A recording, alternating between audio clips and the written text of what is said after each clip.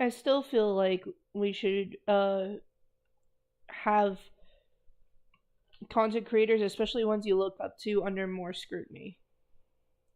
But nonetheless, Mr. Beast here called some people fags the bastard. Either way, I'm glad that journalists have finally worked out how to use the advanced search mechanism. They should be able to dig out some tasty exposés even quicker. I think what made this article so identifiably bad is that it came out at a time where YouTubers haven't really been doing much wrong against someone who is spreading legitimate positivity, and the criticism was so insignificant that presenting it in a way was dishonest. It shows the Yeah. media will never really lay off the platform. Those are my first impressions. However, for now, I'll leave this information here. What we'll be doing is I'll be discussing the various techniques employed by the media and how to identify them, and then returning to the article and applying it there so we can nail down the little specific things that annoy us a bit more than others. The purpose of this video will be to respond to some of the media's claims, reveal the sketchy tactics, and hopefully raise some level of awareness, while That's respectable, because mainstream media has a lot of bias. They have a lot of fucking bias. also being able to distinguish good journalism from bad journalism. I'm sure there are some people who will point out this video may give the media some form of attention, and although that is true, if I can convince a long-term mindset when approaching this topic, then I consider that to be greater than any short-term traffic that may be given from this video. It's also important to remember that primarily these videos are for your entertainment. I know I can't give that to everyone, but if enough people take something away, then I'll classify that as a win, even if they get some additional attention from it. Fair With that enough. out of the way, I think it's time we get discussing how the media has worn down many within the YouTube scene with their articles. Let us proceed. Please enjoy the first.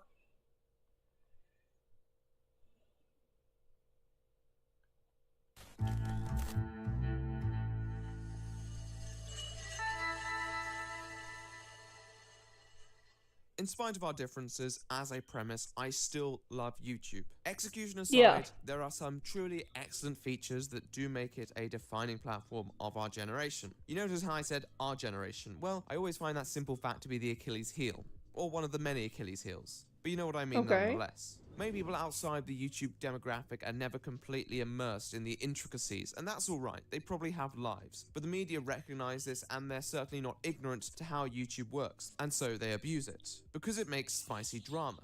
This was illustrated in the demonetization scandal last year, which in my opinion really galvanized a turbulent relationship between YouTubers and the more mainstream media on two He does have a point. That whole demonetization scandal was really rough on YouTubers.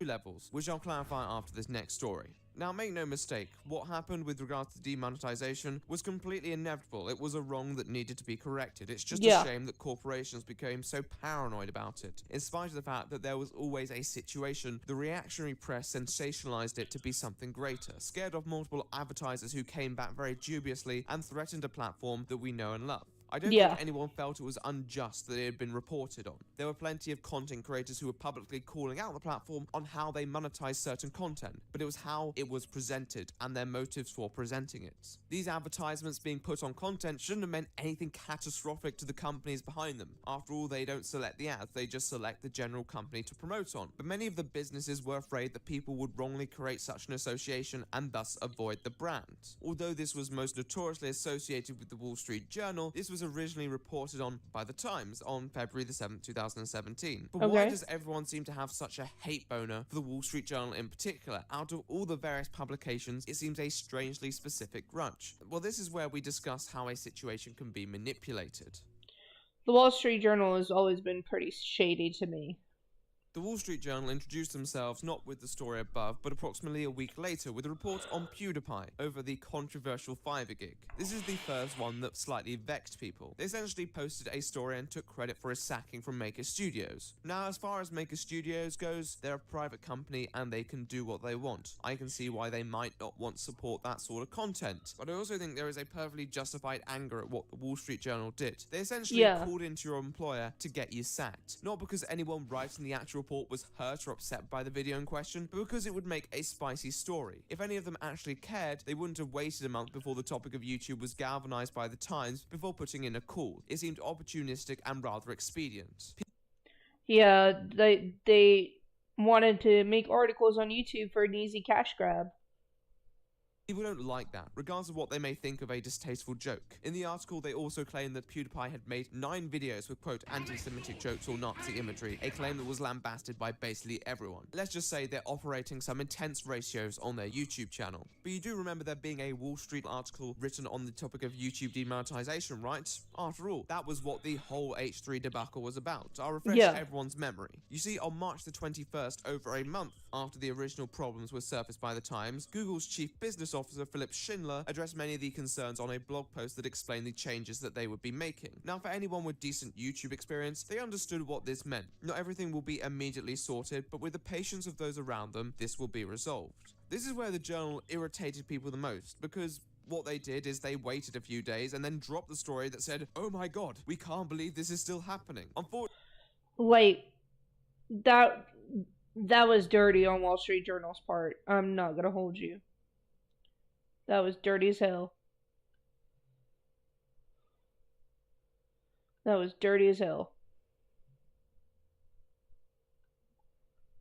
Unfortunately, this was going to be overshadowed by H3's rather terrible blunder. However, that does not make the article any better, nor any less of another opportunistic grab. It would not surprise you that one of the people who wrote the first article also wrote the second one. It felt cheap, everyone anticipated that nothing would be solved immediately. I'm sure the Wall Street Journal did too, but this sort of fear-mongering seemed highly dishonest. There was a very small minority of content that the Wall Street Journal had picked out with a fine-tooth comb and overstated their influence. With many of the safeguards YouTube have in place, the examples were just a case that could be found on many domain sites that anyone had free access to express themselves on. Even on the Times article, they note one other example that wasn't just YouTube related. It seems specific targeting for a general problem that can never be completely prevented. And that is why they still write articles about it to this day, even with the amount of safeguards in. Now, in hindsight, I'm obviously glad the current site setup is more secure than it was before. There was clearly content that I'm glad isn't being monetized. It was just a shame that 99% of creators were caught in the crossfire, and the journal did not seem particularly concerned about that. And listen, they can do what they want. Free press, fantastic. But people are still going to judge them for it, and many feel... Yeah, they didn't give a shit about the actual people that ended up dragged into this. They exploited the situation in true media fashion. People also felt like they were doing it because they were waning in popularity, and YouTube serving itself as heavy competition, particularly due to the move towards more opinionated commentators and a gradual distrust in the media, it seemed to add up for many creators. And given the effects of the Wall Street Journal's reports, people felt a disdain towards them. It didn't help that YouTube were absolute pushovers, but people were already convinced of that before the scandal, so this was not news to them. With that said, despite their icon status, I actually think the Wall Street Journal were not necessarily the worst offenders in every field. What they did, I felt, was in complete contempt, with plenty of manipulative tactics that I will be addressing later. But really, I think the worst thing about the Wall Street Journal that makes it stand out was that it was mildly effective. And although certain... Yeah, that does have a point, and a lot of people view the Wall Street Journal, so therefore they believe in that they're telling the truth.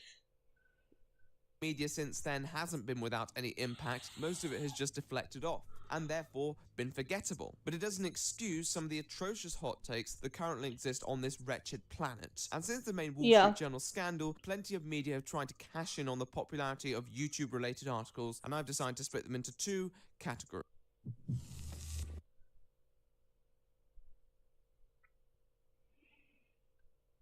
The old media and the woke media. And I do this because I think the Wall Street Journal saga brought an interest from both sides. There had been plenty of casual pieces in the past, but this was the controversy that brought the eyes onto YouTube and has kept people invested even when there appears to be nothing worthy of reporting. The Wall Street Journal definitely bridged these 2 genres. An important point to remember is that plenty of articles mix these 2, but these are the 2 most prominent approaches that I've recognized. I'm going to... Fair enough.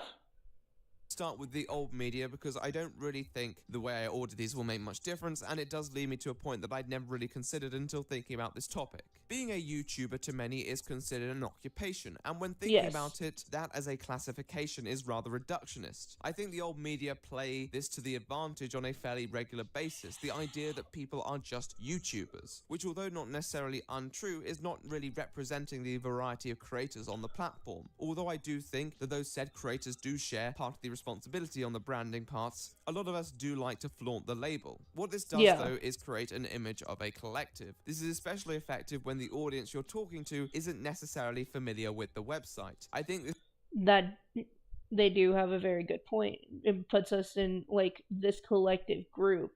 It's like any other job.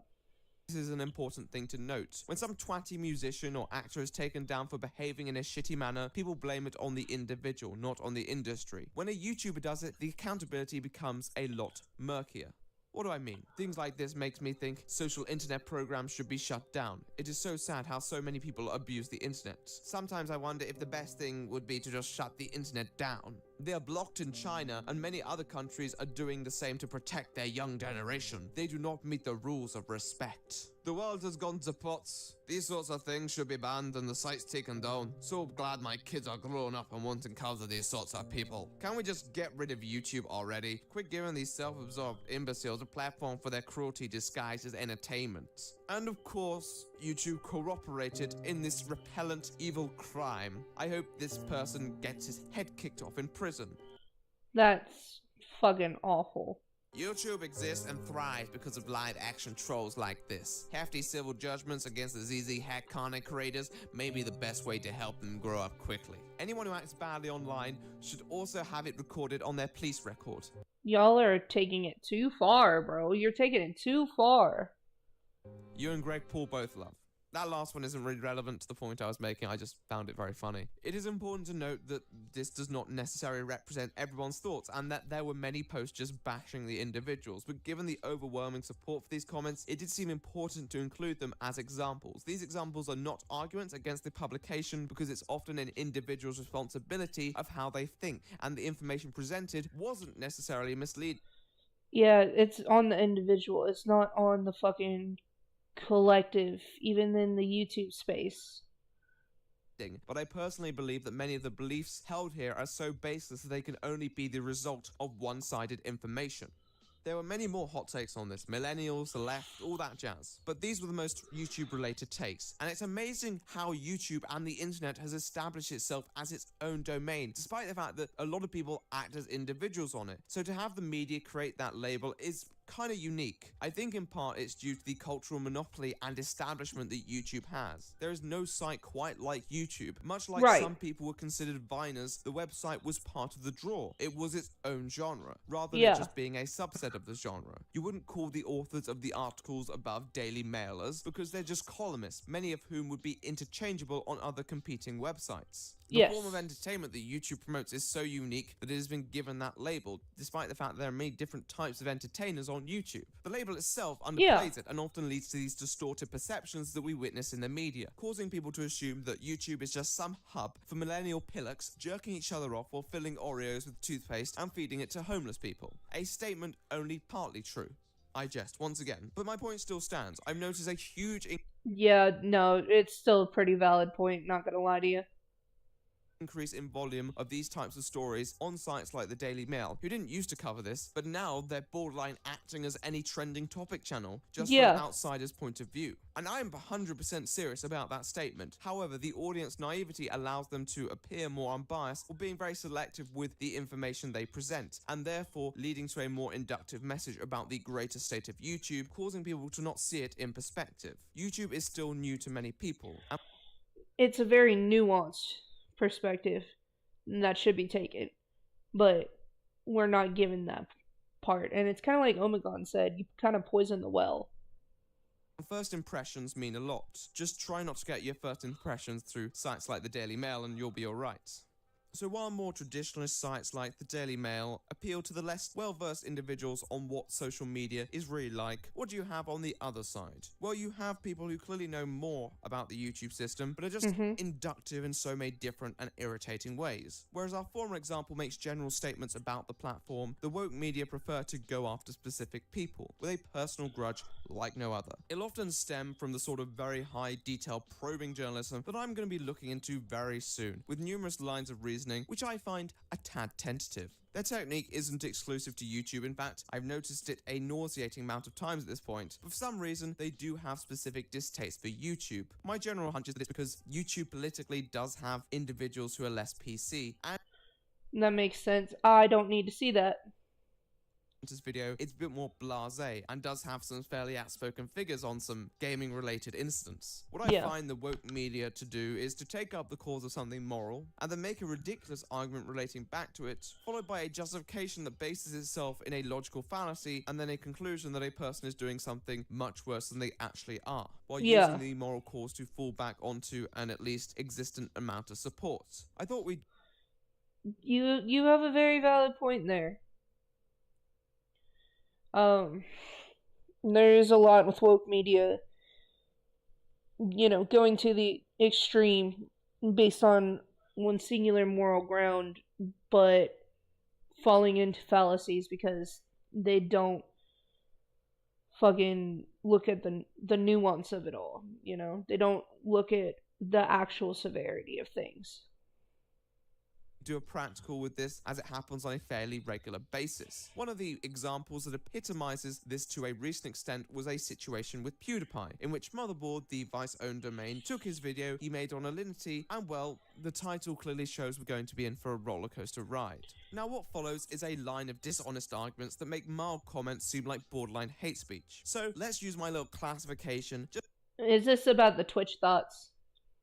Just to identify the little ticks that they've used here. What's the moral cause? Women's rights. I like women's rights. Sounds good to me, lads. What's the ridiculous argument? I mean, there are multiple ones, but for the sake of not prolonging this anymore, let's just say that... Is it because of fucking Alinity?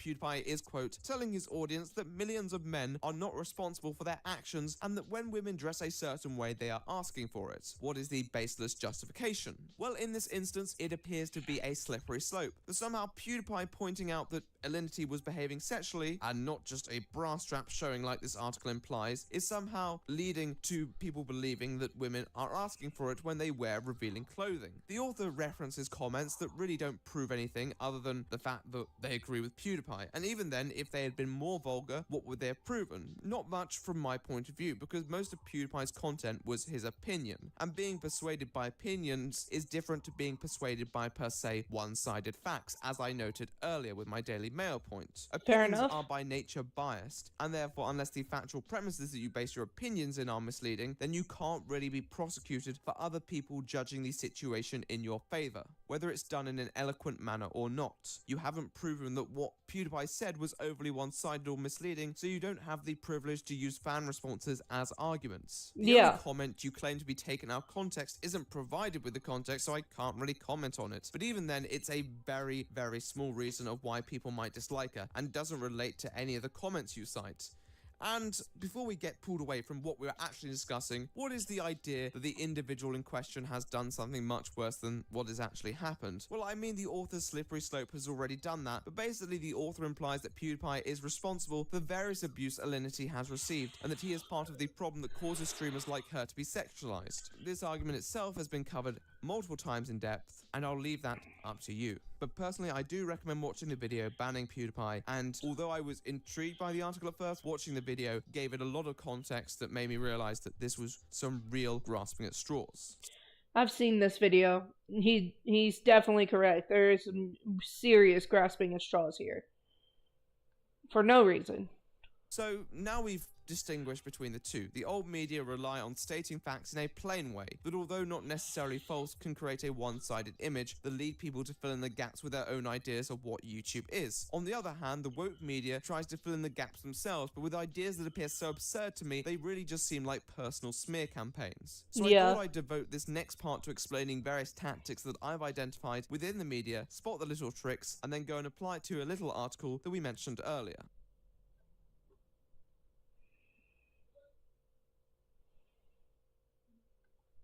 Coming fresh out of the PewDiePie article, you probably remember that I used the phrase slippery slope. A slippery slope is an argument that basically one thing could have a greater collateral effect and thus lead to something worse. An example... Collateral damage.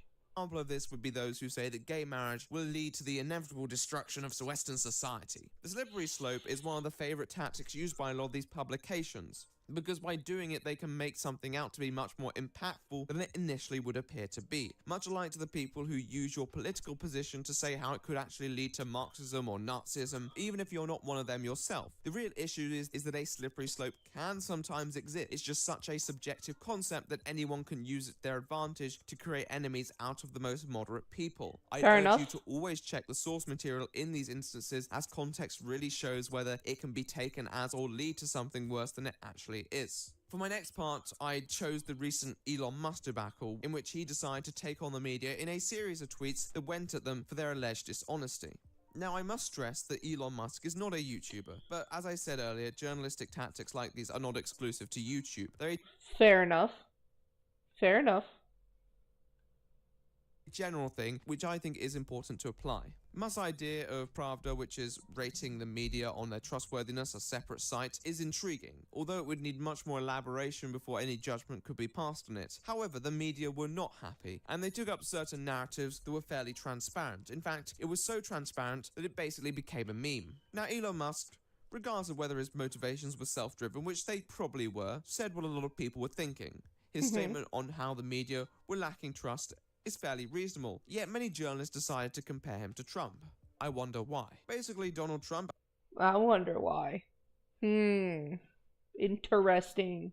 As I said earlier, is another passionate critic of the media. He's also rich, like Elon Musk, and he's also not the most popular gent with many people. Yet Musk's and Trump's attitudes are completely different on many behalves. In fact, in what must be one of the worst attempts to dunk on Musk, The Guardian made a quiz of who said it, Donald Trump or Elon Musk. And I got full marks, not because I'm a super fan of either, but because they're really quite easy to distinguish on many halves. Anyway, besides the fact that Donald Trump and Elon Musk generally don't have that much in common, their arguments on this topic was similar. Heaven forbid you share an opinion on something. The media do this mainly to get the surface level impressions. People see a title like, "What Elon Musk and Donald Trump Don't Get About Journalism," and it sounds like they're pals. Even though it's not necessarily wrong, it's manipulative. This article... Yeah, it is. Which was... Alex Jones does a lot of this too. My grandparents used to be, I don't know if they still are, but they used to be huge fans of InfoWars, and Alex Jones does a lot of this too.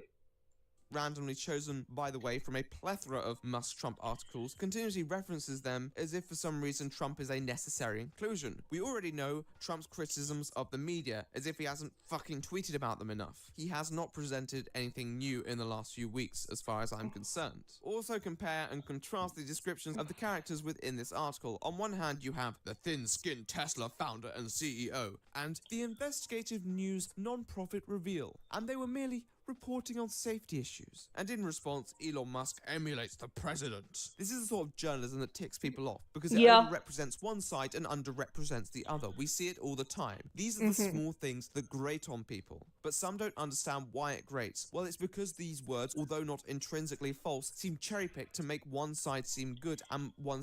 Yeah, cherry-picking. A lot of people do that nowadays, and they don't dig into, everything.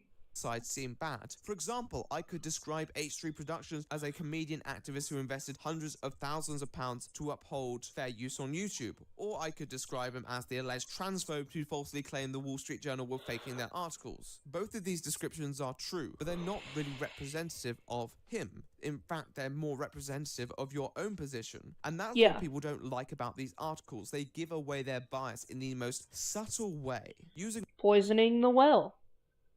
Words like meltdown to describe Elon Musk's response, saying that he was under pressure, dealing with very subjective, definitive concepts that don't exactly reflect the situation, will make the public reject them and recognize it as dishonest. A simple YouTube example of this would be when the media covering the PewDiePie case classes anti-Semitic jokes as posts. Once again, although not false, it leaves gaps to be filled by outsiders.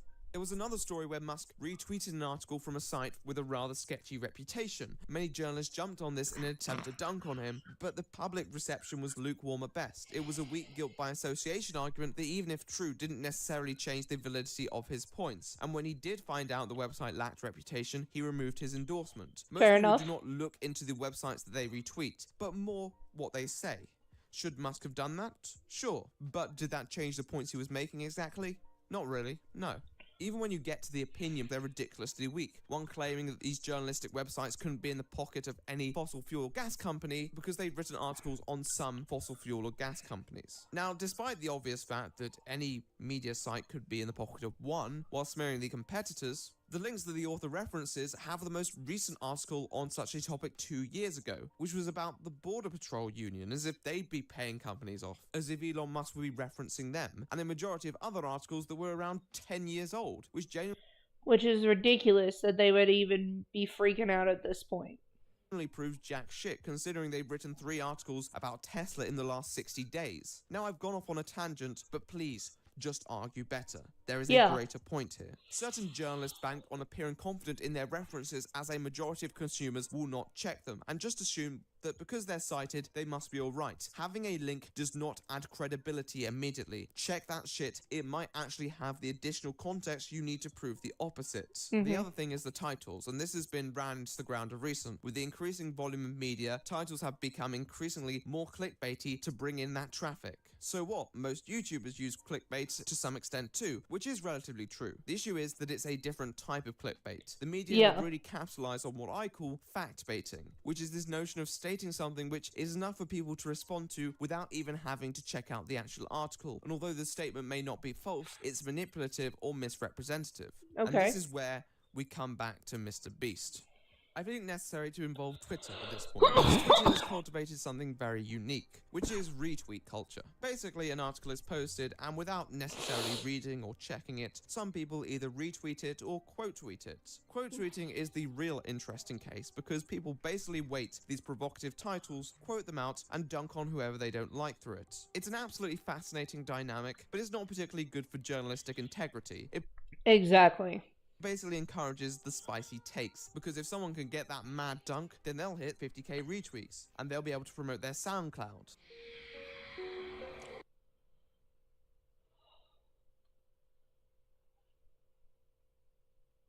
Into traffic for the article. Some people will be bound to do it. Twitter has 2 important factors. 1, an interest in social media, and 2, a rather left-wing audience. What does that most of them are, pretty left-wing. Mean exactly? Well, it means that the hot takes are tailored to that demographic often. Let's have a look at the Mr. Beast title then. That is definitely asking for it, but it didn't work. Not this time at least. Why is that? Well, you know how I said the Wall Street Journal struck the sweet spot between old media and woke media? That sweet spot is not always there. And in this one, it's quite clear that they've missed the mark terribly. In spite of his Absolutely. It would be one thing if... I'm not justifying Mr. Beast by saying this, because I still feel like, he couldn't have said certain things. Because, I mean, we did see all the racial shit from his live streams 8 years ago. However, the way Wall Street Journal goes about this is through clear bias against YouTube as a whole. Significant subscriber base, he's still too niche for most people who read old media to be interested in, and he's too insubstantial to certain woke agendas to be worth their time either. With a fan base that is fairly apolitical, claims of homophobia do not concern them, especially with the evidence lacking, and therefore all you do was attract people who do have an interest in him, which for a large majority are people who will be defending him. When you read the article, the fact baiting made in the title becomes ever clearer. The claims of a history of homophobic comments amount to him using the word fag twice, and also saying Windows is gay while mocking his own sexuality. Let's see what other techniques that we were discussing earlier we can notice here. Habit of calling people fags. Apparently a habit is something that you do twice now in observable history. Barely. And that's barely anything. True. Jimmy showed no regret or remorse. This is a sort of statement loaded with the fact of something he didn't do. Let me state something else. Jimmy showed no pride or joy, both of which are true statements but send completely different messages. The only reason that you'd have to use such a statement is if Mr. Beast should be expected to show regret or remorse, and frankly, I do not think he should. Before they were made aware of the comments, 2 YouTubers told me they considered Jimmy to be kind, humble, and earnest. I don't really need to respond to this comment, it's just so bloody stupid. But if you think... Yeah, it's pretty up there. that comments like those change a person's character, then I do not know what planet you're living on. But homophobia runs deep in the YouTube community. If you saw the reaction to Pogo, it's not a question of homophobia on the entertainment side of YouTube. It's a question of what people view as homophobia. Personally, I do not think this is homophobia, and to imply such I find a real watering down of what we view it as. There are so many statements that people on YouTube just don't seem sensitive to in the same way that many of the media are, and that creates a real disconnect. The author Taylor Lorenz says he regularly uses homosexuality as a punchline, despite the fact that the examples she lists are over the span of 3 years. Given the volume of your examples, how can you consider that regular? It is a rotten piece, not because fucking A. Yeah. anything in it is an explicit lie, but because it walks so close to the line of lying in an attempt to tell something mildly interesting. If we're reaching the point where such methods are being chosen over presenting facts in an honest and just way, in favor of just really lazy journalism piggybacking on moral causes, which it really has no actual vested interest in, must I remind it's mostly just for clout. Mind you, that I'm not on board. It's taken something positive and said, how do we attack this character? Let me tell you this. This article said much more about your character than his. And that's the thing. When I made my Great Ball video, I assembled so many various ideas on how something can state a greater narrative about his character from the way he behaves. You literally just search Mr. Beast using the word fag. What does that say about him? If anything at all, it is just sad, miserable reporting. The problem is the industry has developed this whole technique of loopholes to not exactly lie, but convey information in a manipulative fashion. I don't think there's any way to regulate it, and it's twisting and warping the narrative to fit what they're trying to convey instead of telling the whole story. I don't think you should, but more attention should be brought to it, so people's mentality in a way evolves as to not gratify the bad journalists in these endeavors. YouTube has appeared to be a particular target of the media, mainly because it finds itself too modern for many publications and their audiences, and too edgy for others. This does not mean that every article printed on a YouTuber will be badly written, nor does it mean that YouTubers will not be deserving of public criticism from time to time. Let me fair enough. Make that clear. People should be open to criticism. But when the BBC are claiming that YouTube could be encouraging kids to eat calories because they posed with unhealthy food, people become pissed off. And really, I find what I've said today more helpful in distinguishing the good from the bad. If you're reading an article, just see how it presents its arguments, how it uses that language, and how its references check out. It may not just be pivotal in defining your opinion on that situation, but on the credibility of what you're reading. Because at the end of the day, the news should not define your opinion. It should provide the foundations for you to craft your own opinion. But if you do see a good, honest article, go give it some love. Encourage it. See who the author is. Send them some love. Because that's what we need more of. We need more unbiased journalism, really.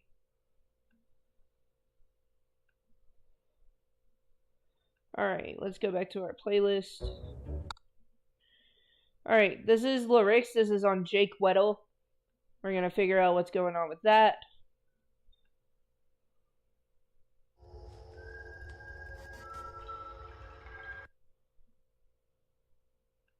A little late to making this video, but a few weeks ago I had a conversation with Jake Weddle, the main ex-employee coming out against Mr. Beast, who was involved in Dogpack's 404 video calling Mr. Beast a sociopath. I was able to have a conversation with him based on a couple of key details that I feel like needed to get more clarification on that weren't really fully addressed in the Dogpack video, and to ask about a couple of things that I found to be questionable that he was saying about Mr. Beast. But overall, what this call shows is that Jake Weddle is not a trustworthy source, and I don't really think should be taken seriously at all in regards to Mr. Beast allegations, but instead just muddies up the water from the legitimate accusations and the legitimate wrong things that Mr. Beast has done. For example, hiring the registered sex offender onto the team, in addition to the other unethical ways he did his giveaways. Like, I feel like there is a lot of legitimate critiques to be going at Mr. Beast for, but a lot of the legitimate critiques kind of get drowned out by a lot of other, like, kind of bullshit accusations that hence Dogpack and Rosanna Pansino just get added onto the social dog pile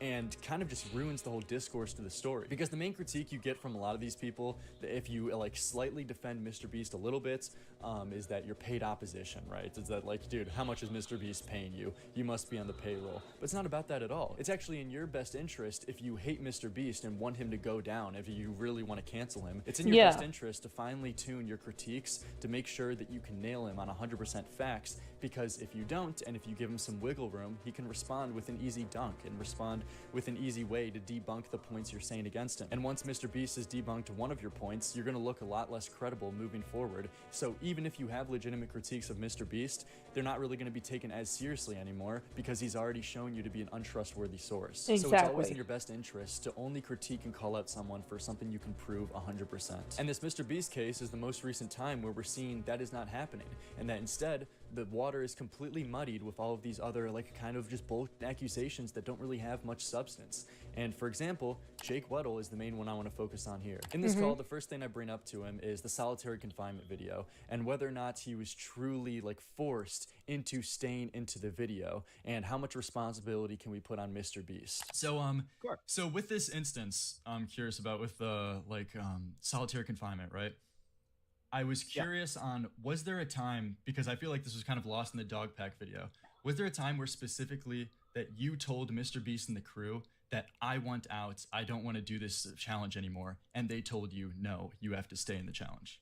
Yeah, I was trying to talk to Jimmy only came in for a little bit, and it was to film. So when I was doing a lot of the production talk, it was to, directors and producers.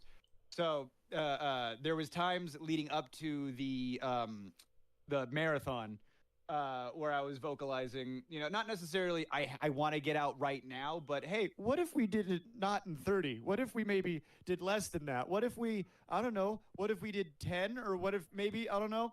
And then leading up to the marathon, it was getting a lot more apparent that I would have liked to have left. And the straw that broke the camel's back was definitely the marathon itself. And once I was saying, I want to get out, I want to get out, I want to get out. They were actively trying to convince me to stay in there longer. Okay, but you didn't explicitly say you wanted to leave prior to this. They were trying to convince me to stay in there maybe. I think I said this in the dog pack video, 7 more days. And I was telling them, no, I don't want to do that. I can't do that. And that's when the lights finally got turned off. And I slept for, I don't know how long, but one of those big, good, long 18-hour ones, give or take. I don't want to be exact. Yeah, so it was a good chunk of time. Yeah, quick thing about those challenges. I'm sorry, go ahead. Yeah, quick thing on those challenges. So were those challenges mandatory? The things like the marathon, I think the Rubik's Cube as well. Were those mandatory? I was doing a couple of the challenges leading up to it. And again, this is the thing about the video. Technically speaking, on paper, no. But when I tried to not do the Rubik's Cube thing, he was, just do it. Just do it for the thing. I didn't want to do a lot of stuff that I was pushed to do. For instance, there was some Legos in there. I didn't ask for Legos to be in there. I didn't care if Legos were in there. And they would turn on the intercom and they would say, we want you to play with the Legos and build something. And the things that was I had a guitar in there. I had a sketch pad in there. So I was doing a lot of writing in there, and I was doing a lot of... He's stuttering quite a bit, and that worries me, that he's not giving us the full story. Of figuring out how to play the guitar. I learned how to play 3 chords. It was great, but hell yeah. that's what I was spending my time doing. And then they were like, stop doing that and play with the Legos. And I was like, I don't want to. I want to. This is making me feel better. Yes, something I think is really important. There was a lot of pressure to do stuff. But yeah, I'm sorry, go ahead. Yeah. So Jake Weddle did agree to this. He agreed to do all of these things, and he consented as a grown man, but then he felt pressure that he couldn't stop anymore. And his first 2 examples of Mr. Beast forcing him to do things and telling him to just do it, forcing him beyond his will, is to play with a Rubik's Cube, to solve a Rubik's Cube, and also build Legos while he's in the solitary confinement video so they can record it for a challenge. The first challenge I did was a Rubik's Cube, and I'm dyslexic, I'm dumb, I don't know how to do a Rubik's Cube. So your first challenge, Rubik's Cube. I was like, oh, I don't want to do it. I was like, on camera, I don't want to do it. He goes, just do it for the thing, my kid, there was an element of, oh, Jake will do what we want because he's in-house. That's one of the reasons why they got me. Jake's, he's an inside guy, so he'll do whatever. This guy... Okay. You still consented to do it. He's getting paid $10,000 a day each day he stays in the solitary confinement thing, and was going to win a prize money of $300,000, life-changing money if he could survive 30 days or whatever. You're there to do a job, right? You signed up as a contestant to win prize money, and you're complaining about being forced to do a Rubik's Cube and build Legos. And you're using these 2 examples to bolster your argument that you were just forced into doing things. Okay, so you bring up the word pressure. So I feel like when making these allegations or talking about the situation, you're your wording is very important, and how specific the wording is. I agree. Is Yes. very, I agree. very important. Yes. So, for example, there'd I be a agree. huge difference if Mr. Beast told you outright, no, you have to do this, or you felt like pressured into doing it. So, like when Well, I yeah, ask you, because were then it'd be a these crime. Yeah, I agree. Yeah. So I guess just I want clarification on that because I feel like you're kind of answering some of these in like blatant no's. So I just want to clarify that. So were these marathons or challenges mandatory? We've got eyes on the.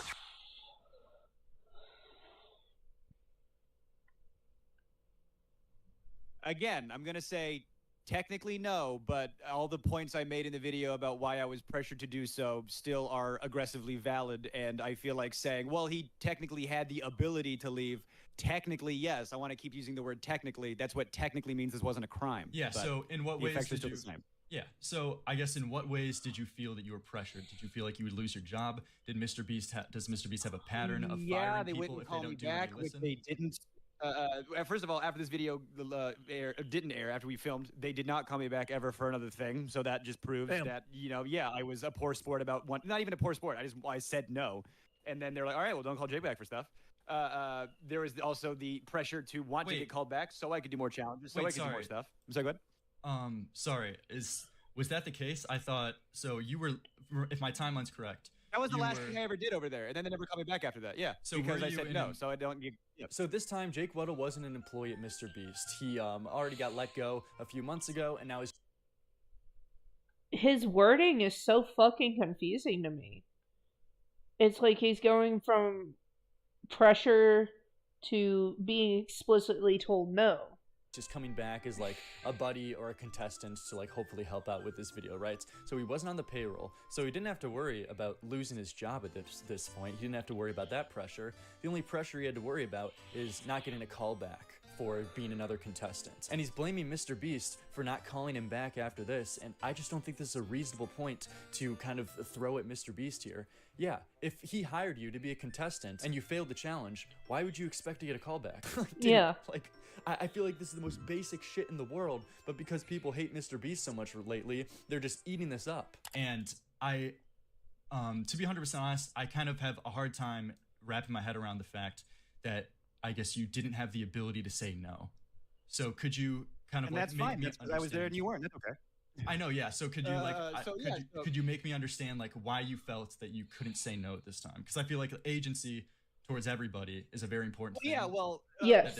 I was the head writer for a while, and when I was the head writer, I always found it really, really difficult to pitch stuff to Jimmy, just because Jimmy is very, like, the way he speaks to people is very, like, I don't want to say, like, other people have come forward and say, like, Jimmy talks to the crew really, really shitty, and I just think he doesn't, like, have the thing in his brain that tells him to talk to a certain, like, he doesn't tiptoe around feelings, right?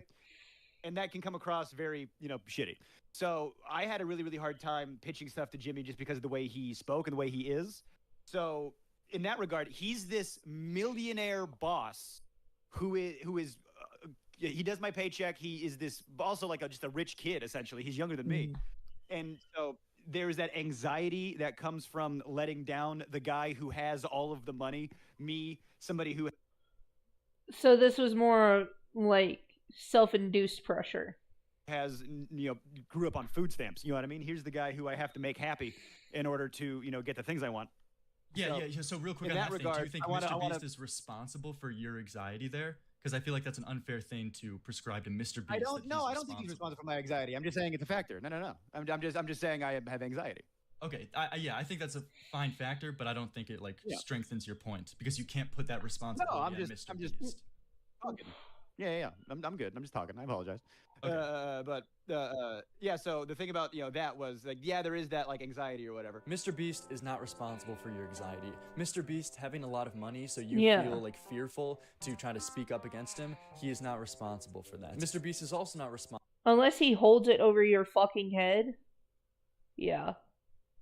responsible for being a stern CEO that it sounds like he just speaks his mind towards his employees and doesn't tiptoe around feelings. Yeah, welcome to like nearly every CEO that has ever existed. That's how you get to the top, by being a personality like that. You having anxiety and being fearful to say no to someone just because they have a high status does not now make them responsible. You're a grown man, Jake Weddle. I don't know why you're removing so much agency from yourself like you're a kid. But there's also like, there is a video that's happening right now. Like, I'm just on my own aware of how much money goes into the set. I myself am aware that there's a production schedule. You know what I mean? So there's like the aspect of his chat said it best. Is it a crime to be a direct person? No.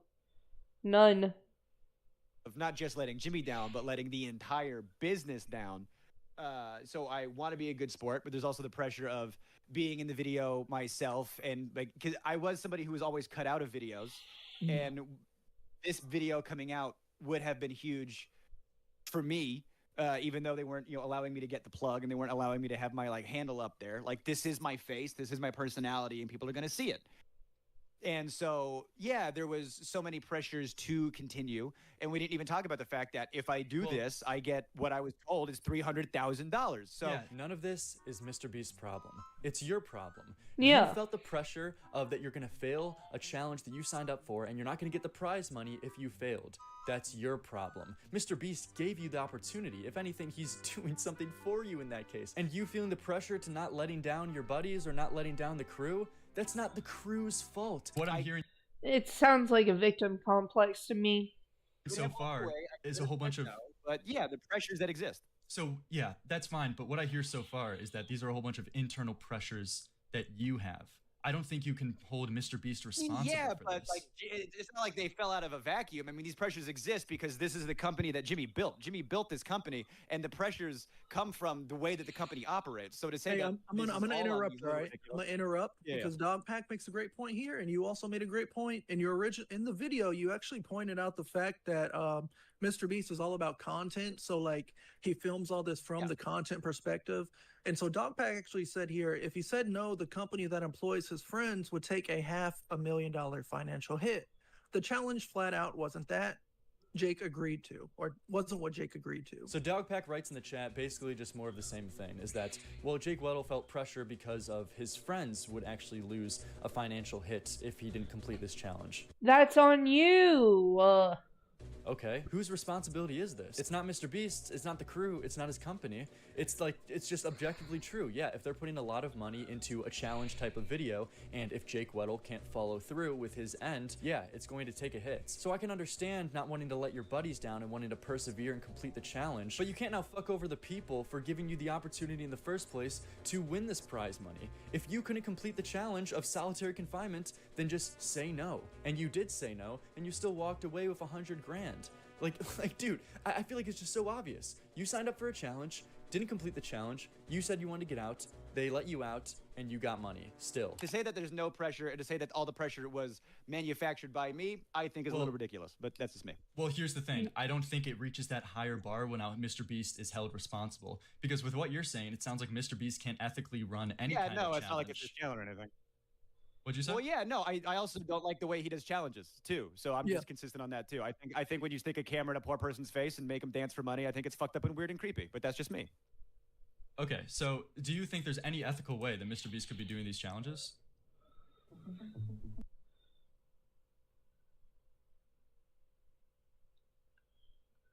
Yeah.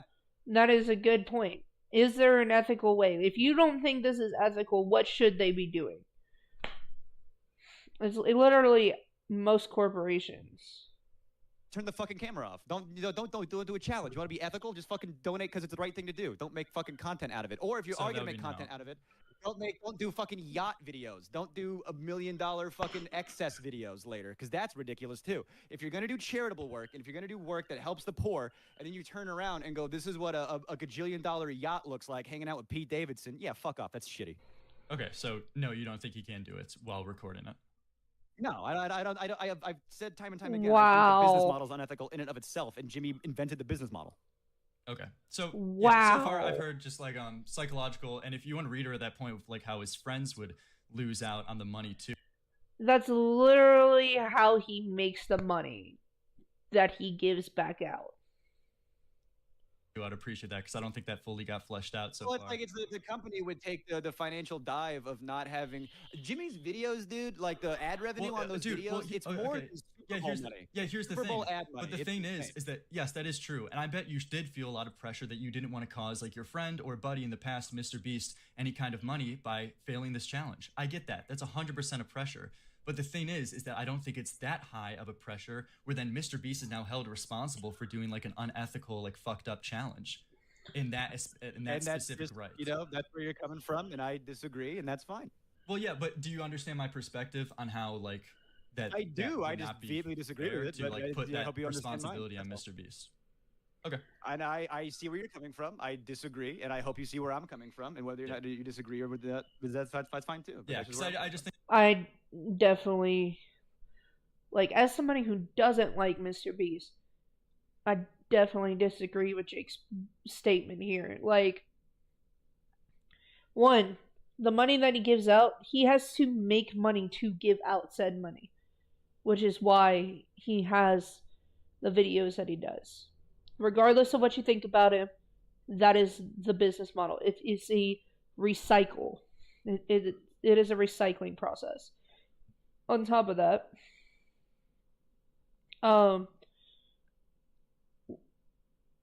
these pressures were all internalized. They were not caused by Mr. Beast himself. I could understand if he was like, no, you have to do this. There's no getting out of it. But he didn't. I think like personal agency, erasing that, you have to reach really high bar to take away someone's personal agency here. Sure. And I think, I think Jimmy definitely took away that agency in droves, but if you don't think so, that's fine. Yeah, and like the reason I just want to harp on this is just that it's a really big allegation to say that like Mr. Beast took away your agency and in a sense kind of like forced you into doing this. But so in other words, Jake Weddle is a crybaby. Yeah, I agree. That is very serious. That's why I alleged it. This guy's not a victim, and it's an insult to real ones for him to go on Dogpack's channel and cry and break down in tears as he's retelling the story. Yeah, I'm running until 3 a.m. I got off the treadmill. Oh, the blisters I had on my feet were like, you wouldn't believe. It's all over, just these big red... The worst thing I've heard Mr. Beast do in this case is keeping on the lights while this guy was trying to sleep because he justified it by saying he wants to have time-lapse shots on his camera. That's the worst thing I've heard Mr. Beast do. But at the end of the day, dude, all you had to do is just say, hey, you know what? Can you turn off the lights? They said, no, I don't want to turn off the lights. And then you say, okay, if you're not going to turn off the lights, then I'm just not comfortable continuing this challenge anymore. Exactly. I'm not comfortable with continuing this. I gave it a go, I gave it a try. But if you're not willing to comply to my concerns, then I'm not going to comply for this challenge anymore. I don't want any part of it. And boom. That's what a grown adult does when they don't want to continue something. They just say no. And then, so with the no means no thing, there's one thing I wrote down that you said that I just want to quickly go back to. So you alluded to kind of things like saying, what if we did 10 days and not 30? Right? That was one of the other reasons where you tried to say no and they didn't allow you to. Right? Yeah. Yeah. Well, it wasn't until I was having a mental breakdown where one of the crew members had to come in and console me, fully like breaking down, and then a psych came in and a psych said, you guys got to stop. Once I had, once my agency really started taking over, I guess, is when, maybe the lights got... Didn't you say that you didn't have agency? You're backtracking. Turned off and I got let out when I did. I just wish I didn't have to make that big of a stink, but that seems to be the only thing that moves things in this industry, so whatever. Yeah, sorry, could you explain what that big stink was? Because from what I heard or gathered from like the video, oh yeah, it was that, the full-on mental breakdown I had. Yeah, what does that I'm mean? sure there's footage of this. Oh yeah, crying profusely, panic attack level, anxiety attack, all while cameras were rolling. I have one of the crew members coming in and consoling me. It's one of the reasons why they got the psych to come in and check me out. I know I was, the video itself was heavy, but it could have gotten heavier, we were making a video, so. Yeah. And to be fair, you probably think this is unfair, but at least what I was gathering from that video is that it sounded like the minute that you really made it known that you want to stop this challenge, Mr. Beast let you out. Ooh. Ooh. Okay. Now we're getting into the meat and potatoes. Yeah, no, that's not the case. The minute I said let me out, there was a lot of convincing to keep me in, and then I was kept in there for another probably 24 hours before they tiptoed around the fact that let's hope he doesn't sue when he leaves, and then I got let out. So that's what happened. And sorry, to be ultra specific, like what was the convincing? Yeah. Do you think you could maybe do a few more days if we like make like something like a little? I don't remember off the top of my head like some of the condolences they were trying to make or some of the compromises, but they were doing a lot of like, well, will you stay in if you do this? And like, so trying to work with you and compromise with you. That's the convincing. That's the force. They were trying to compromise with you, and you feel like that's pushing you to do the thing? Excuse me? Excuse me. What the fuck? Oh, turn the guy up. Okay. I'm sorry. I just saw your chats. I'm so sorry. What am I watching? How am I here? Turn the guy up, please. Actually teach them to grow and make the money instead of a petty prize to a multimillionaire that helps people in actually really long term. Not views for money, then you give money, but gain a millionfold. Mr. Beast, I mean, he's named after the devil for a reason. When a life-changing amount of money is dangling in front of you, though, you'd be surprised what people will put up with for it. You make some very valid points. Hopefully you can hear better now. Please let me know. Be patient, I only have one screen. So I apologize in advance that I did not read your comments prior. Forcing you into it? I mean, dude, that's a normal conversation. What do you mean? That's I don't normal understand. communication. I feel like I'm in a new universe, how this is a wrong thing. So he just asked you, hey man, I see you're having some trouble. Is there any way we can work this out to hopefully salvage the video still and still make sure that you're okay and you're fine and you're not going to suffer any like big, like, you know, problems? Having that honest conversation and trying to work out how it will benefit both sides is not a problem. I don't know the problem yet. My issue was my legs didn't. Yeah, I'm not understanding the problem either. Oh, for sure. Thanks. You're good. I appreciate it. Sorry about that. Work anymore. I literally couldn't walk, and I had blisters on my feet that like I couldn't step on. You literally my couldn't feet walk? were just these red. No, I for 3 or 4 days I was like shuffling like an old person because my joints and you know when you don't train to run a marathon and the lactic acid builds up, you can like just look.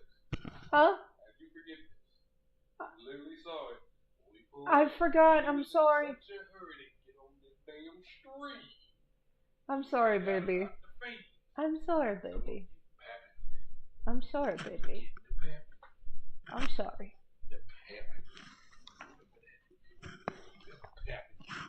Okay, Goober. Can I please have the butterfly pokey? We interrupt this program for a package opening. These are from a month ago. Yeah, but you get packages yesterday, you get packages today. Yeah. 2 days in a row. Yeah, I know. Isn't it great? Yeah, if you remember that's out there. I'm sorry. I'm sorry.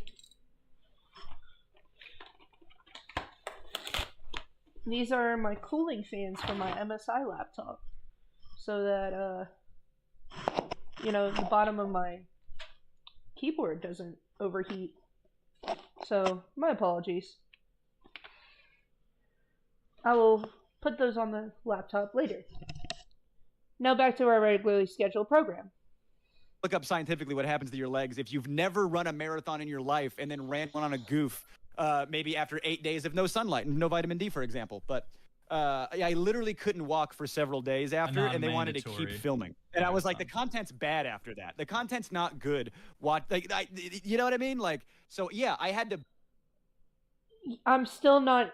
None of this was mandatory. If you just communicated that you genuinely did not want to do this instead of just beg to be let out, and that's because. If you just genuinely had communicated sooner, you would have been let out, bro. Like, what the fuck? Because I couldn't walk anymore. Okay. Yeah, and sorry, I keep asking for specifics. I just feel like a lot of it is getting exaggerated. No, you're good. I can get into specifics. They're just a little harder to get into, and I apologize for that. Yeah. So, like, yeah, of course, when I hear the things like you couldn't walk, I'm like, wait, what does that mean? Because that would be a really big deal if Mr. Beast literally saw that you couldn't stand up, and he was still, like, was trying to convince you and say, like, hey, man, do you got another 24 hours? I was like laying in the mattress that I had on the floor when everyone was coming in to console me because I couldn't stand up. Okay. So, so moving on a little bit. So, I saw you said that you did 10 days or 11 days, correct? 11, I want to say, yeah. 11. And then you also said you feel like you're justified that Mr. Beast owes you the full $300,000, right? No, I feel like I feel like when I was leaving the challenge, since I was honeypotted in with 300,000, and even though the video went terribly wrong, I felt like it would have been the smarter thing for him to do was to just give me the full 300 that I thought I was getting. What was the honeypotting? What honeypotting, bro? What fucking honeypotting? Okay. You went into this challenge. You consented to it. You felt internalized pressure. You were given psych evaluation. They compromised with you to try and make it easier on you.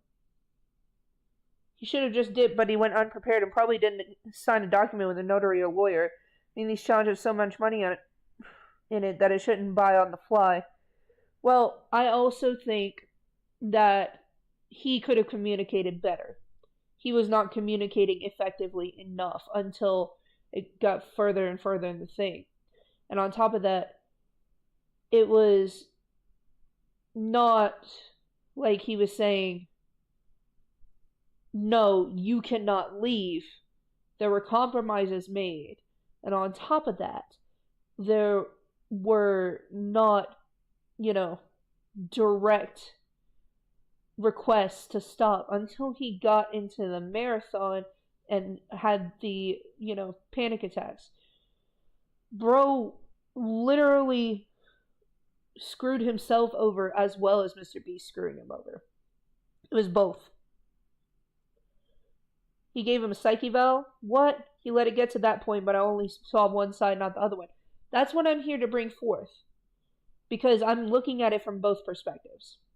I do not like Mr. Beast. Let me make that very fucking clear to everybody in this chat. I despise Mr. Beast. Never liked him.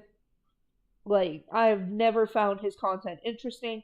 I've always found it to be fake or dangerous.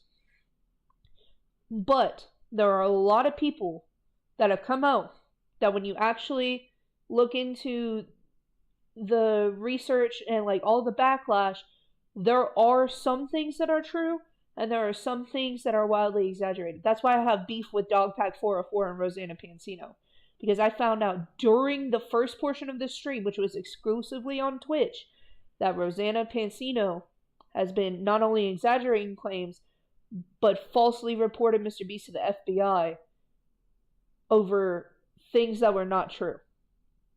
Okay? And we will get into that. And also, Dogpack has been pulling a bowblax and a mamamax where he doesn't research and he's too impatient to wait on freedom of information requests. And he is literally trying to do mamamax type behavior with sending private information to people that has not been corroborated to be the people that he's researching. Like the James Warren case. He researched the wrong James Warren. But yeah, this is part 3. I'm going to make a full video condensing all of this. You'll have all the unedited streams, except for part 1, because there are mentions of the, World War II mustache man symbol. So that will be edited out, and the ads will be edited out. But other than that, the majority will be unedited. So keep that in mind.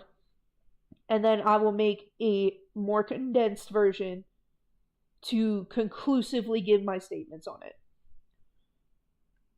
But yeah, no, there's a lot of shit that is starting to appear as red flags in this interview with Larix and Jake Weddle.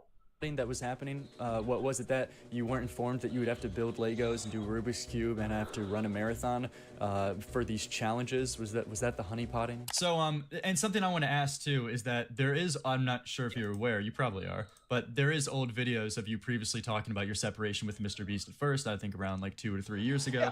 And you say that your separation from Mr. Beast was very amicable and cool. I could show the clip up if you want. I got it. Oh yeah, the when I left the actual employment situation, and it was for me because I was over the moon about leaving. I didn't like working there, and I wanted to leave, and he paid me to leave. And he also didn't like me, and that's because I was trying to inject funny, weird comedy into the scripts. If he didn't like you, why did he come to you so respectfully when he texted you to give you, you know, enough to pay your debts, Jake? What the fuck does that mean? That's backtracking on what you said in your original video. That he didn't like. So yeah, in that instance, it was a mutual breakup of sorts, where I was over the moon to leave, and he was probably over the moon to get rid of me. I was genuinely devastated. My friend also lost his job because I fought for that guy, and I wanted him to get paid more, and I was devastated to see his reaction. That really, really, really fucked my shit up for a long time. And we talked about it actually a few months before I came forward with everything, where I, you know, told him how guilty I felt about that the whole time. And we had a heart-to-heart, and that was lovely. But as far as... I just don't understand. I don't. This is racking my brain on how he'll go from, like, dogging this man to then praising him if it was all bad. Like, there's a complex here. There is a complex here, and my fucking head hurts from, this is not the only person that has done it. Fucking Dogpack has this same, like, backtracking shit, and it really fucking irks me. Like that, like, employment separation, like when I left the company on that regard, yeah, was over the moon to leave the company. Was very mutual. Was my friend in that same situation? Absolutely not. Was I riddled with guilt about what happened to him? Absolutely. And did I come back and do a challenge because of the ability to continue to speak publicly that I was doing, your video cited in question? Yeah, I was able to do more videos because of that. That's why you talk nice in public. And then I was smart. Even though I had that horrible, horrible experience, I still shut the fuck up about it until I saw, I don't know, Discord chats, and I, you know, heard why they called him Delaware, allegedly. You know, so I heard all these things, and I thought, oh, I shouldn't be quiet any second longer. And I ran to Dogpack as fast as I could.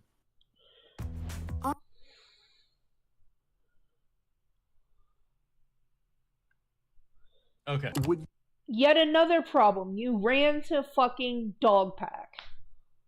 You ever consider becoming a writer for Mr. Beast again if the opportunity presented itself?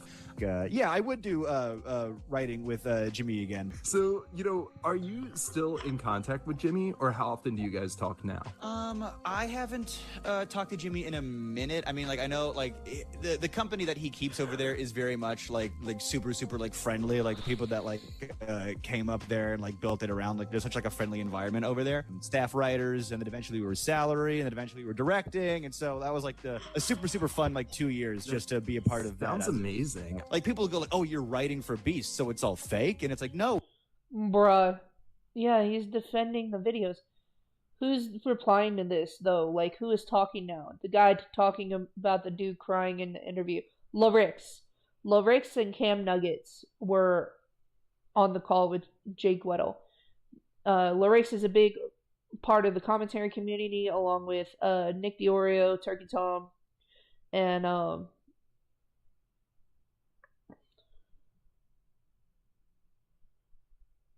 so we heard about this stuff like on Discord talk.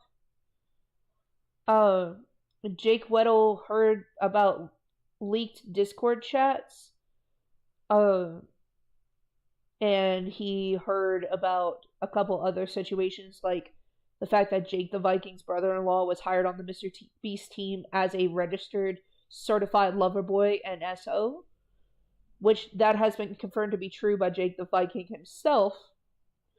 But like, most of the stuff after Jake left were hearsay And so he ran to Dogpack. But I trust Larix very well. He's talked about the plagued moth situation, which I've made videos on. Nick Diorio is also a guy that I trust really well. If you've watched my bowblax video, he's the one that I go to about that because he was very personally closely tied with bowblax, and everything he's calling him out about is because of the history that they have, and he's got tons of screenshots to prove it. So, and I've covered Turkey Tom. I've watched Turkey Tom on here as well. Turkey Tom has covered Plagued Moss. Nick Diorio has covered mamamax. You know, there's a lot here that are verifiable sources based on their research, what screenshots they show, you know, the proof that they have, and they will call people out on their shit even if they're their friends. So I do respect that very highly, and that's why we're watching Larix right now. But this portion is Jake Weddle defending. I only found out about him from my nephew binge watching him. Wow, SMH. He came out of nowhere and blew up huge in a way I've never seen before. And, I mean, it's another name for the devil. Weird as fuck. Well, I'm not going to bring religion into it. But, Mr. Beast has been doing this since he was maybe 18, 19 years old, if not earlier. I think Ava Chris Tyson was in college when they really started kicking off. But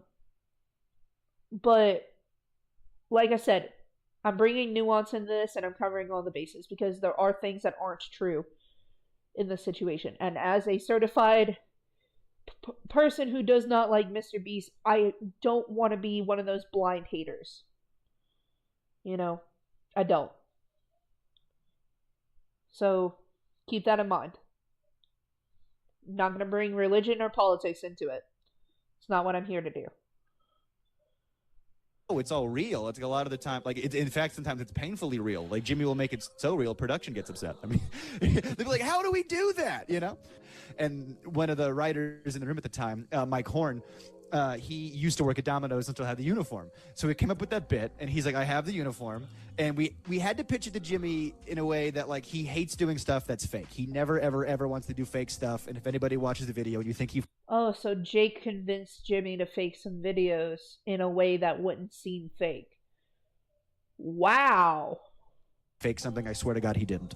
That's the one thing. I give credit where credit's due. He didn't fake a thing. So you mentioned that you'll be going southeast. So, you know, we talked a little bit earlier, but I just want to like highlight this one more time. It is technically humanly possible for you to be in a Mr. Beast video again. Since you're going in that direction, maybe it would be considered that you'd be in a Mr. Beast video one more time. Oh, if I pop by, I mean, maybe if I text. So you still can be in Mr. Beast videos and you're just running your fucking mouth. Somebody ahead of time that I'm in town, anything I can do, fellas, then, you know, I did, right before I moved to New York, I was supposed to be in a video. It was right after we filmed the 3 days in prison video that I did come back for, and then I was supposed to do another one, but the video ended up like not turning out. Like, it's a video that he's replicated a few times recently, but like the first time he was going to do it, they did it with me, and I think there was just some bugs with the production, and so I did that video, and we recorded about like it was supposed to... Jake, yeah, that's pretty cool.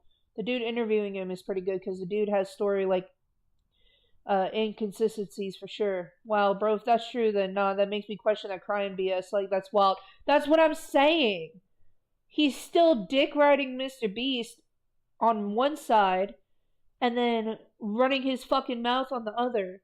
That's what I'm trying to get across. Like, Jake is like got a victim complex. He's two-faced, really. You cannot trust him at all.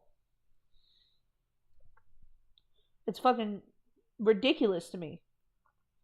one of those like long endurance videos, and I recorded like half of it, and we just were like, hey, I don't think there's like stuff here that's working entirely, but it's like just like bugs we have to. It was like their first time doing it, so they needed to like, I was like the guinea pig for some production stuff, and I still got paid, don't get me wrong, but then I was just like, then what the fuck are you doing? Are you just doing this for clout, bro? Because if you are, you need to shut the fuck up and let real victims talk. yeah, no worries. You know, I appreciate being the guinea pig, you know, for this. So it's almost like I was like a really expensive production team. I was still in pre-production, baby. I thought I was production, but nope, I'm pre-production. I was sorry, just because this based on the subject matter of the conversation. I just want to get one point out that's been on my brain for quite some time. And as I'm talking to you, Lyrics, I can tell that the more information that I give you, the more data that maybe that you, didn't have that I can happily give you, I can see, more understanding coming, and I appreciate that. But one thing that really, really, really bothers me is the level of scrutiny that comes towards the people who are trying to speak out against the people who have. No, it's not the level of scrutiny on the people trying to speak out. It's the scrutiny against those who are running their mouths and then not providing the evidence or backup to prove it. That is the issue that we are all looking at right now. And because you cannot back yourself up, you stutter, you fucking just keep backtracking on your statements like every other sentence. That is the issue. Basically, now if there are real victims, now he would have the chain of evidence that would be tainted of. Can't go back and work in a video if it was that bad. Yeah, that's my point. That's why I don't fucking like Dogpack, because he did the same fucking shit. Have all of the power, all of the money, all of the influence. They're getting much, much, much less scrutiny, or at least like their claims and their credibility is less in question. But the people who have like, something to gain, but also like the fact that I'm in the position that I'm in, like I have. His chat said it best. I'm not used to this level of scrutiny. Oh my god. Yeah, no. He did the boogie. Boogie 2988. Yep, calling it now. Calling it now. Dumbass. I have no money. I have no power. Like I had no influence. Are you saying currently you have no money? Because that's a fucking lie. I'm getting a little audience now, which is nice, but I'm under so much more scrutiny. Dogpack, Rosanna, everyone's making sure to all the people, there's so many people that are coming out saying similar things are scrutinized, but we still have people for free. It's like when Jimmy was like, hey, if you are a child, can you go to Walmart and fix my chocolate for free? Like everyone's doing all this free PR work for Jimmy. He can afford Harvey Weinstein's PR team. It's fine. He got them, so don't worry about it. Yeah, don't worry. I'm a independent, not paid off source of any sorts. But that's why I'm talking to you like you're an honest actor, because you're independent. I appreciate you. Bruh, I cannot with this man. Yeah, to address that though, like, first, I'm being honest, Mr. Beast is being met with 100 times more scrutiny than you or anybody else involved. Mr. Beast is completely on the bottom of the social dog pile. So that's not true. I know it may feel like very overwhelming. Sure. That may feel we can disagree on that. That's fine. Okay. Yeah. If I was in those Discord chats, would I be able to work again? If you were in the Discord chats of Chris Tyson? If I did one of the things that Jimmy did, could I continue to work in this town? It depends. That's a more convoluted conversation. It depends. More complicated? Yes, what I thought. Okay, I keep up. Well, I'm just trying to stay one point at a time. So what you said is that Mr. Beast is met with more scrutiny, but and in this case though, and I understand being frustrated and overwhelmed with a lot of the scrutiny that's coming at you in this situation. I know it's very frustrating because you feel like you're very much justified. I'll fucking bat it, backhand tennis racket. I back it. Yeah. But to be 100% fair, I think with the manner in which that you're presenting this information, I mean, if you're honest with yourself, you're very inflammatory with the way that you're accusing Mr. Beast. I am. I mean, you're saying things. Like, I'm a very to be 100% honest, guy. I do stand up.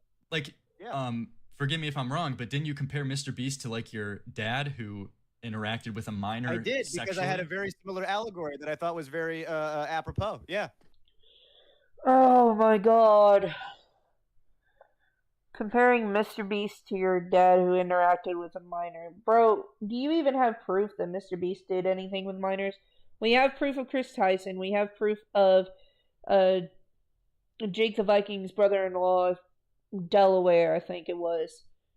We don't have proof of Mr. Beast. I've not seen a single thing on Jimmy Donaldson himself. And everything that I have seen has been rebutted. There has been rebuttal. And concrete rebuttal. So what the fuck are you doing making that comparison? Bro just said he would work though for him, and oh, daddy trauma. Yeah. I know, but do you understand how people can be more yeah, I'm just saying, do you understand how people can be critical of your approach when you're that inflammatory that you're comparing Mr. Beast to like your pedophile dad? I don't think that's. I think my vibe is hectic. Sure, I got a bad vibe. I've apologized for my vibe every single goddamn day of my life. But as far as the subject matter in which I went about it, I thought it was a personal story for me, and it also shows why I feel strongly about what I'm doing. You know, because if I'm gonna come out here and defend myself from being a clout chaser and an opportunist, then fuck it. I'll tell a personal anecdote about something that means a lot to me and something that I do feel. Go fucking nuclear at this point. Shut him down. He needs to stop speaking. You cannot trust anything this man says at this point. Is appropriate, even if you feel like it's inflammatory. I still feel like it's appropriate because what my dad used to do was he would make sure so he could continue to have the big public persona that he had, where everyone in the neighborhood loved him. He was a swim coach. And so it wasn't until news broke that something bad happened to a kid that people started taking me seriously when I was trying to tell people what a piece of shit he was behind closed doors. Now, again, I'm not saying it's exactly the same, but you can understand how I would have magically connected those dots. I'm not accusing Jimmy of being a pedophile, but there's a lot of pedophile adjacent accusations. The subtlety is there, though. Happening. Well, yeah, that last part of your sentence is kind of the reason why I feel like it's justified to go at your approach here. I mean, you kind of are like alluding towards certain things about Mr. Beast by comparing him to your dad, and then you're talking about other things Mr. Beast is related. You know what I mean? Probably knew about those Discord chats and covered him up. That's at the very least we can say is probably maybe true, right? So Ava was. I mean, we do have proof that Mr. Beast was interacting in those Discord chats. He literally commented on Ava Tyson's dick size in those Discord chats. We will say that. But that doesn't mean he did anything to those kids. There was no evidence of that except that he was joking inappropriately with minors.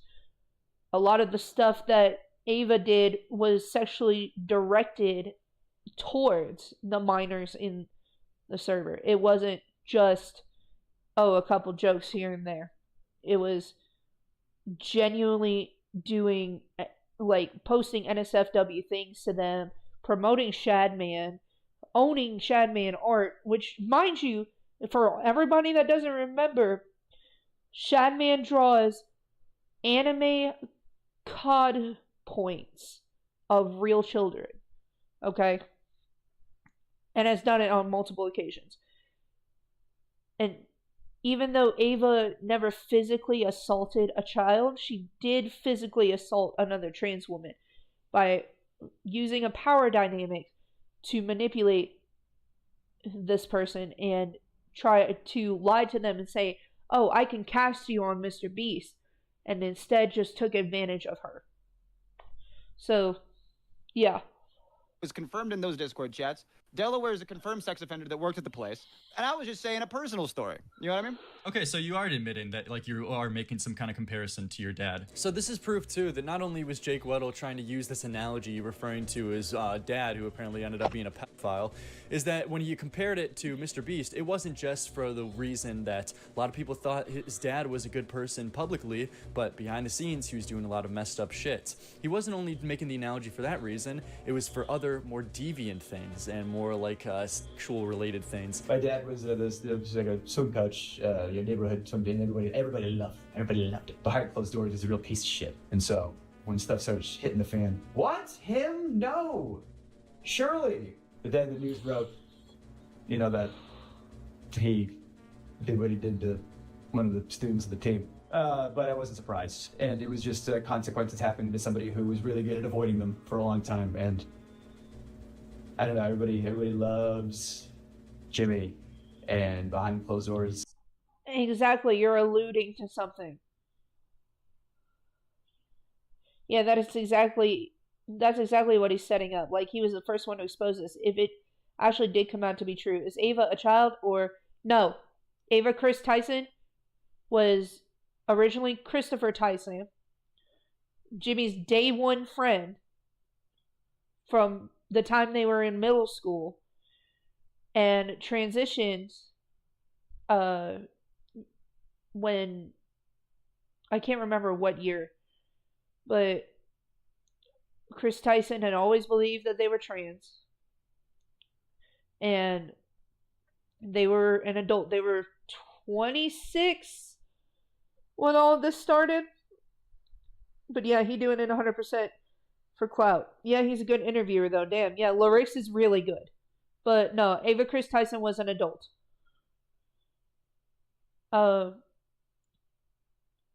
They did not sexually assault any kids, but they definitely groomed several kids because most of the minors in the Discord chats were moderators. And on top of that, they did sexually assault an adult trans woman on the premise that they would be casted into the Mr. Beast team. So, yeah. That the other trans woman, I think her name is Jess, would be casted. Let me make sure I get that wording clear. He is not super great, and he's mad at people for criticizing his approach when he's doing that? Dude, you're comparing Mr. Beast to a pedophile, and you expect to get, like, no pushback or to be, like, called out on why that's insane? And now you're defending and justifying it in this call as well, showing that you do believe in that? People would say, I would talk about what my dad was like. They'd be like, what, that guy? No way, you know? And it wasn't until, you know, news broke that he did something bad to a kid that people, you know, started changing their attitude, and I got a lot of sorries. I don't know. Just seemed like a relevant story, I guess. Hassan, keep the family away. Moist, keep the family away. Shut the fuck up. I mean, he's saying moist critical. You have no right to pull Kendrick lines like that when you are literally accusing somebody who has no legitimate assault allegations as a predator. No. Drake has video proof. You can't pull that with Mr. Beast. I'm sorry. Keep the family away. Fucking Hassan, keep the family away when talking about Mr. Beast, referring to the Kendrick Lamar song, calling Drake a pedophile. Like, dude, you're out walking right up to the door to calling this guy a pedo and comparing him to your dad. Who interacted with. I think what happened is. I don't know what this point is about. Jake was in a mindset and he was just emotional, and in the moment he spoke in a way that alludes Mr. Beast to a situation in his own life potentially. Yeah, well, now he's defending it, so it's fine if you have an emotional outburst in one moment. I'm defending it full-chested the whole time. I'm not sure what the point of these questions are. Like, I stand behind everything I said, and I said them on purpose. So does that help? Yeah, the reason. It doesn't fucking excuse it. It doesn't excuse it whatsoever. What the fuck? I brought these questions because you were mad why the people are going at you and at your approach, and I brought up that it's very much justified to go your approach because you seem to be very aggressive I'm more and upset that people inflammatory. are mad at my vibe. I'm more upset that people are mad at my vibe. I don't think me being the way I speak and the way I talk should be discrediting. My entire life I've done stand up. I wish I could fucking turn it off. You know what I mean? Yeah, I'm not talking about your vibe. I'm just talking about like the things you're saying. But we can move on to another point that I wrote down that I don't want to mix past because you said that with Mr. Beast offering you money, that was an admission of guilt. So I guess if you want people to be like good faith to you and to hear out your story, you got to be good faith to Mr. Beast. That's not an admission of guilt. It could just be playing a PR game. Like, I have no invested interest in defending Mr. Beast or defending I think you. admission of But guilt you is just a have to be charitable fair. thing to do. I think In all fairness, Larix does have a point. It could be a PR stunt. It may not be an admission of guilt. And we have to think about it. Man owns a large company now. He's got merchandise that he sells, consumables that he sells. Like, he makes all sorts of different shit. Like, it could be a whole fucking PR stunt. Okay? Doesn't make it right, but it could be a whole PR stunt. I'm so sorry. There's a delay, so I'm sorry if I'm interrupting. You're good. I apologize. No, even from a PR perspective, I think that giving someone that amount of money after them saying that they deserve that kind of money is almost an admission of guilt, even from a PR perspective. If I was lying out of my asshole, he'd sue me into the ground, and he didn't do that. He gave me money. No, he wouldn't, because that would look worse PR-wise. This is the game. I mean, you should know. Yeah. Yeah. You know somebody has an alternative agenda when he gets upset about simply pointing out, bro, are you calling him one or not? Simple, but rage quit vibe coming through. The interview sentence back. The interview field back because he felt it coming. Yeah. Yeah, exactly. You know it better than anyone. You were an employee at Mr. Beast. If Mr. Beast you know knew that he did nothing... You could call like Mr. Beast a pedophile adjacent, and you know that he wouldn't sue you because that would make him look really bad in the public eye. You're wasting time.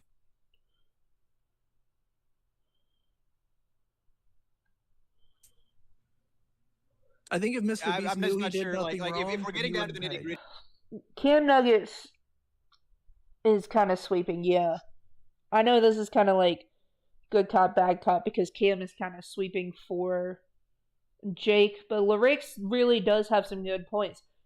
If he were a smaller YouTuber like myself, you know, you wouldn't know what the PR stunts are. You wouldn't know the game like that because you wouldn't have been experienced long enough. He literally sat for 5 years analyzing, you know, YouTube, the algorithm, the game.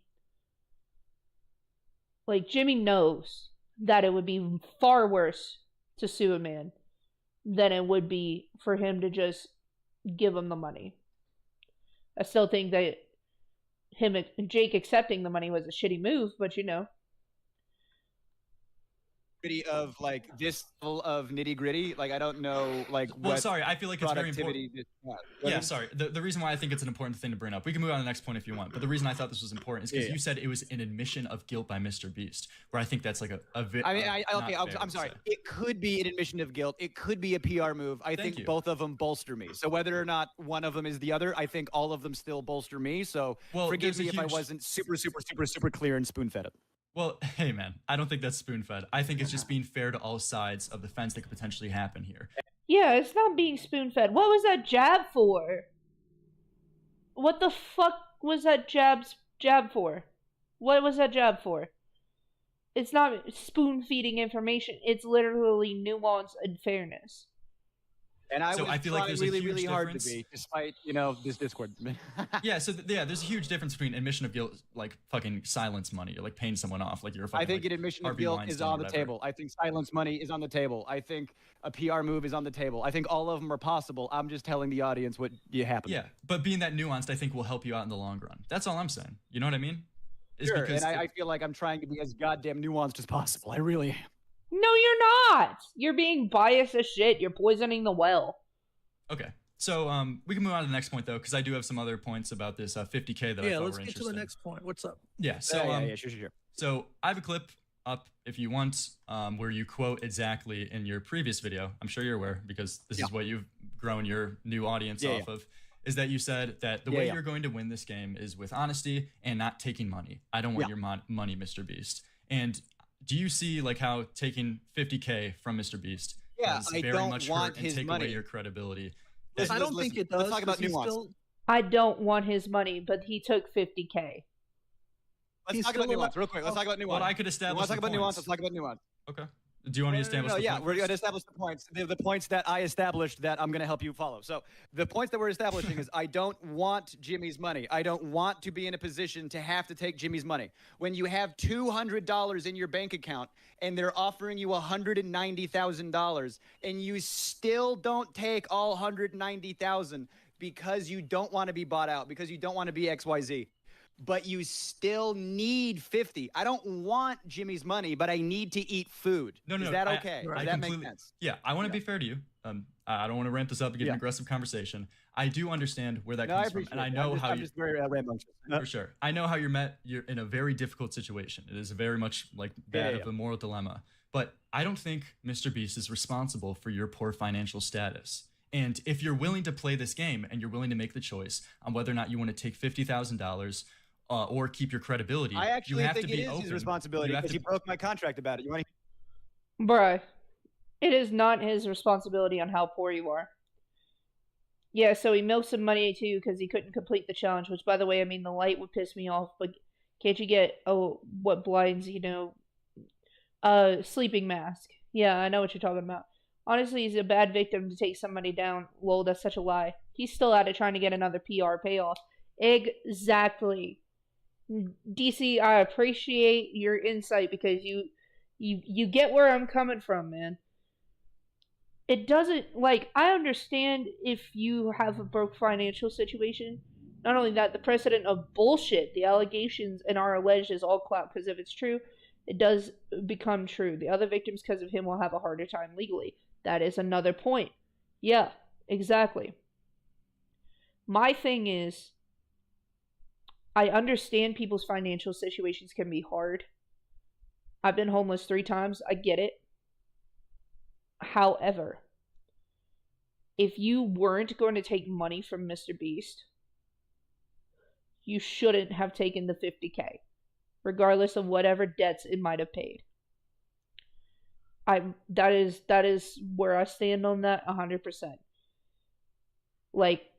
Say, for example, this is a hypothetical statement, but say, for example, I worked for Markiplier as an editor, and I left, whatever the context may be, and I spoke out about it, and he offered me XYZ amount of money. If I'm not going to take the money, then I'm not going to take the money. That should have been the no ifs, ands, or buts. No ifs, ands, or buts whatsoever. But he wants to blame Mr. Beast for his financial issues and then backtrack on his word because of his financial issues. This is why I say there is a victim complex here. I mean, it's pretty obvious, the red flags. They're kind of flashing at me right now. You know what I mean? It's like a siren. Wee wee wee. Just fucking annoying. Hear about it? Here, just 1 second. So if you want to make this decision, you have to either choose take the $50K and have a hit to your credibility, or deny all the money and keep your credibility. Because you built your credibility on not taking money from Mr. Beast. That's what a whole bunch of people were applauding you for. I think you're taking real quick. I want to answer his question. So real quick. Okay. So I'm sorry. You go ahead because I just lost my train of thought. I apologize. Yeah, you're good. Think about it. I was gonna say, Lyrics, you're focusing too hard on the idea of Mr. Beast. I don't want your money. The way I hear that is, I don't want your hush money. If you're gonna pay me and tell me to shut up and stop making videos, I don't want it.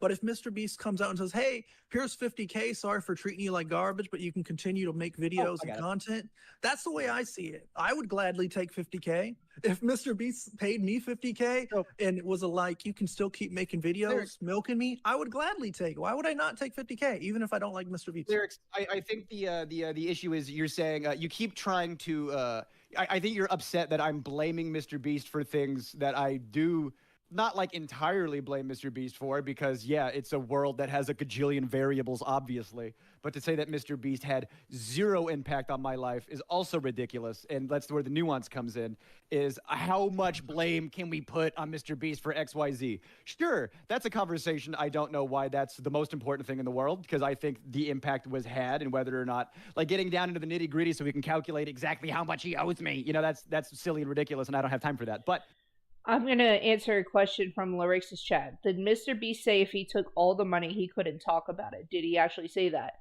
No. Regardless of what he took, in the text messages Jake Weddle himself showed, Mr. Beast said that he did not have to take the videos down. That he did not have to stop talking about it if he wanted to. LMAO, true. That's why it's kind of disappointing, because he's definitely not a man of his word. Bro. Yeah. What I will say is his responsibility is part of why one of my NDA severance agreements is null and void was because in my contract they were supposed to because they are supposed to give out good severance. And why do you give out good severance? It's so you don't be mean later. But in their great, wonderful, amazing severance package, they essentially were supposed to reach out to 7 companies of my choice. I wanted 10. They said 5. You know how negotiations work. So they didn't reach out to any of them. They only reached out to one, and it was with a letter of recommendation that was 1 sentence that was not even signed by Jimmy. I'm sure he just, said, yeah, whatever, green light. And then it was 1 sentence, and I did not get that job. So, which is fine. The career I have had is still because of Jimmy, because I had the resume. I had Mr. Beast on my resume, and I was just a nice guy at the office who did good work. So I would work somewhere, and someone from Mr. Beast, who was a Netflix producer who hated Mr. Beast, who thinks they're unprofessional, went on to a different job and said, hey, here's that writer I like. Let me bring him over here. And then I was able to work over here. And then I was able to work over here. And then word of mouth became, I'm getting calls from Kai Cenat's manager, so I can jump on that thing with. Why are you bragging about your successes? That has nothing to do with this. Got a YouTube channel and then I just use AI and video editing, but I just either explaining stuff or insights for people. I'm gonna do anime and I totally want a setup you got here. Not only that, but also it's wild. Because okay, he is non-disclosure agreements do not include illegal action. So he could break the NDA if he witnessed a crime. It's null and void. LOL, no. What he has now is because of Jimmy. Exactly. Also, most of the shit that I did was for my setup. Most of it was completely free. The wings and the tail and the outfit for my VTuber, I paid in Japanese yen, 300, 400, whatever, from Booth. But the original base model, the glowy veins and the purple hair and stuff, absolutely free. I did that all on my own. The software that I use is free. The overlays that I have are free.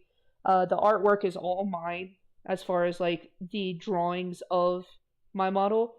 It's pretty easy to set up. I mean, if you ever want me to talk about my process, I'm more than happy to. I'm actually submitting it for a college thesis statement. But yeah, no. It's just 90% of what he has now, if not 100%, was because of Mr. Beast. We do have to keep that in mind. And I just don't get it. It's pretty cool, but I'm sorry, I don't know what is that. What is the setup? Is it called VTuber? Okay, software. Yeah, I make my own artwork. Yes, I am a 3D. My model is a 3D VTuber model. I am a Gormagala VTuber. I don't know if you play Monster Hunter, but that is what my character is based off of, is the Gormagala dragon. But yes, I have a free software. Sure, that would be awesome. I learned because then I can spectate on stuff like this. Yeah, he's death tripping. It's great. Well, if you ever want to come by the Discord, it's in the link in the description of all of my videos. I'm more than happy to talk with my fans on there. And I will be more than happy to help you set that up. But no, he's just fucking losing it, bro. He's just backtracking on his statements, or he's over defending the false ones. I don't understand that shit, at all. I show speed or whatever, so yeah, I owe a lot to Jimmy, but I also owe a lot of trauma and negative bullshit to Jimmy, and severance agreements were broken, and therapy was had.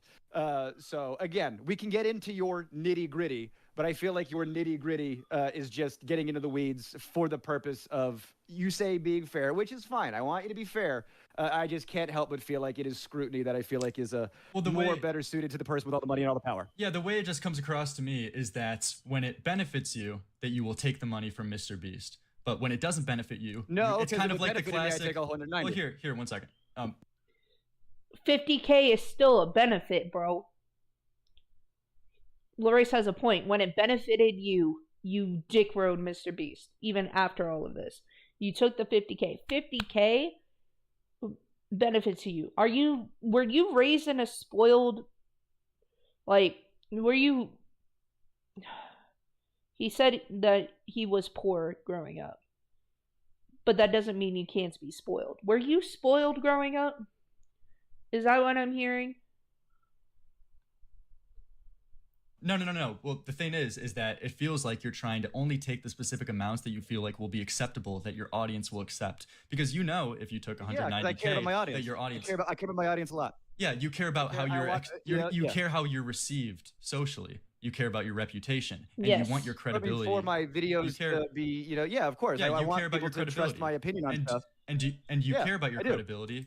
What, babe?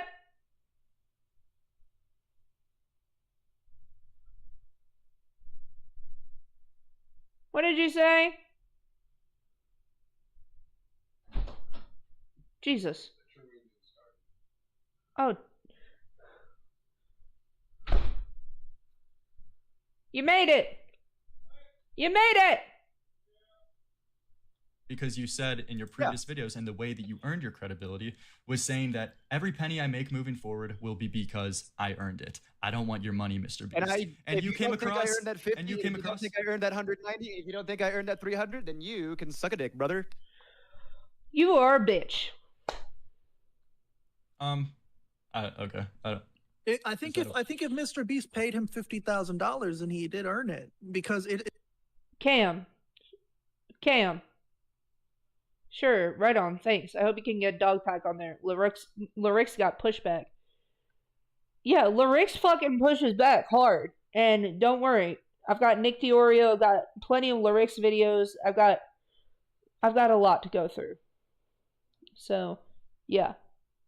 It's not like a silencing amount of money. It's not like, oh, here's 50K, stop making videos, a cease and desist. Here's like my problem. Here, Cam Nuggets. Money. This is my problem that at least I see, is that when it benefits Cam Nuggets, he'll act like this badass who's just like, you know what, Mr. Beast, I'm gonna win this long game by being fucking honest. I'm not gonna take your money. I don't want your fucking money. And it's like the classic big punk rocker who then gets a contract from a big major label, and then even though they made I hate punk music so much. God, I hate punk. Still? Even though they made their career based off of saying like fuck the establishment, fuck all these like big major labels. Yeah, no, as soon as they get a whole bunch of not good. Green Day sold out. I agree. I hate when Green Day. Bro, Jake, let him speak. They sold out. Can you chill? I'm just. This could be a cordial conversation. Talking. I'm trying to have fun. I'm trying to bring the tension down. Yeah, because we're here to have fucking fun. chill. Okay, dude. Just trying to get a thought out. So like that's the classic. I apologize. I have a delay. Okay. That's the classic punk rocker thing. Is that they get them, they sniff a little bit of money from a major label, even though they got their whole reputation based off of fuck the establishment, and they instantly sign on the dotted line. And that's what it comes across to me as, is that you got your reputation being off fuck Mr. Beast, fuck this fucking like billionaire. You mentioned his money a lot of times. I don't want your fucking money. I'm gonna earn my platform because I earned it and because I'm honest. But then the minute you get a sniff of money, you instantly sell out. That's what it comes across as. He isn't selling out at all, and I think you don't have a correct interpretation of the events, and that's okay. You almost... No, he does. He does, and he's rolling his eyes at you. Because you didn't take the full 190, but you still took 50, so therefore, your statement is null and void. I don't want your money. That means you don't want any of it. But you still took some, you dumb bitch. Almost understand it, you're just shy of it, and that's okay. It's okay. So I would... Okay, so did Mr. Beast pay him after he expressed his dismay on Dog Pack video and paid him 50K? Because that would change everything. No. Mr. Beast paid him after his very first video was released. Jake Weddle's very first video. That's when he paid him. Dog Pack was later on. Him going on Dog Pack's video is later on.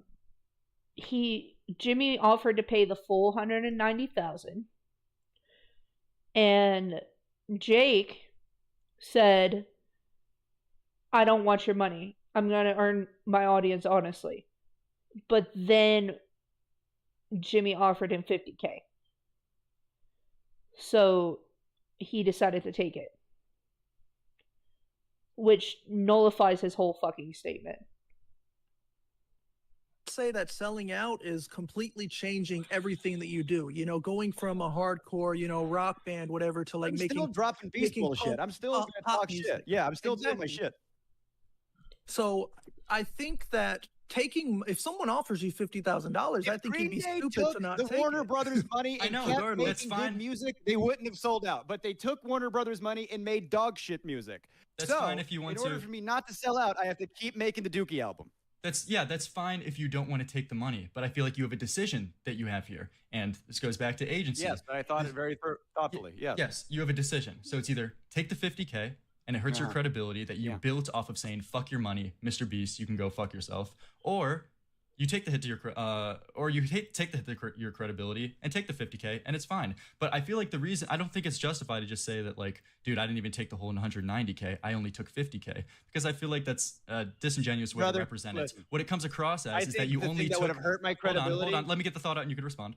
I think the only reason I think the only reason you took the $50,000 specifically is because you know if you would have taken too much, then it would have really hurt your reputation with your audience. Well, I know people like you would have been a lot meaner. Well, I think for a justified reason. I don't think I'm being mean. I think I'm being fair to all parties, but that's just me. Yeah, he is. My critiques of Mr. Beast, my critiques of you. So do you, Lyrics, what are your critiques? I think that hurts my...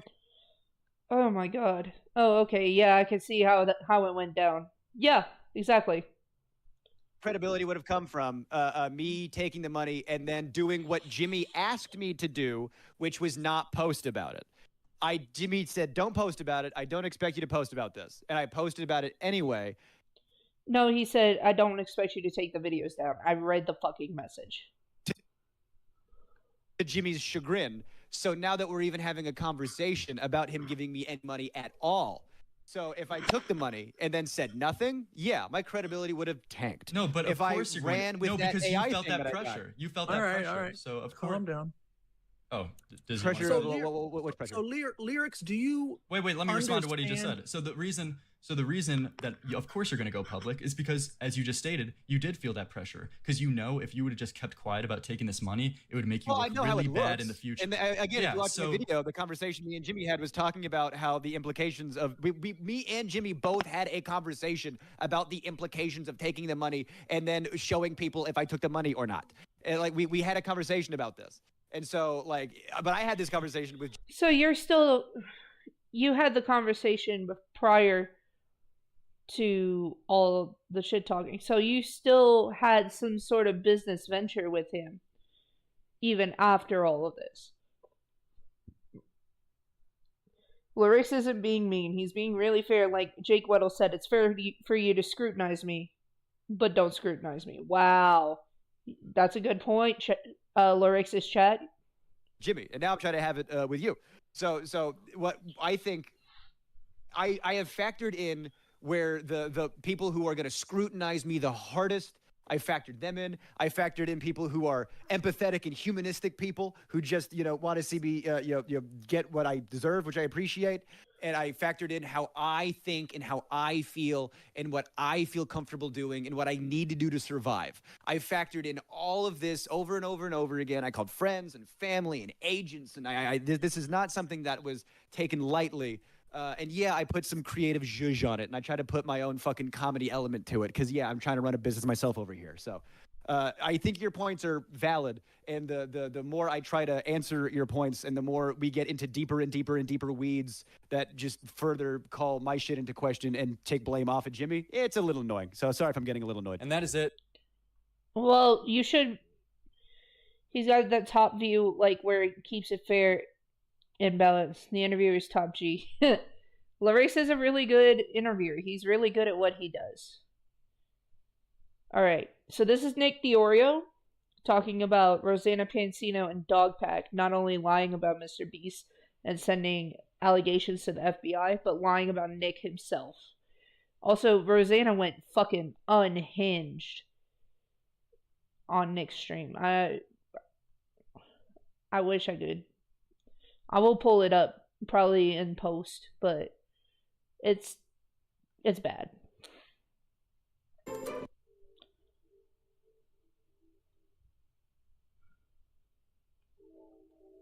Hi, my name is Nicholas DeOrio. You're probably here because you're one of my faithful audience members, or you're mad at me on Twitter. Hi. Boy, is that going to be different by the time this stream is over. All right, here we are, chat. Where did we leave off? 3 hours ago? Despite what Rosanna Pansino and Dogpack and several articles have reported, the leaked Mr. Beast work chat filled with inappropriate messages is actually owned by Chris Tyson.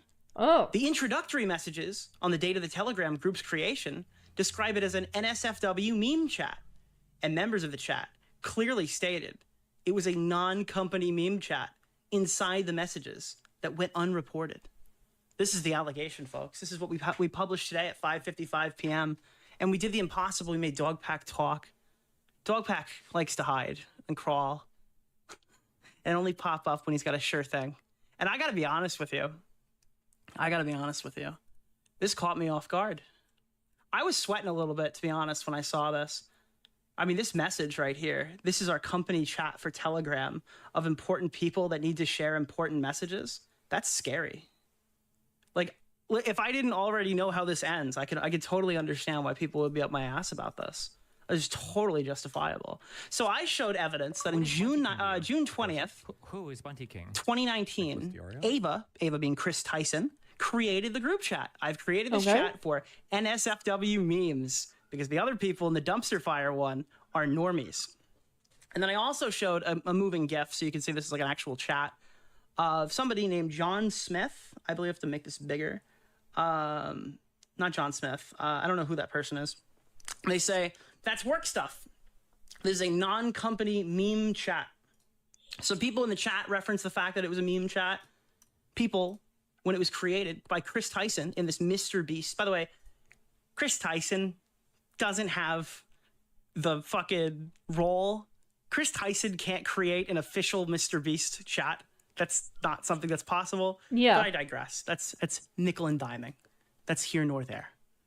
Let's go through the allegations that have been levied against me in the couple hours since I streamed. And to do this, we need to locate something. Here we go. Perfect. When he's talking about the non-company meme chat, this was the chat that Rosanna Pansino sent to the FBI. I mean, I don't know, but, like, this dude might as well be the definition of a controlled opposition unknowingly, though. No wonder. I can't wait, dang. Oh, okay, you gotta edit it. Yeah, my first part was 9 hours. My second part was almost 3. And we're bordering on 2 hours now. So first things first, Rosanna Pansino posted a thread exposing me. Incorrect. Multiple people from these chats, because they're talking about incorrect being that this is not a work group chat. Multiple people from these chats have confirmed they were work chats. Uh-oh, Nick. They discussed work often. I've attached just a few examples with some insurance fraud as well. Honestly, I didn't think the Gooner Gang, I guess they're based off my hat, my Tom's merch, Keemstar and his attack puppies. Puppies. Chat, are we a bunch of puffies? Can you woof for me, chat? That sounds like some lion maker shit. Don't do that. Would band together to defend pedo jokes. Chat, we're defending pedo jokes. We're not providing proper context because you're making fucking unverified CP allegations in your fucking thumbnail. Notice there's no response to that part yet. Okay. Side note, I've heard multiple sources that Keemstar is in business with Mr. Beast in an undisclosed partnership. Care to clear that up, Keem? So we've got like a whole slew of leaked messages. It's going to take at least 5 minutes to read through. I promise you. This is going somewhere. This is our company chat for Telegram of unimportant people who need to share important messages. So this proves, without a shadow of a doubt, that at some point, this did become a work chat. That's exactly what Ava's saying right here. Yeah. That is absolutely the case. Hi. Boyfriend has entered the room, chat. What you doing? Just watch the true endings of now. How did it go? It was pretty good. I'll show it to you later. Okay. So you won? Yeah.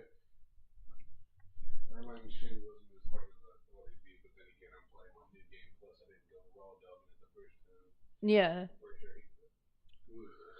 You gonna do a New Game Plus Plus? Oh.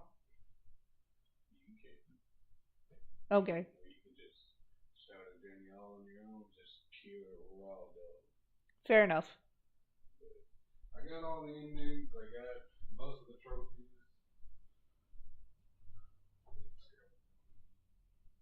Okay. Have you guys seen the new Lamborghini yacht? This has to be a cool video idea. Well, look at this. This is some big work that's being done in here. Did you see this Lamborghini yacht? What do we got here now? If you come into the studio without a mask, I'll have to take your temperature. We only have rectal thermometers. Shit, dude.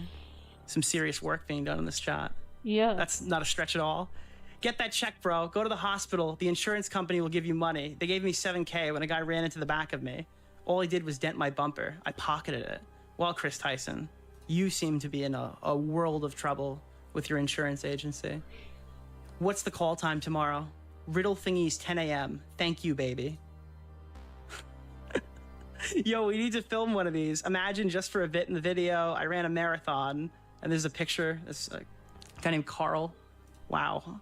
Hey, fellas, please make sure you all installed Slack. This one's particularly funny because Dogpack posted this screenshot, right? So, like, this is supposed to be the one that takes place in Mr. Beast, Maine, the group chat we're talking about. But Dogpack, in his infinite wisdom, leaked the fact that there's a second group chat called Everybody Beast Group Chat. Oh, so y'all fucked up. Whoa, it's good to know that like this was so overblown, cloud chasing, and no lie, I lost a friend to social media because of this. He quit his job. He claims his sister is just dating a Mr. Beast clone. Somebody is exposing the other side that there's no basis for any of this besides one dude that is sus as fuck. But still, there are a couple dudes. But not all of them. And that's what we have to keep in mind. There are some that have substantiated evidence, like Chris Tyson and Jake the Viking's brother-in-law, but there are quite a few claims that are not true, and we have to keep that in mind. That some are true, some are not. So bear with me on that. We'll get through it, and then once I, have all the stuff taken care of, I will make a conclusive video. So presumably the group chat where like the actual work gets talked about. Funny, I haven't seen any porn in this chat. Where's the porn in the Everybody Beast group chat if these guys are all sex pest deranged weirdos? I'm just curious. How come we're only looking at the small group of like 11 people when there's a second group chat where all the work is being done? Where the message, one of them looks like, hey fellas, please make sure you've installed Slack. And then the other one is, we're going to be switching over to Slack. And by the way, this is not disclosed in the tweet. It says, wasn't a work chat, and then he linked a picture from a different group chat. Yeah. What in the fuck? What is this? What? This is what I mean when Dogpack doesn't do the research and just post blindly. I'm sorry. I'm getting ahead of myself. What the fuck is this? That is so fucking manipulative to make that the first fucking screenshot.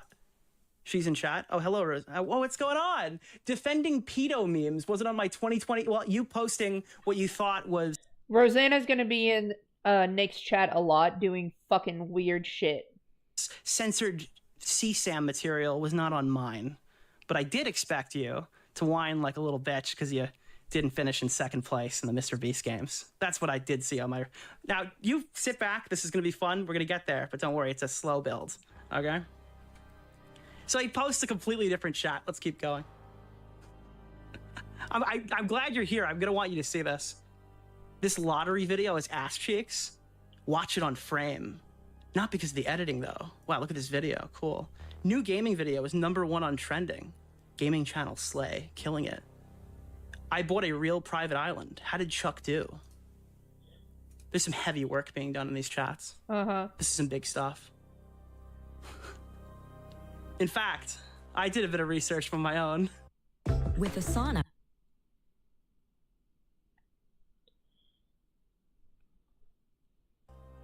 Oh yeah, I should let y'all know that in this very chat, Rosanna gets really unhinged, spamming to summon Keemstar, and then also promotes her wiki feat.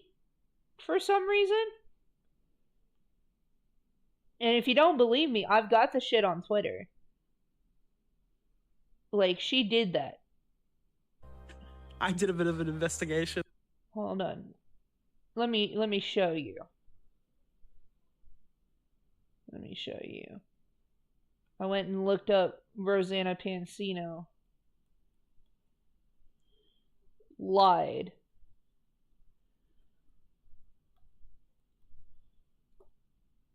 And Rosanna Pansino chats.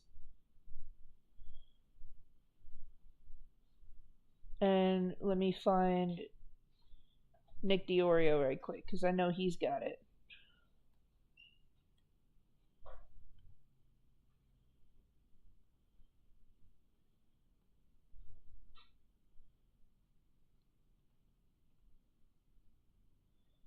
Okay. I wanted to see your daddy Keem. Can you get Keem on? And then Keem obviously being like, stop flirting. Did Keem give you permission to talk about this? Everyone, let's summon Keem. Keem. And then watch a grown man say a meme chat. It's a safe place to post inappropriate memes with coworkers is wild. They're literally talking about work in the work chat. My pics are all over WikiFeet. As far as I'm concerned, these pedo memes shared with Mr. Beast are fine because reasons. Uh-oh. Did you just draw attention to your own leaked work chats where you guys constantly attack women? Keem, why'd you share a private convo? You promised you wouldn't. I only listen to Keem because DiOrio only listens to Keem. You can make as many sexist jokes as you want, Gunnar. Isn't Keemstar like 73 years old? Thanks for getting one more insult in. Do you have any insults besides demonic as snake, or is that your full vocabulary? The chat is dead after dozens of Predator memes. Got him. Crazy to see this corner of the internet defend Predator memes. Where's your master Keemstar? I want to see Keemstar. Where's your daddy Keem? We want daddy Keem. Did he give you permission to talk about this? Keem. When I say Keem, you say star. Keem, let's summon Keem. Drama alert doesn't count. We want Keem. And then she mentions WikiFeed again. These are from Nick DiOrio's stream. The one we're watching right now. And somebody is exposing the other side that there's no... the real plot twist will come when it comes out. Poor Mr. Beast was a victim all along. Ah, lol, okay. And he does that deaf on purpose because you gotta add it in. Like, so specific and on purpose. So just recently editing videos. It's such a new and fun but wild and cool because a new perspective. People would be surprised, though, in a corporate office how inappropriate a Microsoft team chat can get. The difference is no minors there. It's so weird. Yeah, I know. I know. This is crazy. Are you ready for this? Shadow, you ready? This is gonna be good. Okay, so...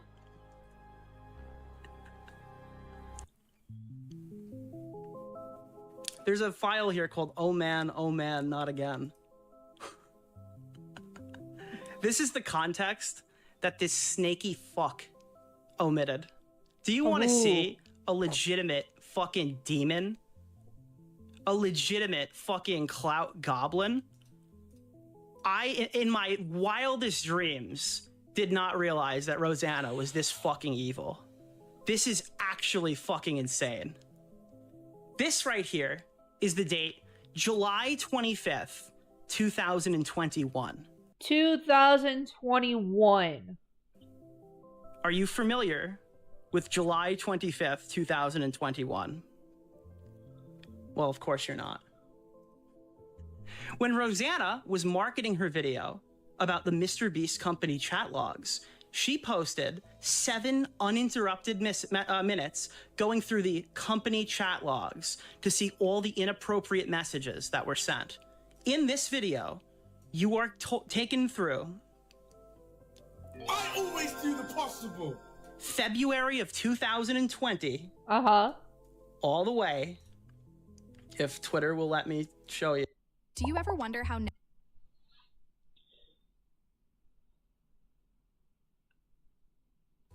Through May. Let me just... love Twitter. Wait for it. Wait for it. Wait for it. Any second now.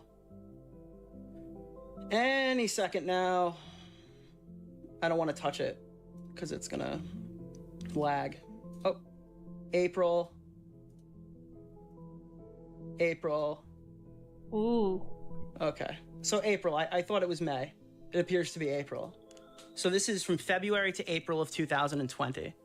This screenshot that Rosanna leads off with, her smoking gun, to disprove my fucking allegations, okay, is from July 25th, 2021. An entire calendar year after all the stuff she reported on. I actually don't know if there's a single screenshot from after it became a work chat in her fucking video. Damn. Not the ad. I know. I don't pay for premium. But no. Listen. What he is saying is that everything Rosanna showed was prior to this becoming a work chat. Okay? It became a work chat in 2021. It was a meme chat prior in 2020. Think about the implications of that. You have the timestamps wrong. What the fuck? If there is, it might be one or two. But I'm gonna make we're gonna read through them all. You see this? You see the timestamp, July 25th, 2021? This stupid bitch published this as to fucking ruin my credibility? To say that I fucking lied? Ooh. Are you out of your fucking mind? Are you fucking serious? Ooh. You snaky fuck. Let's look at what these messages say.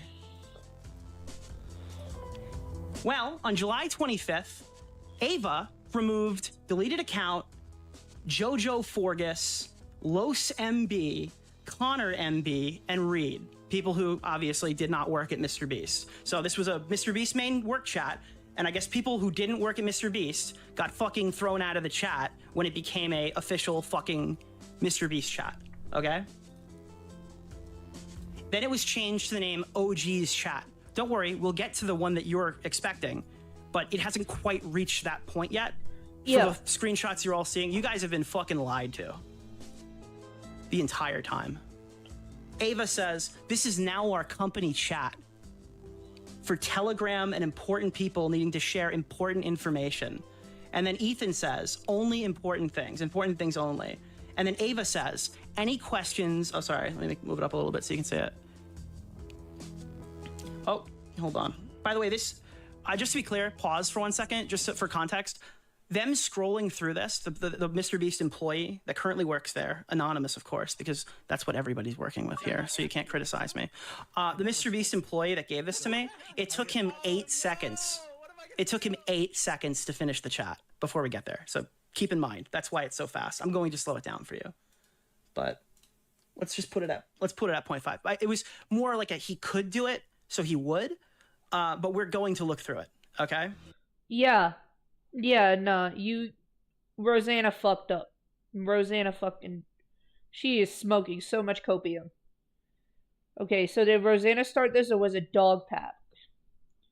Okay, Dog Pack and Rosanna,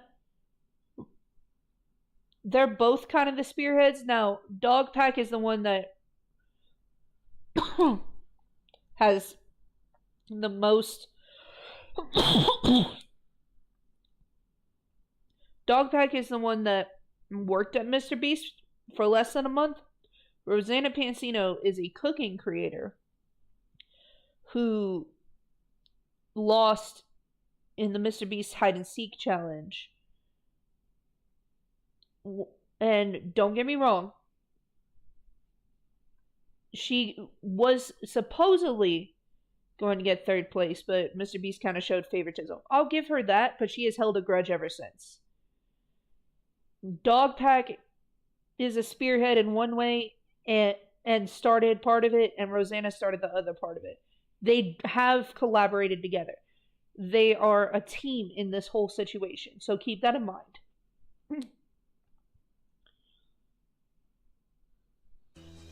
So, from what we're seeing right here, on screen, right now, any questions about videos? Oop. Any second. There we go. Any questions about videos and other general conversation, but a lot of spam so people won't mute. What is Bunty King to you? A person? And then Bailey says, I'll start. I just went to Walmart and only bought a 24-pack of toilet paper. Ava says, feel free to add PAs, but not Steely. And then 3 more people were removed from the group chat. Then Bailey says something very important. Oh no! What am I gonna do? No more spicy Chris memes? Chat, if this was a work chat the whole time, and this was dedicated to work, why would someone be asking if Chris would be posting memes anymore? Exactly. Exactly. That's peculiar. Why is the chat called Mr. Beast Main, Nick? Well, what is this? You have this screenshot. Why didn't you post it? You snake. I really like Rosanna, this makes no sense. You know I have this. Why would you challenge me? I'm shocked. I'm actually fucking shocked that you are this stupid. I might make one for stuff like that. Chris says I will make another group chat for memes. This one's for work. I'm actually shocked that you were this disingenuous. Yeah. Ava changed the group picture. Does this picture remind you of anything? It's the picture for the group chat. It was changed to this picture, the official Mr. Beast group chat picture, on July 25th, 2021. I think I'm missing something. I made the cut. Oops, I hate that guy. Lol. Okay, guys, now back to serious chat. I'm very upset. Why? I'll be on vacation at such and such a day. Ava pinned that she'll be taking vacation from work. A new person named Sean PACT was added to the chat. Uh-oh. Uh-oh. Uh-oh. Changed the group name to Mr. Beast Main on July 25th, 2021. But the screenshots they show are from April 2020. Oh, okay. And it's dismantling. Okay, that's good to know. They're on a mission to expose for clout. Yeah, they're doing it for clout. Mind you, there are things that need to be exposed, but they're not doing it in the right way, and they are not doing the right thing. The timestamps here are all wrong, which is why Nick is fucking clapping back.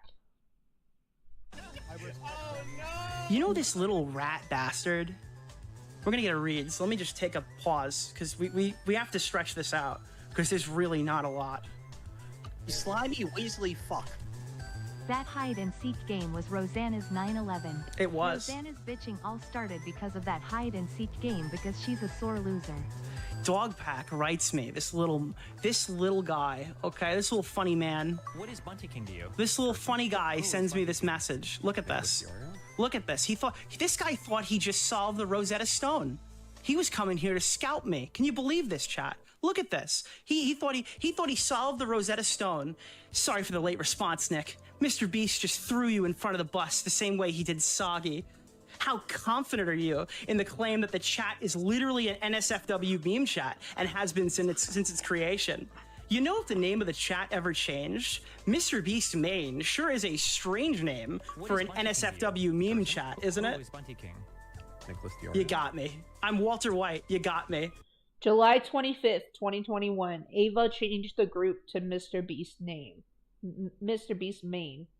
They changed the name of the group chat on July 25th, 2021, and then proceeded to use it like 4 more times before the group chat died. You disingenuous cocksucker. You're right. You got me. Yeah. I added React's review call at 7 tonight. This is some actual work being done. Crazy. There's no porn in here. After it became a work chat. Deleted account, pinned a message. Bailey pinned a message. IG. Somebody hit up Mark. We're #1 trending in Spanish countries. Wow, this is some fucked up work stuff. Yeah. English dumbass. Somebody call 911. Carl murdered somebody. Obviously not. Don't do that. I'm just reading it off the message.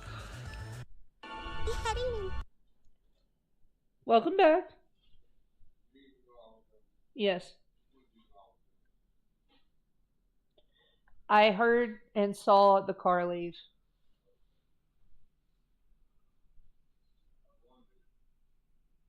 What, did you think I wouldn't notice? Did you think I wouldn't notice? I did, but I thought you were coming back.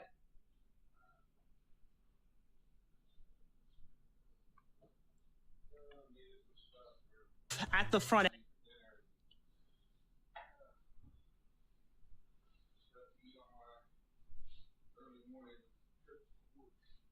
Fair enough.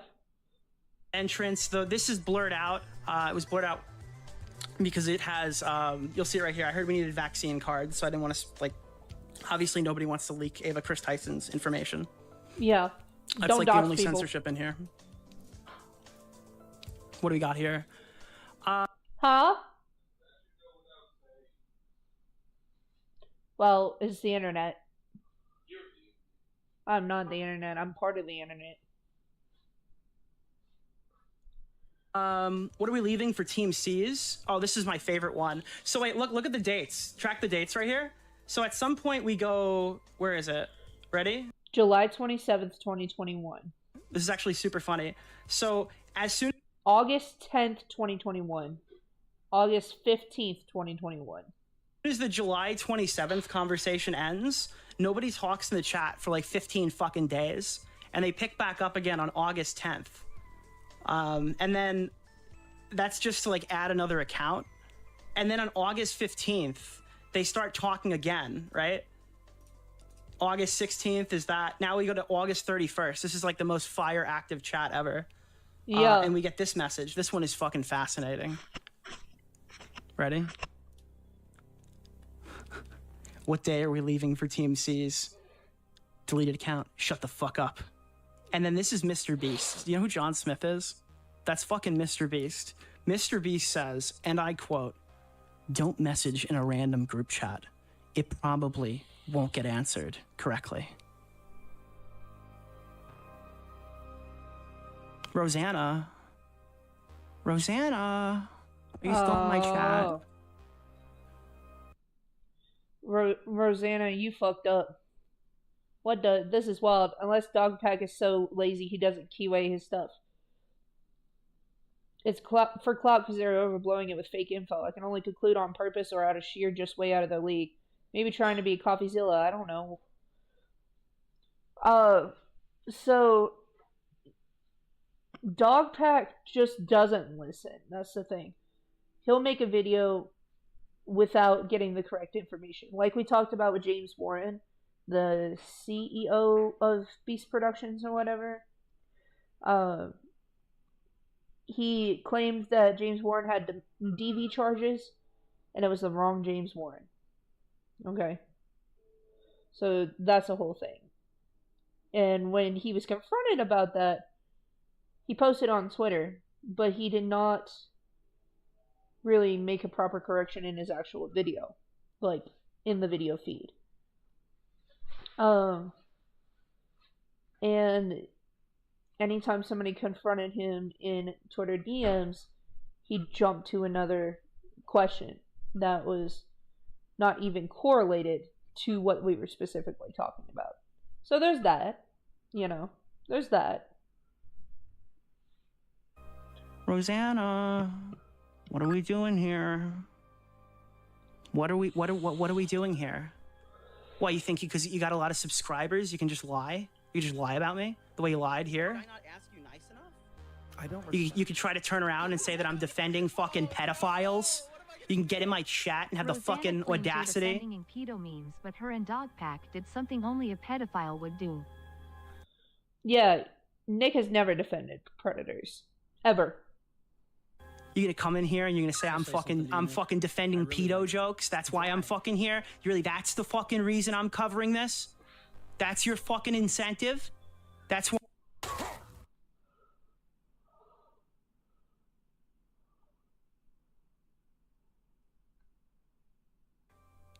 Yeah, that's what I fucking thought. Right in the chat again. I dare you. What is Bunty King to you? A person? Who is Bunty King? Right in the chat again. You won't. Because you look bad. You know you fucking look bad. That's why. Rosanna Pansino, it's a chat of all Mr. Beast employees engaging in pedo memes. Oh, now it's just, it's a group of employees. Oh, we're moving off. We're pivoting back, Rosanna? Rosanna, we're pivoting back? Wow. Ooh. I thought it was. She said, it's a chat of all Mr. Beast employees making Predator memes. But didn't you just say it was a work chat, Rosanna? It was a company chat. Did I not ask you nice enough? You keep saying it's a company chat, Rosanna. I'm so confused. I'm so fucking confused. Rosanna was as good at hiding during the game as she is at hiding from accountability. What'd you say, Snake? What'd you say, Snake? I'm sorry. I thought it was these Mr. Beast company work chat logs. What happened there? Company work chat logs? What does that mean? Company work chat logs? Oh, Mr. Beast company chat logs? Especially for a company that targets children? I'm sorry, what was that? What was that about? You can get mad at the contents of it. That's fine.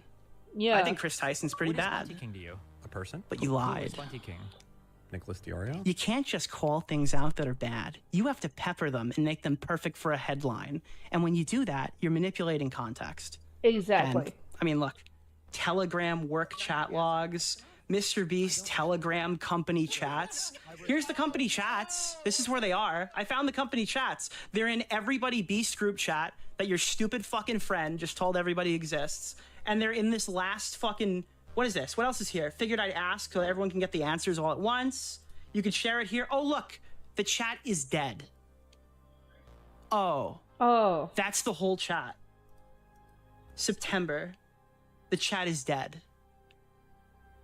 This is the duration of Mr. Beast's main as it stands. Your little rat friend jumped in here, okay? Little rat friend jumped in my DMs. To fucking try to, like, big dog me, okay? And tell me some shit like, oh, bro, you didn't know they changed the name of the chat? This is what they changed it to. They changed it to this. And let's put this at regular speed of how fast it takes to scroll through the messages of when it was a work chat. By the way, this is actually something you don't know. I just found something. I didn't know Telegram worked like this. This is normal speed. This is how long it takes to scroll through. Ready?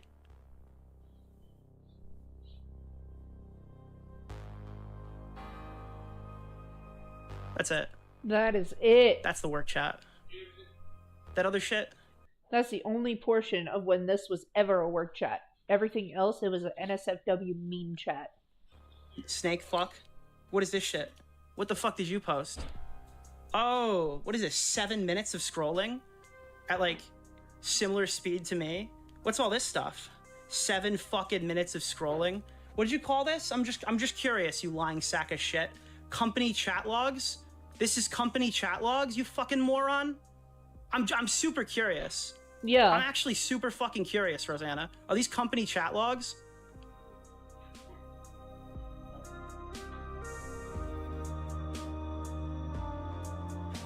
Yeah, crazy to see that someone's gonna defend pedo memes. I don't know. Can you point out where I did that?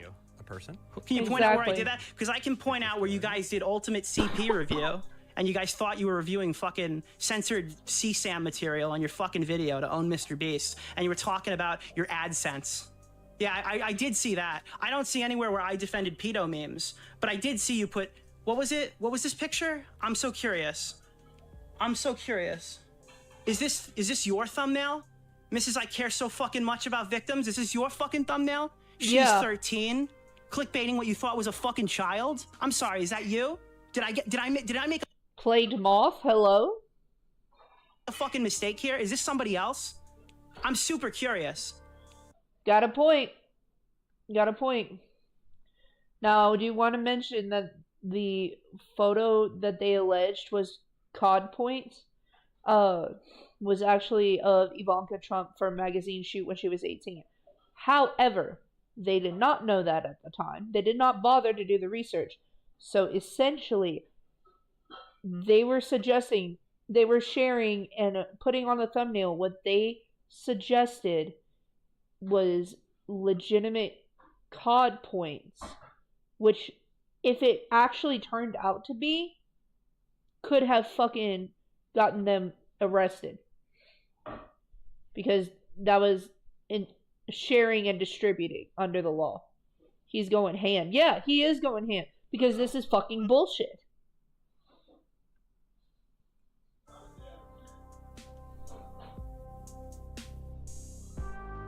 I'm defending fucking pedo memes. Look at your fucking thumbnail. You're like, this is a fucking pedo meme.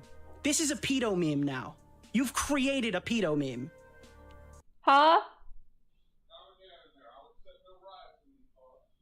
I'm not rioting. I'm being sassy. Telling it like it is.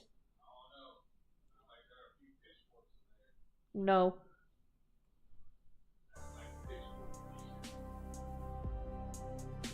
What is Bunty King to you? A person? Who is Bunty King? Dog.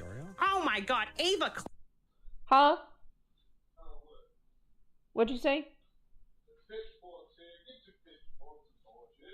Okay. Claimed it. Ava claimed it. Good one. Sick. Ava claimed it. Yeah. Cool. And by the way, I have access to thousands of work chats that have not been leaked yet, and I'm going to start leaking them. And one of them contains alleged CP. This is from a fucking completely different video. It's like he doesn't know how to fucking say shit correctly. This is a completely different video. They don't even explain the context. This guy just did a shout out for fucking CP.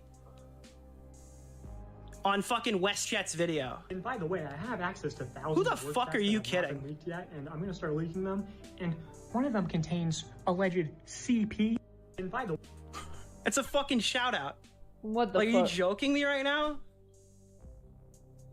When she was 30. This is No, not that one. Where's the other one? There's the second one. Look at this one. This Dragon, dude, that looks uncomfortable. all right, I don't want to show you this, but if you say you want to see it, I want to do this, so I'm gonna read it. This is the most disgusting one by far. Well, actually, the CP was probably more disgusting, but this is. You just flat out referred to it as CP there. So yeah. What was that? Was it different CP? Is there like other CP in the chat that I should be aware of? Your buddy said it was CP. He also said in the video that he thinks it's his personal opinion that it is CP. So when you Somebody in his chat said it best. Dogpack is the new mamamax.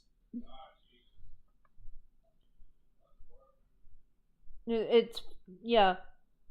It's fucking ridiculous. You guys are sitting around here. When you guys are sitting around here, just looking. What's that? Is that the cheese? This is you guys reviewing this shit. Yeah. Acting like fucking journalists. You're not fucking journalists. No. This is fucking you. This is what you guys look like. Reviewing this shit. It's laughable. This is literally you. So fucking crazy, bro. So fucking crazy. You wanna see something crazy? You wanna know the percentage of this chat?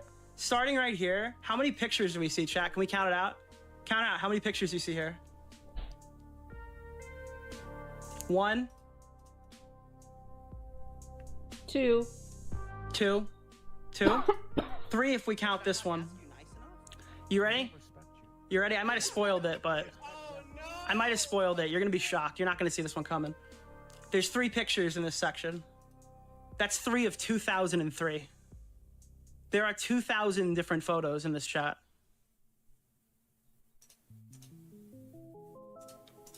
This is the fucking end of the chat. This is under 1% of the chat. You lying sack of shit. Wow. I mean, like, I don't even know, what else am I supposed to say here? Yeah, exactly. You've totally manipulated the context here to make a better headline. Everyone's going to agree with me. It's absolutely delusional. Oh, but now you're pivoting to the memes are bad. Nobody disagrees with you that the memes are bad. I disagree with the fact that you framed this as Mr. Beast group chat, and now all the headlines say Mr. Beast is reported to the FBI over Chris Tyson's group chat that became a work chat after all the message you showed. Look at the messages in her video. We're gonna do that too. This is fucking hilarious. This is Rosanna's video.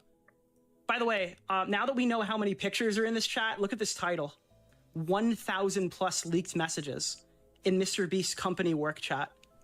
Who the fuck do you think, like, who do you think's falling for this? What, are you comfortable? Because nobody will push back on you? Are you comfortable that you can lie like this? So blatantly and openly? Like, I'm actually super curious. 1,000. I mean, why would you be surprised at this point? I joined your Discord. My YouTube is a cosmic warehouse. I got the equipment. I just haven't figured out how to stream by linking the equipment with software. I can help you with that. You're definitely going to want Streamlabs with OBS, and you're going to want to get on Steam. And if you want to do the VTuber stuff, you're going to need to download Vroid Studio and Warudo. But we'll talk more about that as time goes on. Yeah, he's basically proven it 100%. It's wild how much this is so clickbait now, too. I never watched it, but I was introduced to that dog pack thing and totally believed it. Everybody did. There are plenty of viewers that still do. That's what I'm trying to get across. Like, I believed dog pack at first. I did.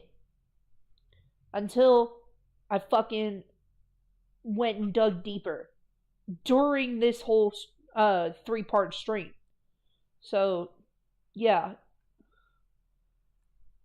1,000+ chat. Does this look like 1,000 messages of a work chat? Can we count? Do you think we can hit 1,000 if we count all these up? But no, it's not. It's not misleading. I know. Who is Bunty King? Nicholas. I know it's not misleading at all. Yeah. Yeah. So let's see some of these messages. Where do we get these timestamps of some of these most brutal moments? What do we have here? So the first stuff is like Jimmy's in the chat. I don't think there's any timestamps associated with John Smith, but we all know John Smith is Jimmy. Yeah. Okay. Here we are. These are some more messages. This is about Mr. Beast. Like, this is his Discord name. That's in here. Oh, we got our first timestamp, didn't we? Let's see. May. This is in May of 2020. Okay. Sick.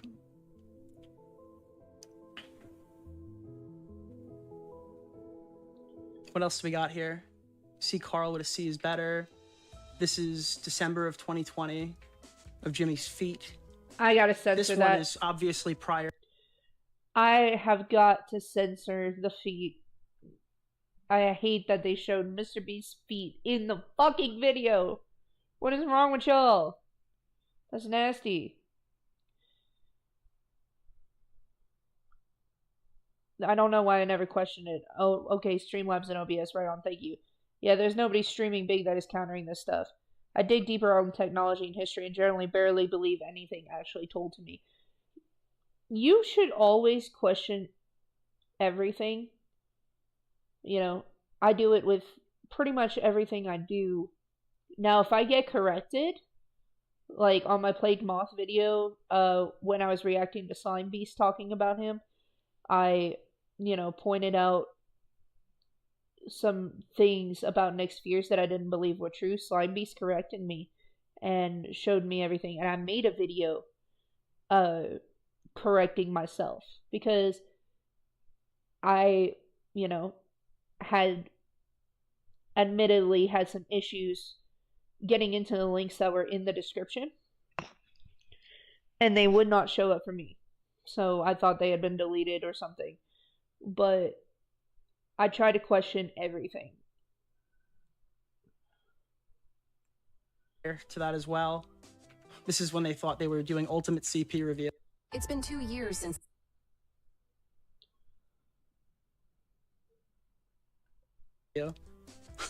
Can we just hear this one more time? I thought that this was possibly a 13-year-old and she's posting it in a work chat. I can't believe you guys think you can just put little red boxes over like CSAM material. If this was real, that would, like, unironically, the fact that it was fake is probably better for your reputation. It's better for your reputation and it's better for your legal life, because if that was real CSAM, felony for both of you. Because if this was real, I genuinely don't know how anybody could, like, look at you the same way. That, like, being this fucking stupid.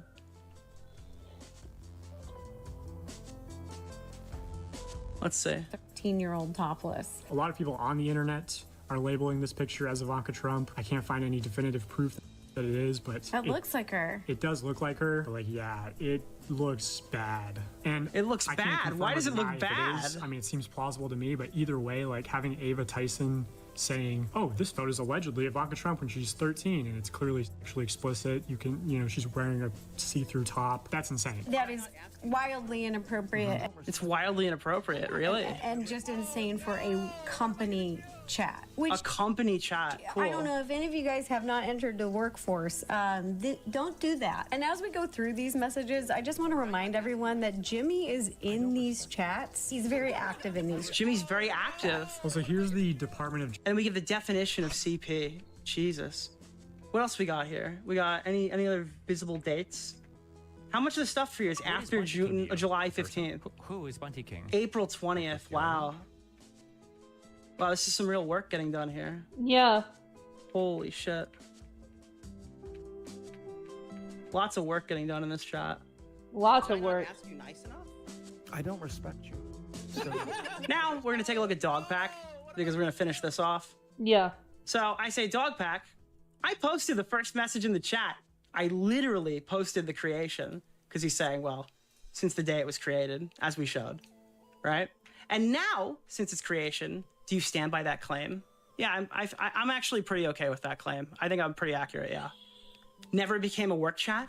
Do you know if the chat ever changed? Wait, so let me get this straight. You're arguing that you knew it was a meme chat, and you made a video with all the stuff in the chat from then, but it was changed to Mr. Beast main at a later date and used for work stuff? And that's... Yeah. So... Dogpack knew it was a meme chat originally, but he's using the fact that at its current point, which was September 2021, it was a work chat. It was changed in July to be a work chat, but he's not talking about that. He's using that. He's manipulating the context to where it seems like it was a work chat the entire time for clout. That's what you're walking me into, which, by the way, 100% accurate. Can you answer the simple question I asked you? I reviewed every piece of the group chat I have access to. Currently, I'm fairly comfortable with my position. Yes, I'll happily post a retraction if you've got evidence of this, that it became a mandatory company work chat prior to all the stuff you included in the video, and can demonstrate Mr. Beast main was conducting significant work outside of the occasional mention of something like a thumbnail, like the things Camp Nuggets posted. Now, the big fucking thing that I don't think you realize unless you use Telegram, and I only found out today, that all these people that are added to this chat, this is going to be a bit of a surprise. You see all these people, there's a lot of people being removed, there are people being added to the chat. Every single person that's added to this chat after the date of the message cannot scroll up. Oh no! What am I gonna So as far as I'm concerned... Rosanna can't be proud of her morals when they were happy for possible CP to get Beast in trouble, which means they were happy there was a possible victim. So as these people get... Exactly. That chatter had it right. They were happy there was a possible victim. The wild part is, this plays on a whole thing of, like, kind of wanting it to be true, though, too. Was it something to take seriously until I realized actually this could prevent, like, you know, if there were real victims. But yeah, I need to submit my idea. Forgot about that, dang. That's the one thing I'll probably make a video explaining the BIS. What Dogpack did spawned a whole economy of faking, exposing Mr. Beast, basically like, gee whiz. Yep, that's it right there. You should save that timestamp to be able to identify this as the conclusion moment. That he 100% knew. Before I had a little doubt, but now for sure. Yeah. I will make sure that gets added in post. Added to the group chat, they are literally unable to go back up. This might as well be a separate chat. They kicked out half the people, brought on all new people, and they can't scroll up. Rosanna, you are spurging out. If you want to come talk to me about how I love these pedo memes, I'm happy to talk to you. I'm not really sure. What am I missing here? So much copium. What am I missing? I'm so confused. It looks like you guys tried to snake me today. I'm an autistic person, but I'm getting really tired of these people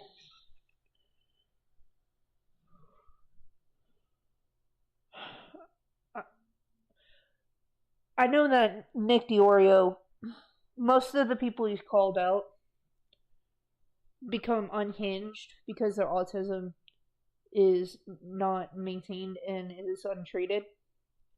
For those who were diagnosed, as an autistic person, I'm really getting tired of people spurging out like this. I'll just say it like it is. Like, do the fucking right thing instead of doing things for clout, not caring about if the research is correct or not. Fucking A. And you had absolutely no idea who you were talking to. Let me clue you in, okay? I don't care about Mr. Beast. I don't care about you. I just want this story reported well. And you're currently the antithesis of that occurring. So I'm going to need you to stop.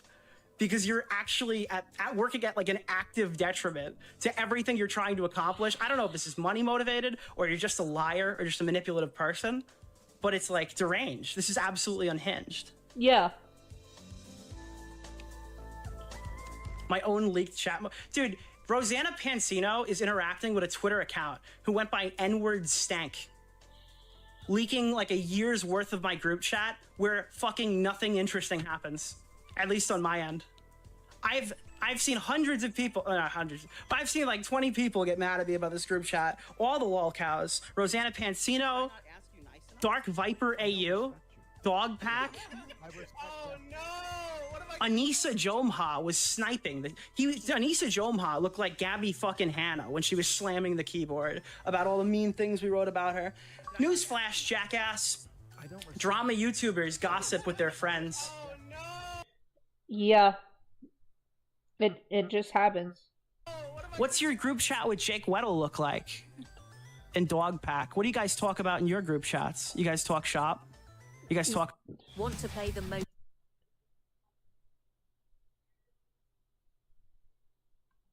about the content you make? I make drama content, so I talk to my friends about drama content. I know it's a big shocker. You might not have expected wow. That. Oh my god. I'm just curious. I'm super curious. What do you guys talk about? Oh, by the way, yeah. Oh, your group chat messages say differently. Oh, you must be a big fucking fan of Jimmy. Listen, I promise I don't give a fuck. I wasn't fucking paid by Jimmy. I don't think Keem was fucking paid by Jimmy. I don't know anybody paid by Jimmy, except your buddy Jake Weddle. Yeah. Your buddy Jake Weddle took 50 grand, and you have the audacity to call me Beast Affiliated Media. You should call Dog Pack Beast Affiliated Media. He's been campaigning really hard to get this whole thing dropped for the past month with his dog shit research and his bombs of videos that continue to fucking destroy his credibility to the point where you literally caught yourself in the explosion. I don't even know. Are you the catalyst? Are you making him do this? Ooh. Ooh. Keem, who wants to call it? I don't know. Who wants to call it? I wanted to do this and get out of here. But if you guys want to talk, I don't know. I heard Keem wants in. I wanted to do my spiel. That's my spiel. There's no fucking way. I'm sorry. I want to end stream. I want to go to bed. I want to go to bed. This guy just fucking wrote this. This guy just wrote this right now. This is something this guy just wrote to me. What? Are you fucking kidding me? Are you actually serious? Bro. Is this like real? Are you out of your mind? Backtracking from an NSFW meme chat and has been since the creation to it's a work chat that used to be an NSFW meme chat. Every single fucking screenshot that I have found that you posted, maybe there's one that I've missed, at the time of your upload of the video, was all stuff from the meme chat that you mischaracterized as the work chat. There's actually no way that you're lying to me right now. This is like actually insane. Bro. Like the evidence is literally out. What the fuck, Dog Pack? Do you think that there could be real victims, or that this is all an extreme amount of defamation? It's wild it went on a podcast. Gaslighted hard. Bro. I feel like there could be some victims, but we don't even know if Jimmy had any involvement other than knowing about Delaware and Ava Chris Tyson's crimes, and potentially LaQuia Hill, but that's still being investigated. You'll be mind blown. Is that Dog Pack gaslighting in real time? Yes. You'll be mind blown if you knew who I worked with a while ago before I wised up and quit a company, legit doing loans for doing 700% interest rates that you can't get out of. It's hard for people to do the right thing under forms of Stockholm Syndrome and other social pressures. Wow, I can't believe he took yes exactly. Well, wow, that's wild. Hey, no, he didn't. It's funny. Like, if they all got a panel, that would be fantastic. But yeah, it's Dogpack getting gaslighted in real time, and I definitely see where you're coming from. There. This is unreal.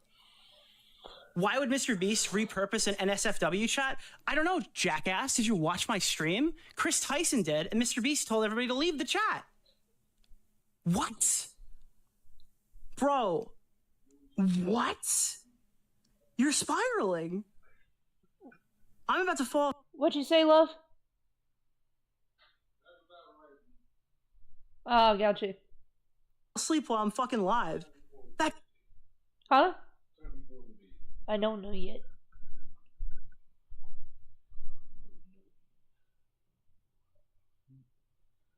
I'm sorry.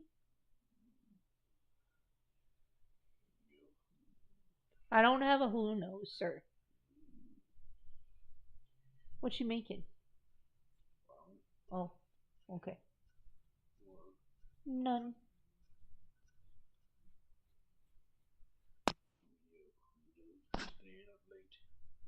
Yeah. I don't have a who knows. You can boot my nose all you want, but it's not a who knows. No. Rosanna, is this your boy? Is this your boy gaslighting? Trying to fucking spiral? It's like, now I'm just hoping there are no real victims, because it's going to be a firewall BS to surf, lawyers to surf through to get to anything with substance now. That's what I'm saying. They've botched this whole fucking thing. That's crazy. We have Jimmy in the chat saying stop responding. And you're saying that he repurposed the chat for work.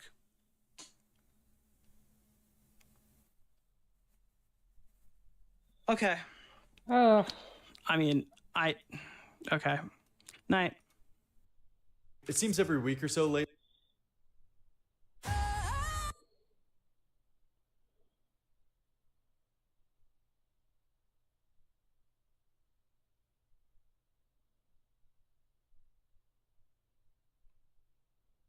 Hi.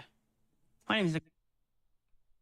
It seems every week or so lately there's a new story coming out related to Mr. Beast that's getting himself into more controversy. Most recently, the Lunchley stuff that involved even KSI, Logan Paul. They were getting relentlessly shit on by everybody. Then we had the lawsuit coming out of 5 contestants coming out and suing Mr. Beast for his misconduct. And now, even though we're months into this story at this point, I feel like this is the biggest allegation yet. Some guy came forward named Troy Manning saying that his girlfriend was raped on set of the Beast games. And now Las Vegas production workers as well are saying that he should be blacklisted from the industry for his misconduct and irresponsible ways of conducting the Beast games. But I made a video covering already the Lunchley stuff in addition to the lawsuit, so you can go to those videos if you want to check out that. But in regards to this new stuff, so this Troy Manning guy makes this Instagram story where, if you're wondering who Troy Manning is, he's kind of nobody of note. Just seems to be a smaller guy, occasionally posting on social media. He's got 200 followers on TikTok. He posts every here and there. On his website, it says that he's a documentary cinematographer. And he's got 3K followers on Instagram. But he put out this Instagram story saying, "My girlfriend was raped on set of the Mr. Beast show during construction while filmed BTS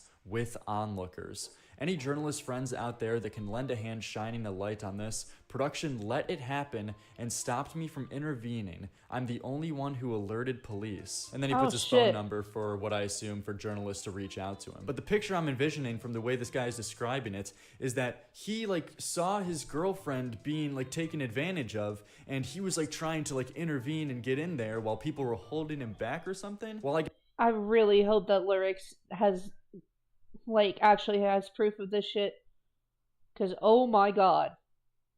I guess production workers were fine and letting this happen, and I guess some were even watching. This is a huge allegation if this ends up being true. Because with a situation like this, it paints this picture that not only is there one bad apple, like this one crazy guy who did this insane thing, you know what I mean?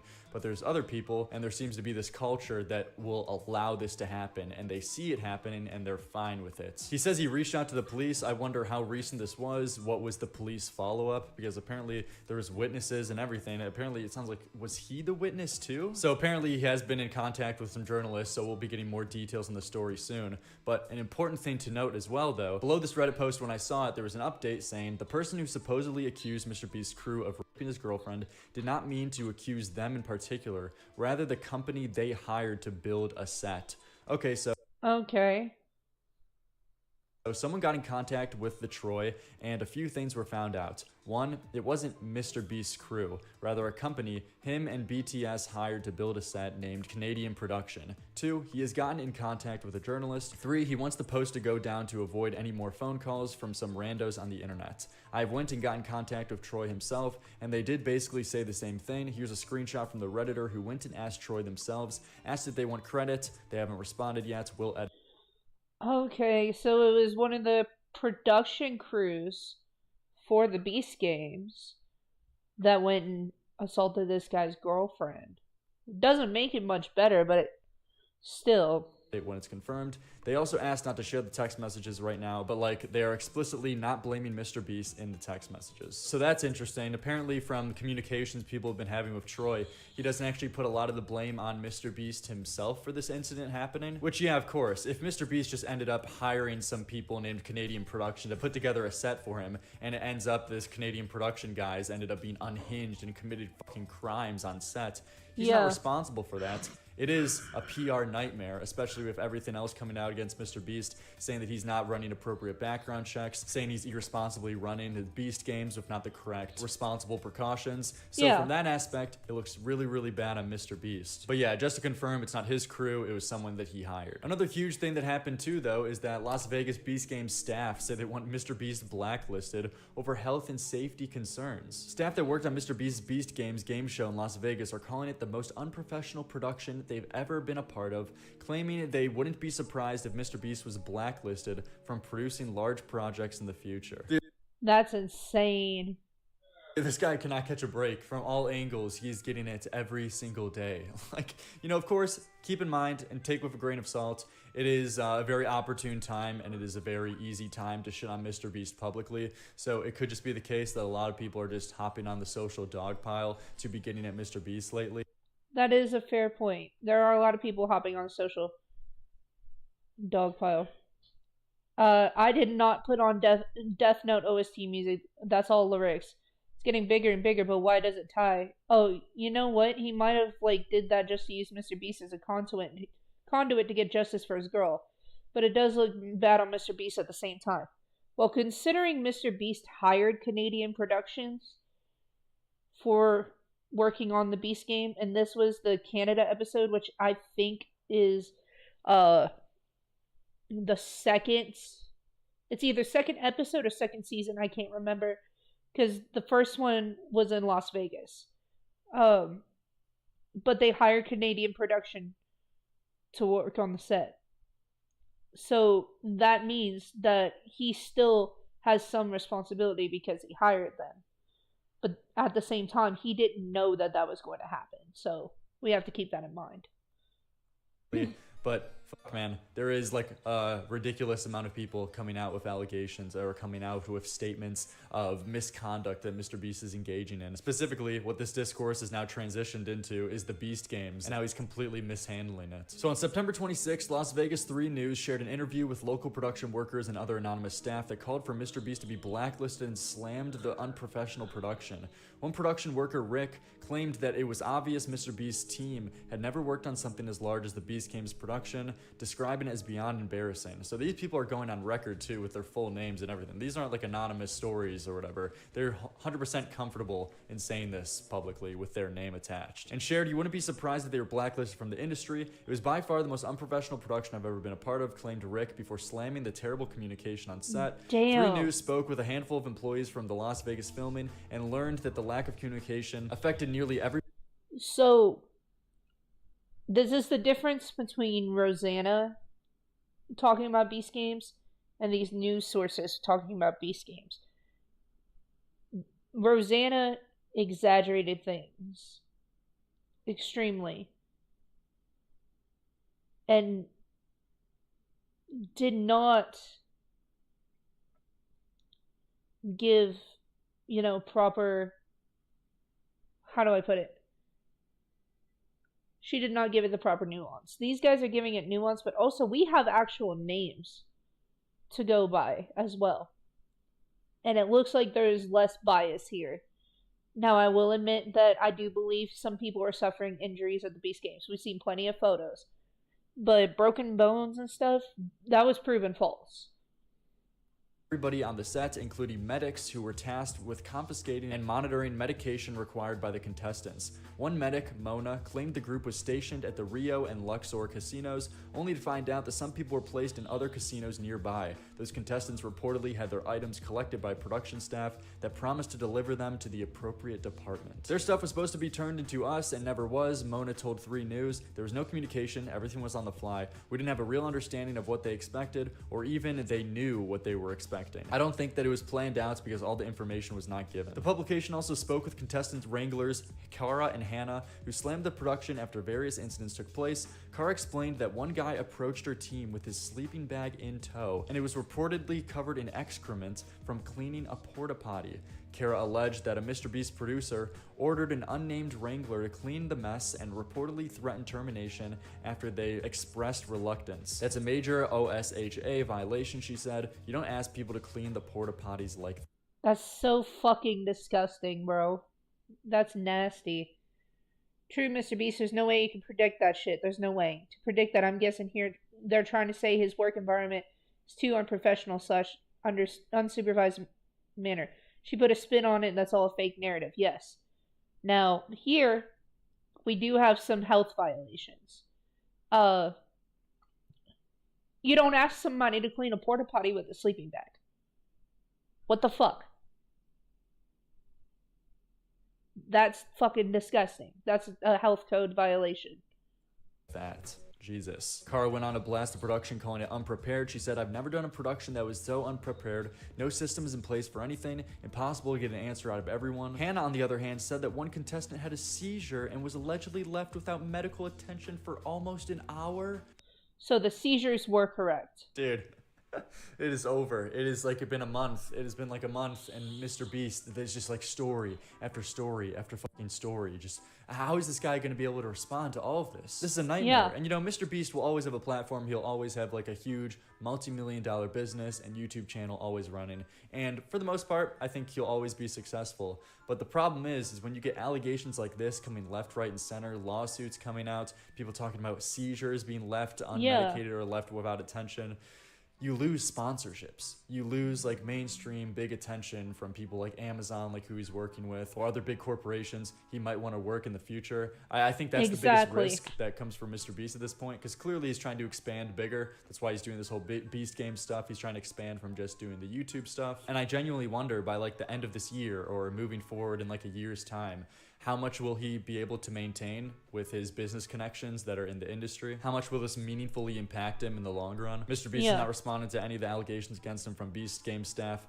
and contestants admit the ongoing lawsuits. So yeah, also on top of this too, he's getting sued. So when you're getting sued, you don't want to say anything to the public because it'll be used against you to hold you accountable in a court of law. So he's fucked too. If he even wanted to respond lately, he's now caught in this trap of literally not being able to say anything because it won't benefit him. The guy's fucked from all angles, but it'll be interesting to see the more details about this Troy Manning thing specifically.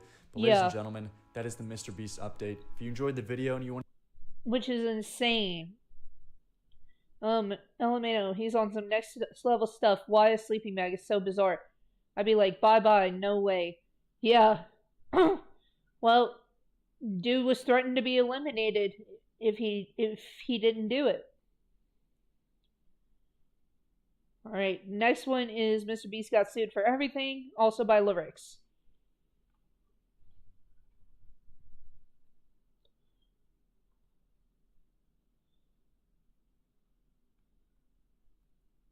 Chat, before we get into this video, I'm going to grab something to eat.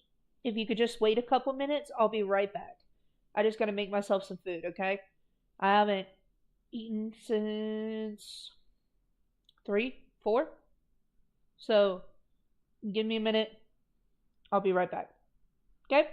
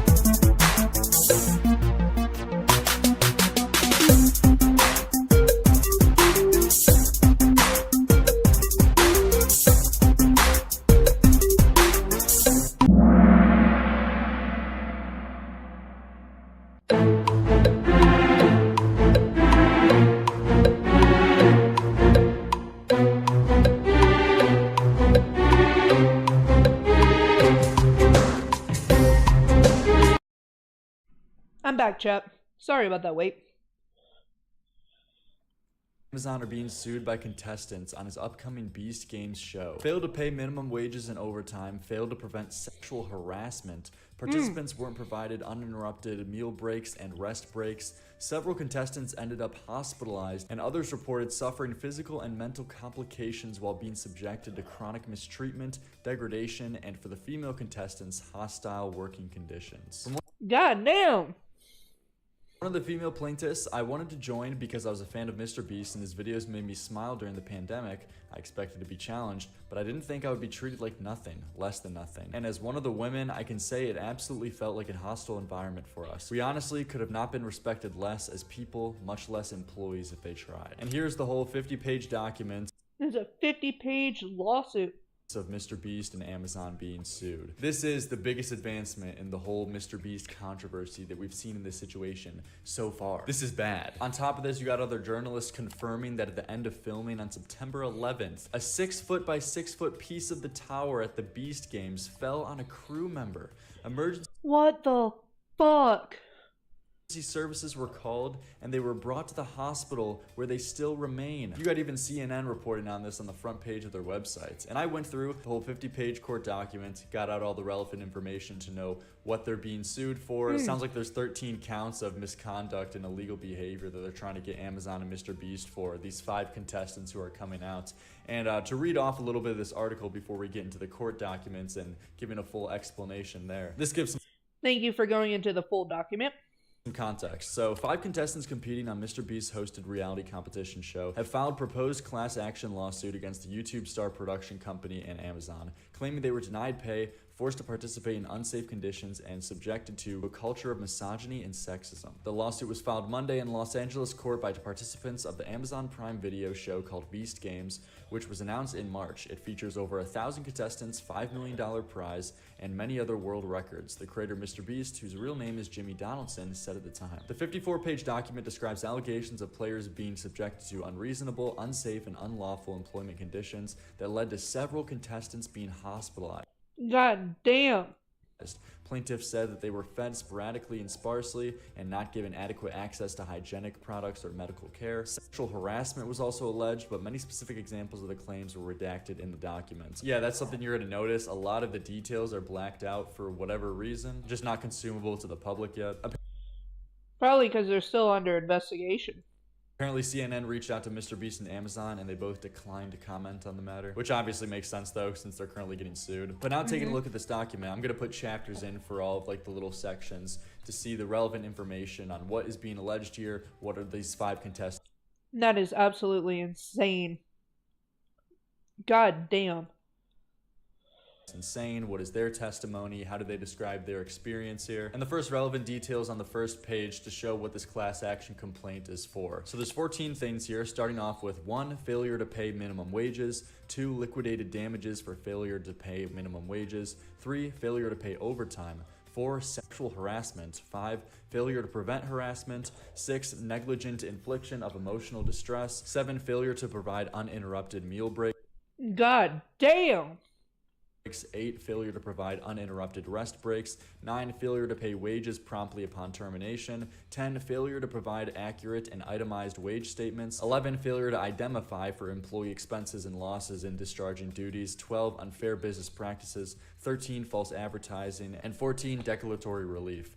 Now, those speak for themselves. Some other things are going to be needing explanations, but Jesus, they're trying to get Amazon and Mr. Beast on.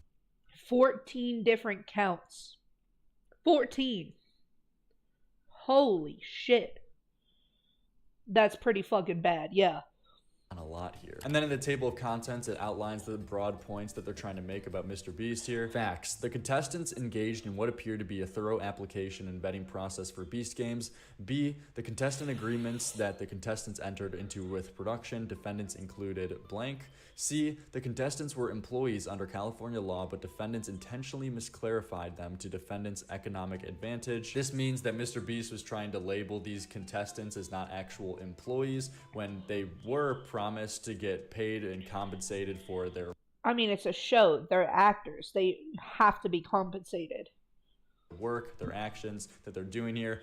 The one important detail that stuck out to me when reading this is that these people weren't just contestants, they were already promised money for their work here. So they're employees with the chance of earning some more prize money. But already on the face of it, they are promised money. The contestants were not volunteers. The contestants were promised and received compensation in exchange for the services. The contestants had no autonomy. Defendants exercised complete control. That one's a little bit weird there, but the contestants performed work that... I mean, we have, in the New York Times, they were talking about that Jimmy instructed them to cheer when he got on the stage. And they were, and I quote, screaming at him, at the sky like he was God. That was in the usual course and scope of defendants' businesses. The contestants are not customarily engaged in an independently established business of the same nature as the work performed for defendants. D, defendants misclarified the contestants blank to avoid their employment obligations under California law and to wrongfully receive unearned tax credits from Nevada. E, defendants required the contestants to sign an unconscionable agreement with illegal and unenforceable terms. Damn. F, defendants failed to provide a safe and a healthful place of employment to the particular and collective detriment of the female contestants who suffered sexual harassment. 1. Purported How to Succeed in Mr. Beast Production Handbook. The handbook. We went over the handbook. That's the one thing that Rosanna Pansino was correct about, was the handbook. We went over it in part 1. That is the only thing that she has credible evidence to back up, is because this lawsuit also mentions it. Well, no, he just gives no Fs. He doesn't. Book states that it's okay for the boys to be childish, and if talent wants to draw a dick on the whiteboard in the video or do something stupid, let them. Really do everything you can to empower the boys when filming and help them make content. Help them be idiots. 2. Helping the boys make content apparently translated to... a lot of stuff is blanked out here. I don't know why that would be blanked out. Maybe it has something to do with a specific person's experience they don't want public yet or something. Beast Games created hostile conditions where women were forced to endure the severe embarrassment and unfair disadvantage of blank. G, defendants made multiple false statements to the contestants in connection with Beast Games prior to the start of the competition. 1, defendants falsely advertised that the competition would have 1,000 contestants blank, and this cut the odds of winning blank of what was originally advertised. So, I'm going to guess, because the New York Times covered it, that they were talking about that there were double the contestants. 2, defendants misrepresented that blank. H, the Beast Games production was so void of standards of reasonable care that Mr. Beast, trademark, allegedly offered to cover the contestants' therapy. Next is the causes of action, the 13 counts they're trying to get them on. The next relevant part was on page 3, saying defendants further relied on the misclarification as a false justification to avoid payment employment taxes and to spare the production costs of implementing various employment protections required under California law. More just talking about misclassifying these employees as not genuine ones and finding this loophole so he doesn't have to pay the employment taxes, as well as getting away with apparently not... Damn.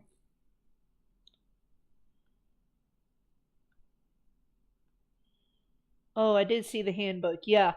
The handbook was credible because it was mentioned in this lawsuit. So it wasn't just Rosanna talking up her ass. And we went through it. So, yeah. Paying minimum wage. It says including minimum wages, overtime, mandatory meal and rest breaks, workers' compensation and benefits, itemized wage statements, and timely payment of wages and reimbursements, among other things. Seems like by not labeling them as employees, he was trying to get out of doing stuff like this. 10, defendants then subjected the contestants to unreasonable, unsafe, and unlawful employment conditions on blank. Defendants began the Beast Games by blank, where the contestants were held under strict control and surveillance for days on end. A lot is blanked here. 11, during the Beast Beast Games engagement, the on-set production staff maintained the strictest control over contestants, blank, denying them of all privacy and access to the outside world. The contestants were fed sporadically and sparsely. They were not given adequate access to hygienic products or medical care. The New York Times reported that over a dozen people who participated in the first installment of Beast Games said they had not received adequate food or medical care, and that some competitors had suffered injuries from the physical challenges. The female contestants particularly and collectively suffered as a result of the defendants' actions. The Beast Games work environment systematically fostered a culture of misogyny and sexism where production staff did nothing while...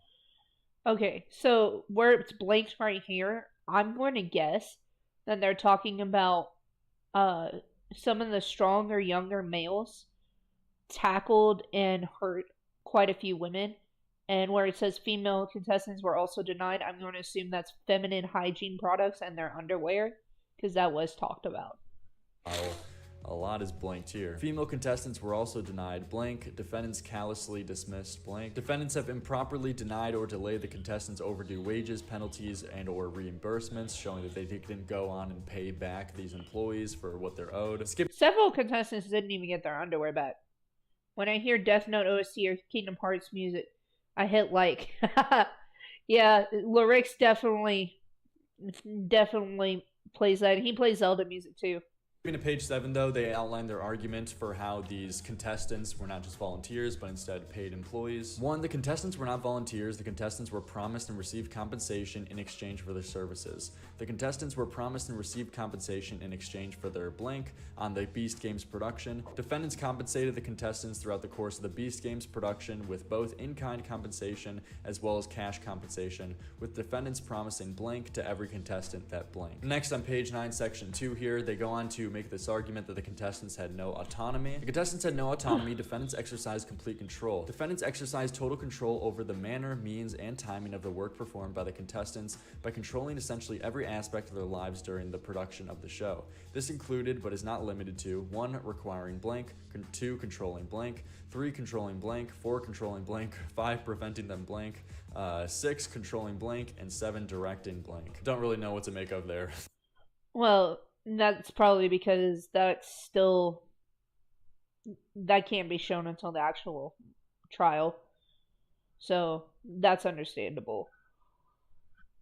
There's just not enough detail. Defendants failed to provide a safe and healthful place of employment to the particular and collective detriment of the female contestants who suffered sexual harassment. So this is detailing the sexual harassment side of things. Production defendants also failed to provide a safe and healthful place to work in violation of Labor Code Section 6300, including but is not limited to sections whatever, and as well as Government Code whatever. Production defendants created working conditions that jeopardize the safety of workers, including by not providing sufficient food or drink, taking away their access to blank, not having adequate medical staff on site, and not providing reasonable medical care, forcing them not to sleep, and forcing them to participate in games that unreasonably risked physical and mental injury. Production defendants additionally created a toxic and hostile work environment for, in particular, the female contestants who suffered blank, as well as sexual harassment throughout the production. As more fully detailed below, which was not only noticed but allowed and even blank by the production defendants. I assume this is means, I don't want to speculate too hard, but potentially engaged in? That's what's being blanked out here, because not only was it noticed, but allowed and even engaged in by the production defendants. And people are, and right here up ahead, it says who suffered blank. This has to get blanked out, but though they will mention sexual harassment, maybe this is sexual assault. And apparently this was allowed because of marching orders from the top. Jesus. The next section goes on to explain more of the details. Yeah, so there is a lot of shit coming out. It's wild how much of they signed the terms and conditions they could get away with. I think Disney just got away with a form of malpractice murder from a TNC of a man signed years ago. Yeah, I remember hearing about that. This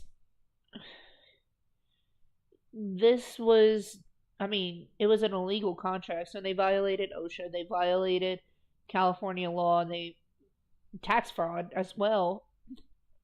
And it looks like there are actual sexual harassment allegations. Maybe we don't know who specifically they're referring to in the defendants, but it's in the production crew. Could be referring to Canada Productions, but also could be somebody in the Las Vegas crew. All the stuff we read earlier of the quotes of it's okay for boys to be childish, and if talent wants to draw a dick on the whiteboard, like, let them. Helping the boys make content apparently translated to blank. The apparent Mr. Beast ethos of helping the boys be idiots seemed to pave the way for production staff to allow blank. On information and belief blank, contestants 4 and 5's experience, as further detailed below, corroborate these reports. While the production staff initially stated blank, contestant 4 and 5's experience, as further detailed below, corroborate these reports. Upon information and belief, production defendants knew or should have known about this behavior. Additionally, defendants knew or should have known blank because it's in their own employment handbook, as detailed above, laid the groundwork for this collective sexual harassment and sexual harassment against female employees. Contestants 4 and 5 witnessed, so it goes on to show some kind of witness testimony of something going on. By refusing to intervene blank, production defendants created, permitted to exist, and fostered a culture and pattern and practice of sexual harassment, including in the form of a hostile work environment where blank. 3. Beast Games Jesus. Created hostile conditions where women were forced to endure the severe embarrassment and unfair disadvantage of blank. Defendants appeared to take no steps during the course of the production to address blank. At all relevant times on information and belief, defendants management up to and including senior management and ownership had actual and or constructive notice that the violence and sexual harassment detailed herein was occurring within the workplace. So it's showing that people even knew at the top that this was happening. This next section goes to talk about the false advertisement and false statements and claims that were being made about this Beast Games, which it goes a little bit to talk about like 1,000 contestants would be competing for a $5 million prize, but apparently like if you won, it wouldn't actually be a $5 million prize, but instead it would be a lower amount of money and cut into like little shares. Some people are saying that they felt misled about their odds of winning here, but the more important section that I saw was that the defendants misrepresented that reasonable meal needs would be met. The Beast Games production represented in the Beast Games rules packet that the blank would be provided by defendants. Defendants failed to mention, however, that these blank, if they could be called that, would be infrequently provided and insufficient in the number of calories in each meal, where plaintiffs allege by way of example, blank. So yeah, it sounds like they're just not feeding them nearly enough food on what is necessary to engage. Starving them and letting them engage in such strenuous activity. That could create conflicts because my nephew really looks up to Mr. Beast. I would not bring this stuff up to your nephew until the trial is over. Until the lawsuit has been dismissed. I don't want to hurt a small child with the information that I'm presenting, you know? But for the adults, they need to be aware. Does that make sense? Like, I know that Mr. Beast's target audience is kids. I feel like it would be better once the news breaks out about it. Like, I would feel a lot more comfortable with you having that discussion. Children practically idolize Mr. Beast, so it's wild that like fans. Who knows, his children fans can be diehard fans for all we know. I don't know, and they may not care. It's a scary thought. Because kids don't understand this level of stuff. That's kind of why I'm like, don't talk to your nephew about it until, you know, the lawsuit has been finalized. I don't want the kid to kind of have his dreams and get a reality shattered. His or her. Well, nephew, so his. Right, but he's on YouTube, so it's going to be brought up to him. Fair enough. Fair enough. I would say show him the lyrics videos, if anything. If you really feel like it's just easier to do it since he's on YouTube, it would probably be better to like show him lyrics. Because lyrics is a journalist and he tries to be fair on all sides.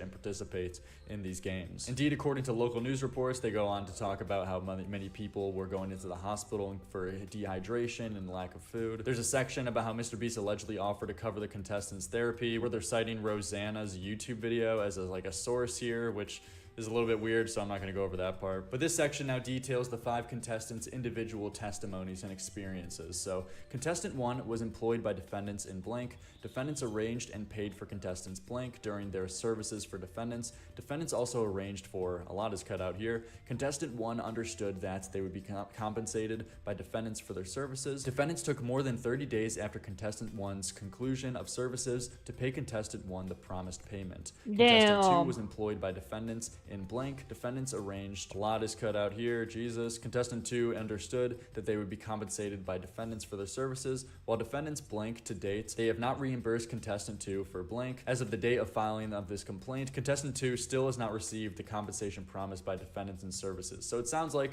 for at least what I could see, the 2 contestants so far have problems with not being reimbursed on time with contestant 1, and with contestant 2, it sounds like they haven't been reimbursed at all, or at least not the compensation. Contestant 1, it sounds like he was reimbursed a month later, and contestant 2 hasn't been reimbursed at all, but maybe I'm reading that wrong. That was promised to them. Contestant 3 was employed by defendants in blank. Defendants arranged, all of that is cut out.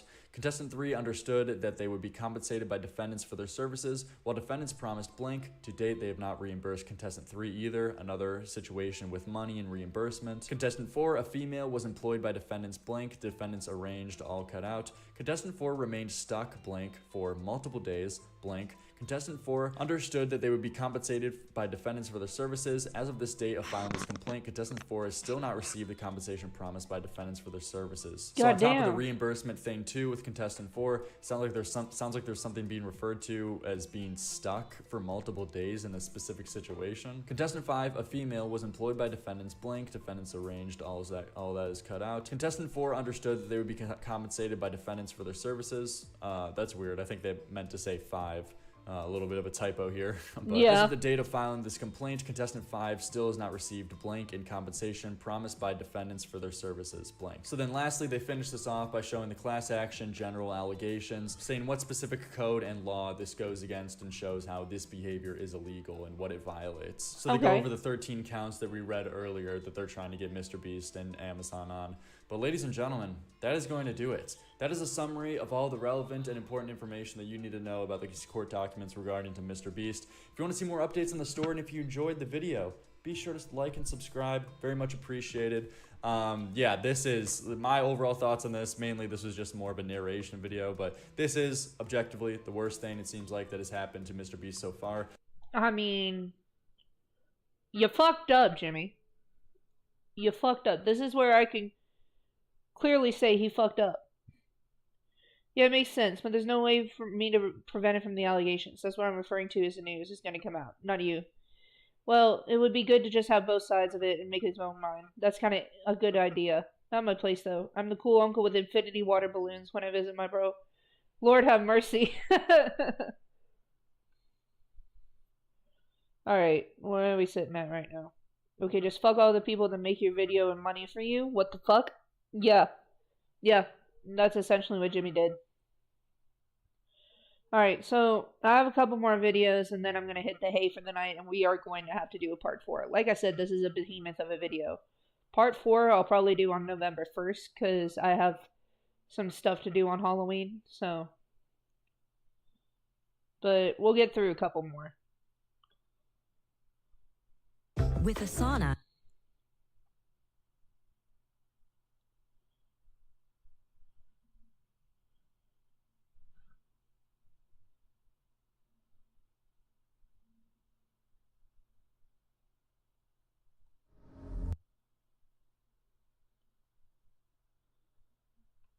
New Mr.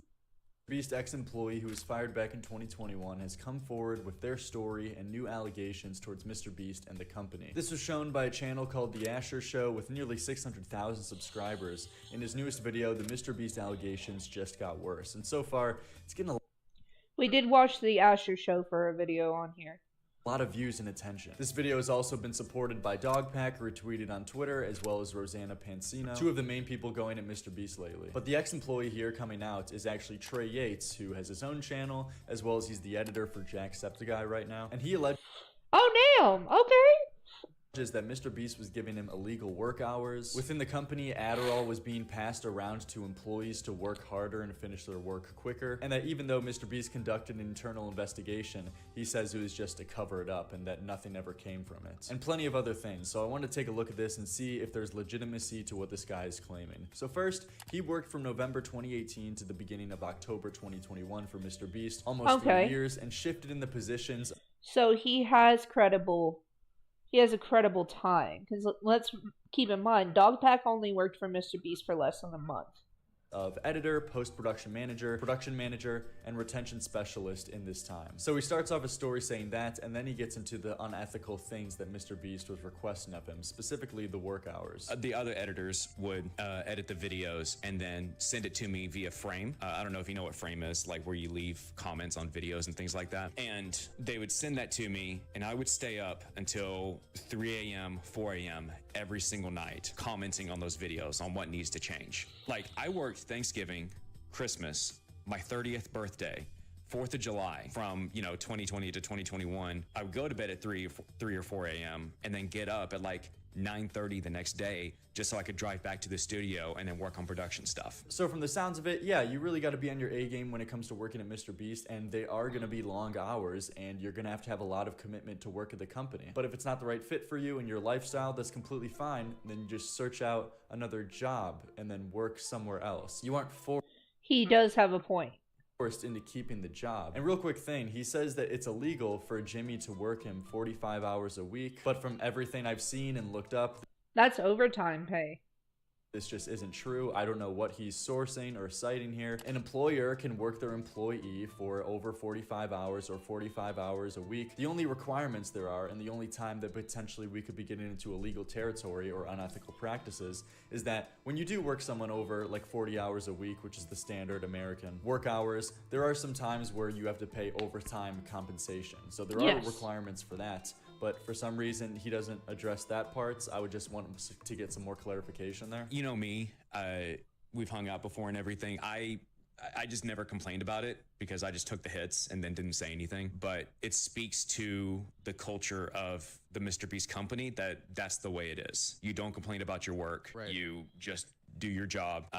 Don't report it to Jimmy because Jimmy doesn't care.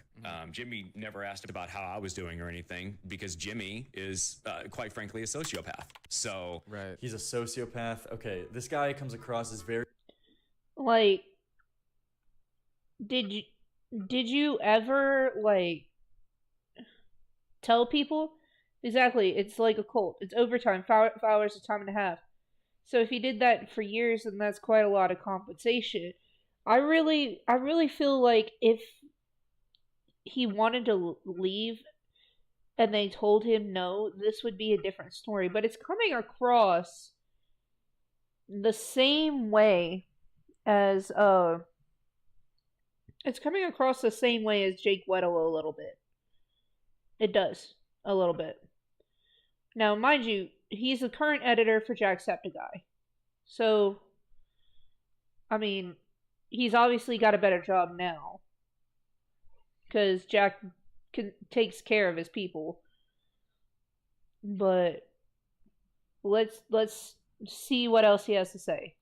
Very vindictive towards Mr. Beast and has a huge bias, which unfortunately does hurt his testimony because it puts his words into question and what he's saying about Mr. Beast into question if already he has such a big bias about him. And also, I don't get the weird line of saying that the CEO of the company, the boss, should check in on like my mental health and should check in how I'm doing, ask me how I'm doing.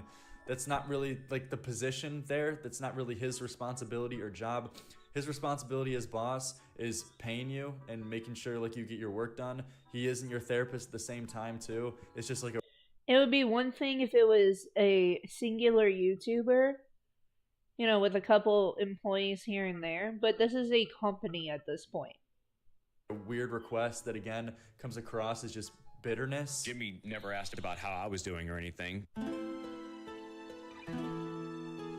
it's unfortunate because with people like this coming out, it muddies up the stories of genuine real victims and genuine real critiques and stories that you can have about Mr. Beast. So far, I don't really see any wrongdoing or a big deal here. If he wants to hang out with you, it's definitely going to be money centric. It's definitely going to be how he can benefit from you. Nothing is ever like, let's just have a good time, watch a movie or something. He's always going to be talking about work. He's always going to be wanting you to do something productive. Earth-shattering news. My boss only wants to talk about work with me, and the employees that he's paying a yearly salary to, he wants them to be productive. Here's my story. Dude, my boss never just wants to have hangout sessions with me, watch TED 2, sit down and watch a movie. He always, for some reason, wants me to be productive and to, like, work for him. It's weird. I kept on telling. Yeah, no, why can't you just quit? Besides, you do, like, it's really hard when you get a CEO and a VP, but it's so suspect that they're all YouTubers. Exactly.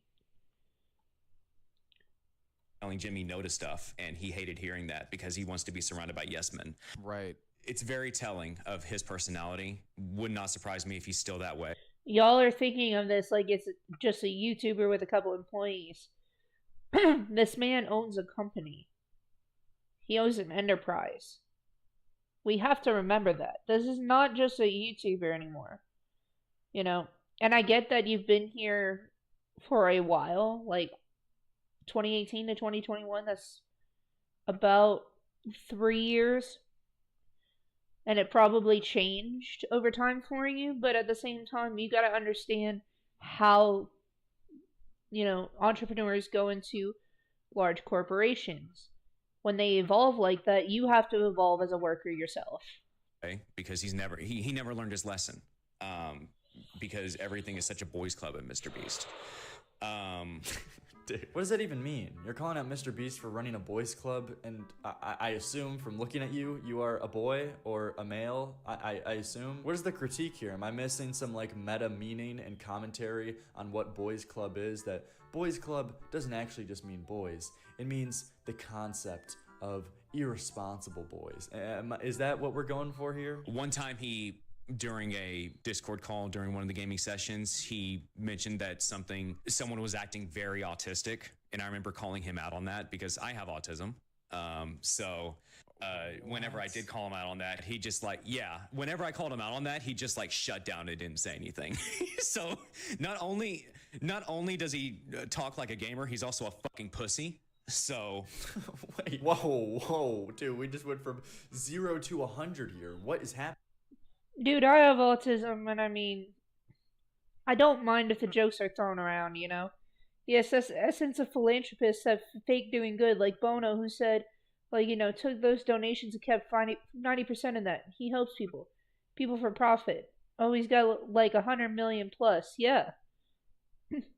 Also, the 0 to 100 thing, like, I'm autistic. I don't mind if people throw autistic jokes around. I call people retarded all the time. But that's just me. I mean, I understand I'll get flack from it, and if you don't like that I say that, I mean, at the same time, I wouldn't say it if I wasn't, you know, autistic. I really don't understand why this is a big deal, but maybe it's just because, you know, I'm not... I don't want to say I'm not as woke as some people. Like, I'm non-binary, I'm autistic, da-da-da-da-da, but I guess I have a different mentality about it. So you, Mr. Beast, and a couple of guys were playing a game together, and Mr. Beast was saying, dude, you're acting so autistic. And you make a big stance about this. You say, dude, don't say that. I'm autistic. Don't insult someone else by saying that they're being autistic. Okay, you know what? If you want to have that standard for yourself, sure, that's fine. A lot of people would call that cringe, but regardless, if that's the way you want to live your life, and if you want to call out other people for doing that, that's your prerogative. But in the same breath, how are you gonna insult Mr. Beast by calling him a fucking pussy when you got mad at him for calling someone else autistic? Fucking pussy? You're gonna use a female's genitalia as a way to insult the way someone else is acting? Like, it's just like completely contradicting here. You can't in one breath get mad at someone for saying that they're being autistic and then use pussy as a way to insult Jimmy. He then goes on to tell— Exactly. You have a very good point, Lyrics. The story how he was fired, though. I'll go ahead and tell you this story, the reason why I was laid off. Early October 2020, we posted a video. It might have been late September, I can't remember. We posted a video that was a Ubisoft partnership video for a Far Cry 6 sponsor. With the gaming channel, everything was a challenge video, but how do you make a challenge video out of fucking Far Cry 6? It was this video, first to raid island wins $100,000. We posted it, and Jimmy put me on a group call with the other leads at Horizontal. He was fucking furious about it because like it started tanking just so much. So this guy was having difficulty putting together a good video for one of the Mr. Beast, it sounds like gaming channels or whatever, and because he found it hard to make a challenge in Far Cry 6 or whatever. So he was having problems, and then eventually once they put together the final product, they uploaded it, and it severely underperformed. And obviously, being the boss, seeing that an employee has underperformed, Mr. Beast wasn't happy. So he got on call and chewing out his employee for doing a bad job. And this guy decides in the same conversation that he's getting chewed out for messing something up in his job, he decides to request for less hours and saying that he's actually going to work less. And he was just like, why do we post this, blah, blah, blah. Every video needs the best video possible. Trade, this is all your fault. This is all your fault for posting a cringe video. We need to work more hours. We need to do this. We need to do that. And it was during that call that I was like, Jimmy, I'm not working more than 45 hours anymore. I'm not working Saturdays and Sundays anymore. I will continue working for you, but I'm not doing that. And he paused and he was like taken aback. And he was like, oh, I didn't know you felt that way, which is, how do you say that? Like the average work week for an American is 40 hours a week. How are you going to say that to me? After that call, that lead called me and he was just like, sorry, we got to let you go. I was crushed too. I was just like, I mean, what can be, we can change things. Like what can be done to change this? And he's just like, I'm sorry, that's just the way it has to be. Yeah, I'm sorry, but is this not the most predictable firing that you've ever seen? This is normal in the American work environment. My brother said I couldn't say retarded, and I was like, bro, it's a medical term, you know, because you're a PA. I mean, it's retarded, like slowing the process of things. He does have good points, yeah. I normally use the word retarded when I call somebody out for doing something stupid. You don't have to be autistic to do something retarded.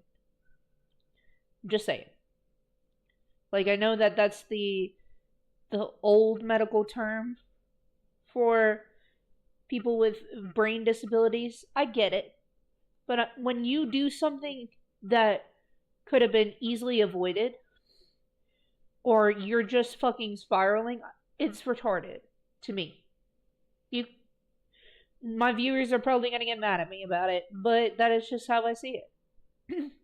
In your life, in the same call that you were getting chewed out for not doing a good job at your work, you decided it would be the grand time to say that, hey, I'm not actually going to work harder, Mr. Beast. I'm going to work less at this job. Most surprising firing I've ever seen in my life. And listen how offended and aggressive he is talking about this. And Jimmy even had the fucking odd.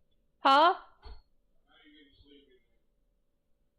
I got one more video and then I'm coming to bed. I got one more video after this one and then I'm coming to bed. Getting eepy, yes. I'm getting very eepy. Yeah. Yeah.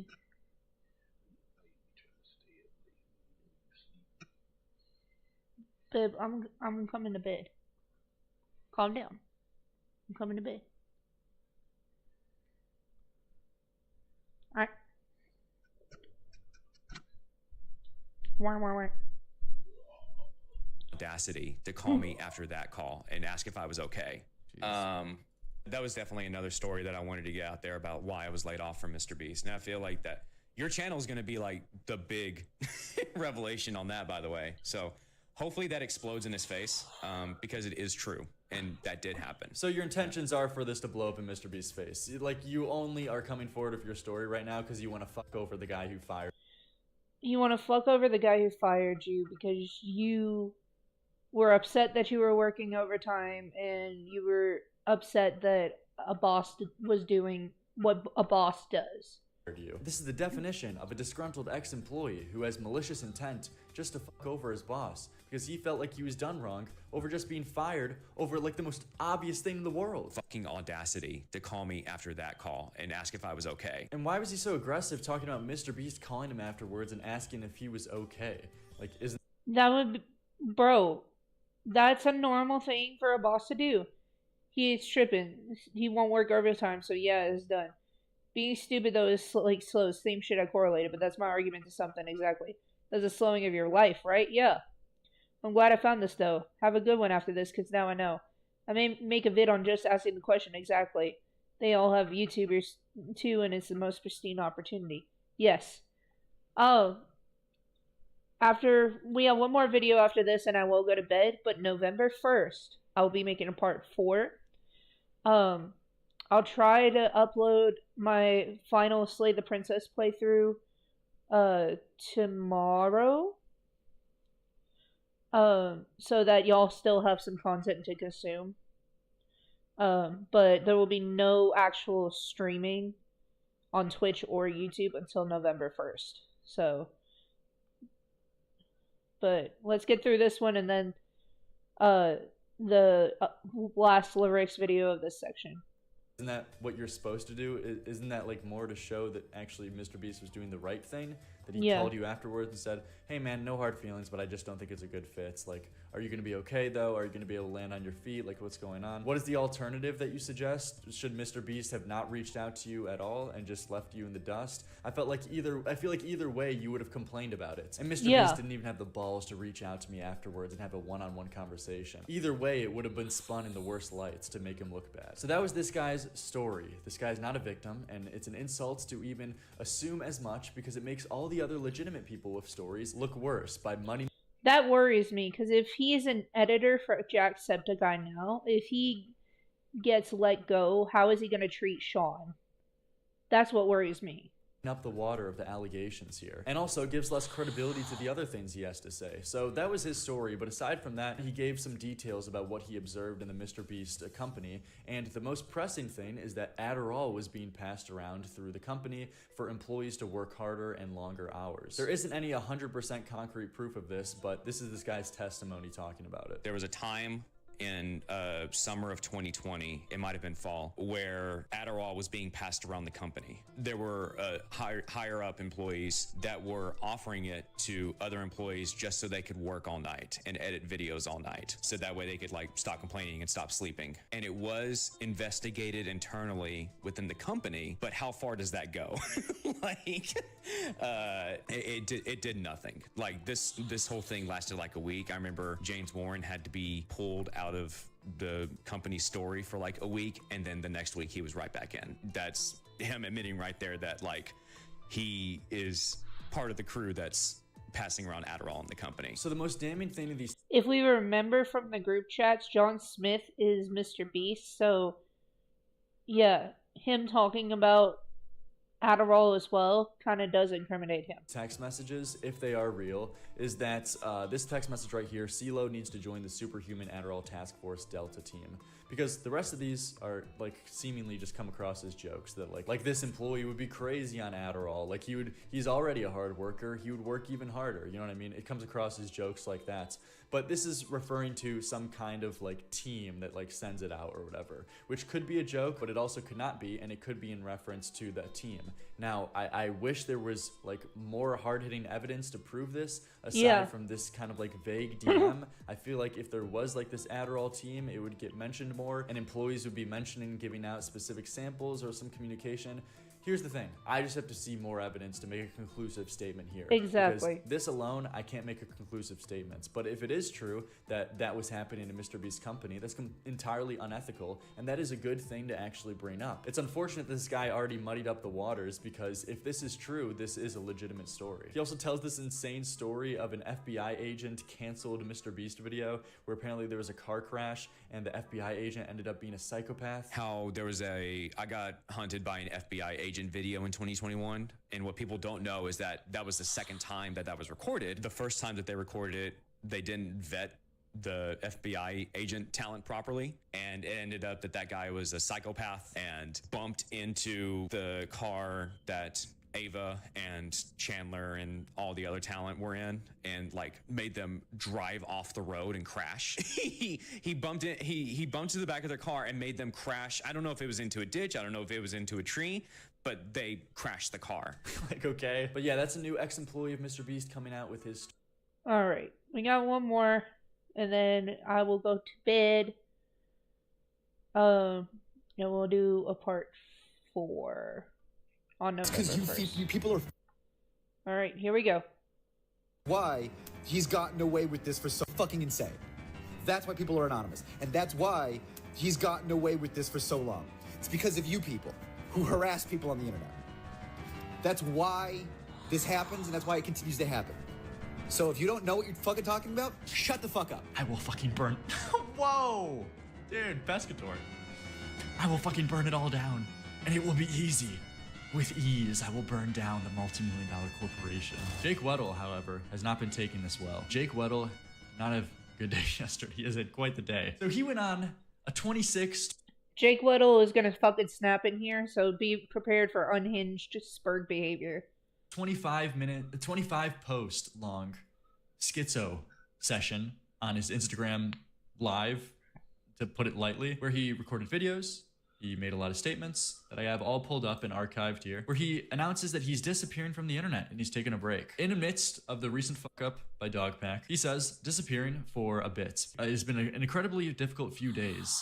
As more stuff comes out, the more I am subjected to people picking apart my testimony, discrediting me, lying about me, using my trauma for clout, comments, emails, DMs, a leaked phone number.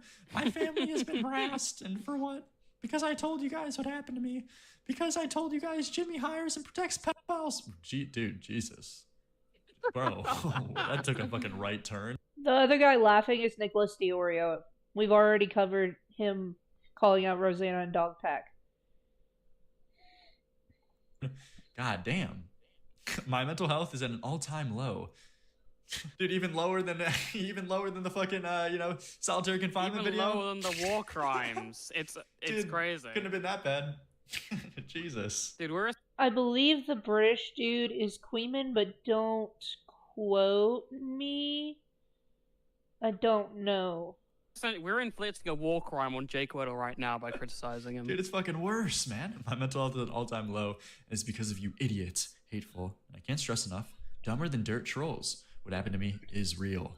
You don't get PTSD over nothing. You weren't there. I was. Which makes me more informed. You're the only one there. It was solitary confinement. Yeah. Period. I'm the only one who has any authority over this story, and you are either a child or a sweaty edgelord dipshit. Go fuck yourself. Go fuck yourself. Go fuck yourself. Go fuck yourself. Go up to a rape victim and tell them it's their fault next. Okay. Whoa! Whoa! Dude, now this guy's comparing his story to someone who got raped? Dude, this guy is going off the deep end. Oh, wait. That's exactly what Jimmy's fans do to the numerous allegations coming out from employees, contestants, you name it. Regular uploads, ugly duck workshops, podcast streaming, all picking up back next week. Taking some time to get my mental health back up, despite Mr. Beast fans doing their best to kill me. But before I go, let me spell it out for you real slow, so you can have it spoon-fed to you. Allegations, faking videos, illegal lotteries, illegal giveaways. Man, this is a last-ditch effort I've ever seen one. Man, this guy is desperate. Legal giveaways, SA from multiple employees, covering up all the SA, hush money, promoting gambling to kids, hiring pedophiles, oh boy, hiding pedophiles. Jimmy was in the Discord and lied about it. Is that true? Did he lie about that? I don't remember that. I have no idea. Yeah. He loved that one poster. Wait, the Shadman one? What the fuck? Whoa. The Shadman one? Dude, that is awesome. Dude, huge. That's awesome. Hello? Tactical lawsuit incoming, dude. That's what I'm saying. New Mr. Beast video. We fucking sued this guy into the ground. $1 lawyer, James Weddles, versus my $1 million lawyer. We're gonna fuck this guy. We created a lawsuit and made 100 new homeless people. That is a crazy statement, though. Jesus. Holy shit, loving dude. that one poster. Unsafe working conditions, unethical business practices. His philanthropy is shit. Dude, bro. This This is, I don't know. I feel like, dude, even for Jake Weddle, I'm kind of getting caught off guard right now. He's just going unhinged. He is losing his fucking mind. Oh man. We're trying to figure that out right now. You kind of came in almost 4 hours late. This is part 3 in the series. I'd have to do a part 4. But the things that we are confirmed to know right now is that Ava Chris Tyson was grooming minors and sexually assaulted a trans woman. We are confirmed that Jake the Viking, a member of the team, his brother-in-law Delaware was also on the team, and he was a registered predator and offender. And we have confirmed that the Lunchley brand has mold in it, and also that Logan Paul, a member of the Lunchley group, including Mr. Beast and KSI, is being sued for lead in his Prime drinks. We also have confirmed that the Beast Games is being sued for starvation, for people being injured on set, for the production crew allowing all sorts of harassment, denying medications, and denying medical attention. Canada Productions, who's working on the Canada episode of Beast Games, also apparently R-worded a girl who was a competitor in the Beast Games. So we have that. So Jimmy is being sued for quite a bit. We also have proof that Mr. Beast was in the Discord chats with Ava Tyson when she was being sexually inappropriate with minors. And there's still some more that we need to get into. That's all we have confirmed right now. We don't know if Mr. Beast, Jimmy Donaldson himself, has done anything. But we're looking at it with nuance and fairness on all sides. And we just have to keep that in mind. This is part 3. So we'll have to do a part 4 probably on November 1st. Because I'm doing stuff tomorrow, so I won't be here to stream on Twitch or YouTube. His philanthropy is shit, makes no impact. What? And is basically money laundering? What? Bro! You know what? Dude, shout out to Jake Weddle. This is amazing content. Thank you. Absolutely for giving people unhinged. like me and everything. The last nail in the coffin to discredit you entirely. Thank you. Also, we also know Dogpack 404 and Rosanna Pansino were lying about a lot of shit. They're not doing research whatsoever. Thank you. Thank you for just giving us the last piece of proof we need. Dude, he's money laundering. Don't believe me? Let's investigate. Let's get the police involved. Please? Pretty please? Taking money from deep conservative pockets? Peter Thiel, Feastables, TMCs, Philanthropy Channel is shady. Where's that money coming from? That guy that runs in? Why is there no info on him? James Warren is a list of allegations on his own. Jimmy being sexist, racist, playing favorites, creating a boys club, toxic work environment, giving random crazy bonus to everyone who kisses ass. The main cast, Tyler, higher-ups, and people I used to call friends. Jimmy's manipulating you. James Warren is a con artist. YouTube is complicit. Bro. Dude, Toastify. Are you seeing this shit? Yeah, this is I did not pre-read Oh, it's the British Jews Toastify. Okay. this. This is awesome. This guy should keep posting. Dude, don't take a break, dude. Come on. This is the best shit you fucking Do not uploaded take a thus mental far. health. Bro. Yeah, there's so much going on right now. Break. Do not take your mental health. It's not worth it. Dude, this is fucking amazing. Dude, like, honestly, it's not even just like Schizo posting about Mr. Beast. It's saying YouTube is complicit. Everyone mamamax, hello? is taking the money at the expense of the entire generation of impressionable. Am I retarded? Yeah, everyone else is Impressionable taking children? Mr. Beast's money. Yeah, dude. Actually, I wasn't gonna come on stream, but my Mr. Beast check bounced, but it came back recently, so we're fine. Let's say half of that's true. That's enough. Jail. Fucking jail. Want to know my opinion? It's all true. What? And it gets what worse. the fuck? But again, what do I know? I was just there and let go for not going along with it. And you don't know anything but the lies you ate up like it was chocolate made by child slaves. What? Is he calling out What are my Nestle? allegations? Nestle caught a diabolical stray in this fucking unhinged rant. Like, goddamn. A jump scare on this fucking drama. Cloud chasing? Let me check on chat right quick. It's so cringe. It really is. The low IQ, moron, brain dead, fucking stupidity. Jimmy was right. You guys are fucking stupid. Believe survivors. Investigate Beast. Investigate James Warren. And YouTube. Do something now before the mistake of putting him in front of and center. It destroys your entire platform. And if anyone threatens my family, it'll be an awkward reunion between me and my dad, I guess. Wait, is Dad not present in his life anymore? I'm shocked. Gonna clock that one. Yeah, dude. It colored me shocked. Wait, why is it? Wait, is this something else about his fucking dad? I don't know. I'm not fucking educated on this shit. Isn't he like? Oh, I bet, he's like, the pedophile. How could I forget? He's a pedo. Oh, dope. Dude, firm handshakes. You'll be meeting back up with him. Hopefully follow in the footsteps. All right, got it. Have I made myself clear? Fuck off.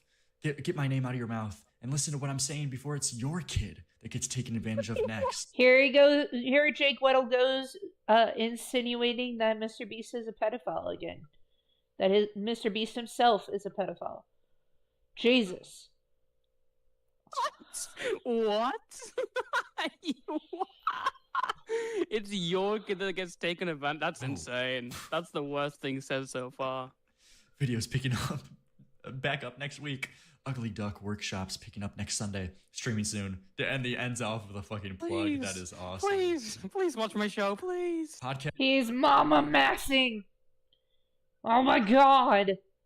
Yes, dropping. That will be amazing. Just had to put this out there. See you guys next week. Well, he's far from done. If I miss an allegation, drop it here. Your favorite allegation? Okay. Type something. Don't forget the ties to Russia, Russian oligarchs too. Oh yes, silly me. Wow.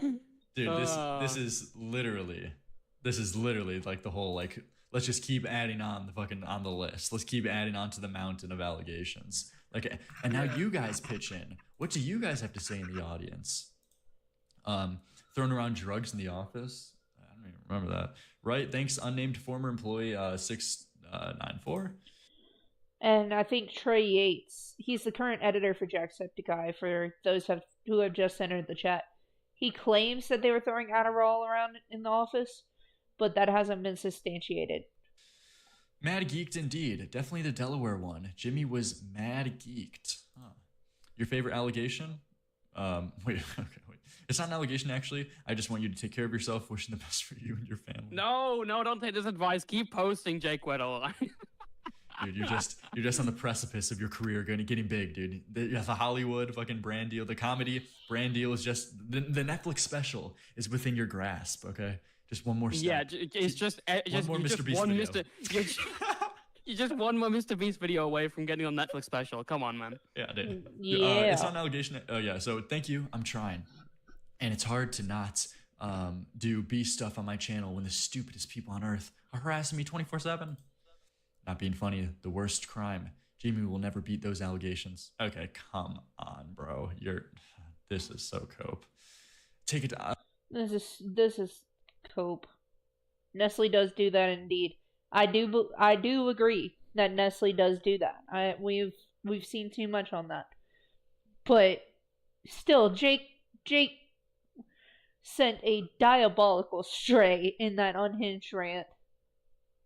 Take it on the guy who tried his best and still couldn't make him funny. Bro, you literally got fired from his company. Ties to Mormon Church, which also covers up SA? What? Yes. Yes, I was in the Mormon Church. I can concur on this. I can substantiate that. The Mormon Church does cover up SA. They cover up a lot of shit because it is a cult. I will give that. The Mormon Church covers up a lot. And And it's funny that that Jake mentions that, because the link to the employee handbook has a Mormon-themed email address tied to it, which is interesting to me. What? So just like the Mormon Church collective covers up sexual assault. Am I missing something here? Yes, multiple branches cover up SA. They don't talk about it. It's just like the Catholic Church when it comes to that. Just being honest. Is that literally what this person is saying here? Yeah. I've heard this That's going crazy. around. Dude, and also, Mr. Beast is Catholic. But it makes you wonder that, maybe he's a pedophile too, because there's a lot of pedophiles priests.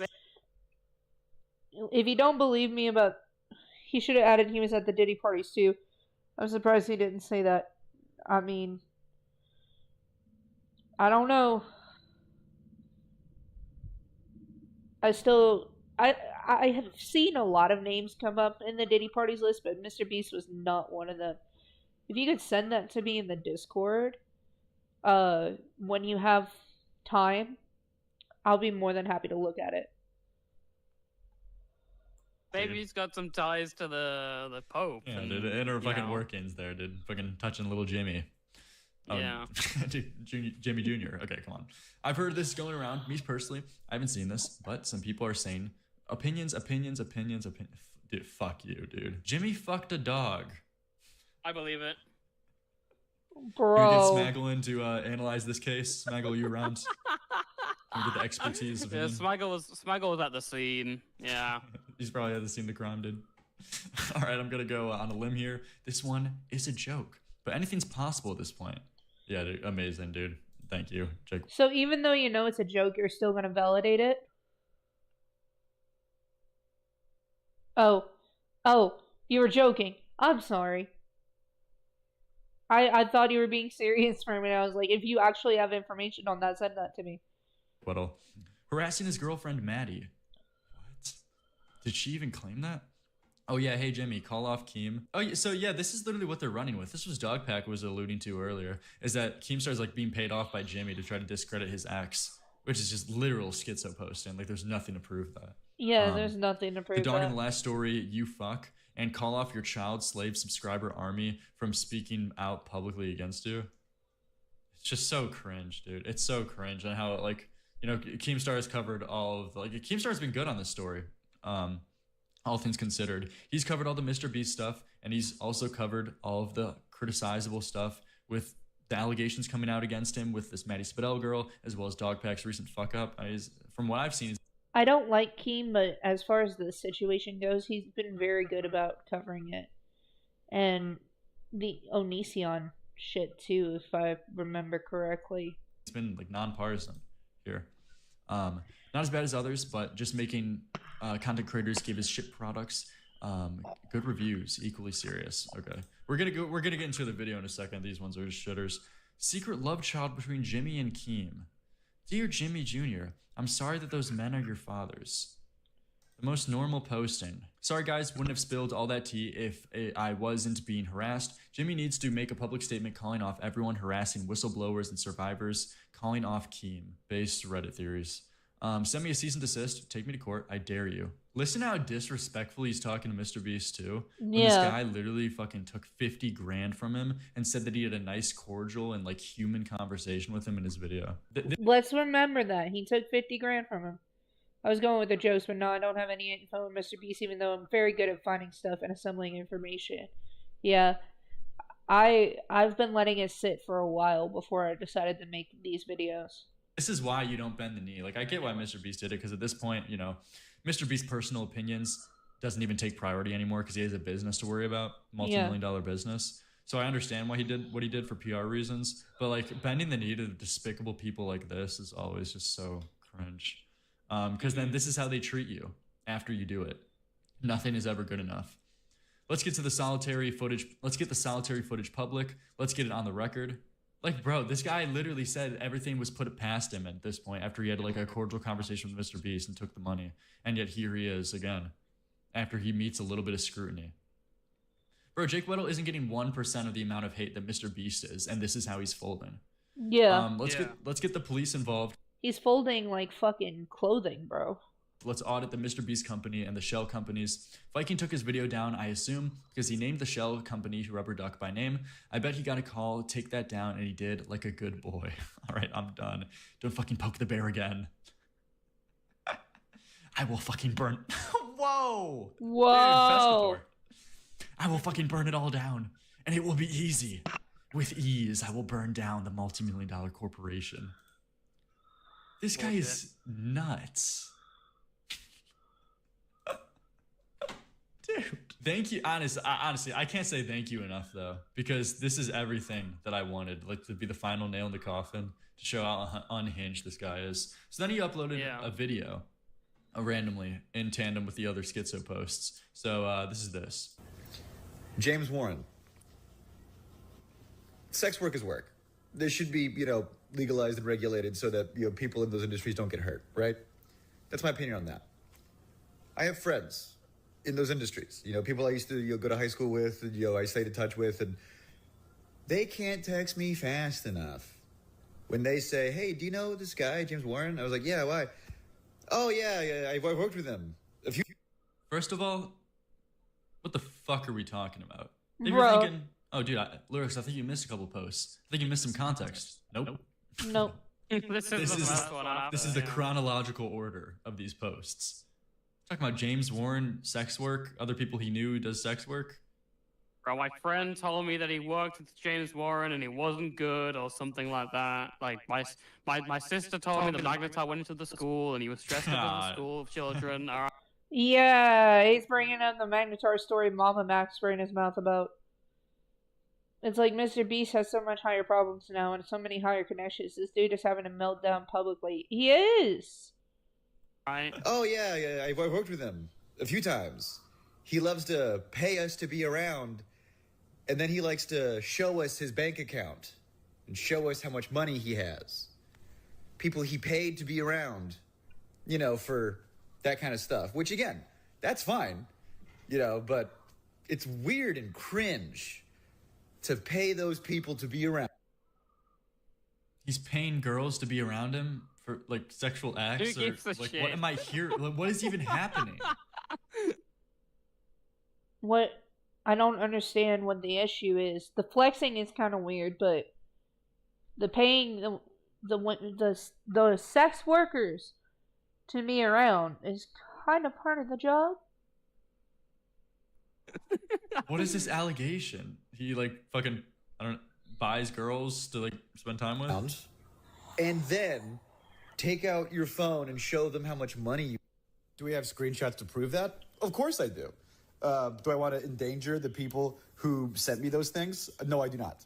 Because that's what's difficult about this. Is people don't come forward. And I trust Jake Weddle to be the correct vetter of information, if I wasn't trusting Dogpack to be a correct, conduit for information, to vet his sources, I'm definitely going to trust Jake Weddle. Because of you fucking trolls. Everyone is terrified to come forward. Oh, everyone's anonymous. That's because you people are fucking insane. That's why people are anonymous. And that's why he's gotten away with this for so long. Wait. You're fucking trolls. Bro, they're trolling on you because you fucking said you wouldn't take the money and you took the money. It's because of you people who harass people on the internet. That's why this happens and that's why it continues to happen. So if you don't know what you're fucking talking about, shut the fuck up. Okay, I'm done. I'll be back when I'm back. Heart, kissy face. The number one rule: Cope and seeds, motherfucker. Don't rant about the haters. That's like the trolls. Get everything off the internet now, please. By the way, the previous post, I'll burn it down. I'll fucking burn down everything with me. I'll fucking set myself on fire if I have to. I'll self-humiliate. Okay, dude. So, yeah, that was him saying that. Then he comes back a couple hours later or so, and then makes this post. This came out 8 months ago. YouTube is shadow banning small creators talking about this. YouTube would rather keep all the money than protect users of the platform. Protect children. Oh man, dude. Mama Max coming back to YouTube must have just put something in the water. just like make people act this way. What is happening right now? YouTube is now like they love pedos and they fucking want to see children getting touched. Like this video probably just underperformed because it looks like shit. Yeah. Like what is this thumbnail? Mr. Beast is not. Do you know sometimes videos just underperform? Exactly. Like, sometimes you just get it like a dud and that's okay. I have plenty of duds in my channel. That's the game. Jake Weddle can't accept that yet. He's gonna have to learn that. He's gonna have to learn that the hard way. Well, from the looks of things, it's dying. Yeah. And then this was like the last post of relevance I think I saw. Blank just submitted your form contact. Message details: first name, email. Kill yourself, die, suffer, and get eternally felted. I hope someone kidnaps you and tortures you to death. You Weasley lying little grifter. Suck Jimmy's cock harder. He might give you another 50K. In order, N-word, Asian slur, N-word, N-word, and then cock. Dude. The horror. Bruh. Jake Weddle fucking went off the deep end.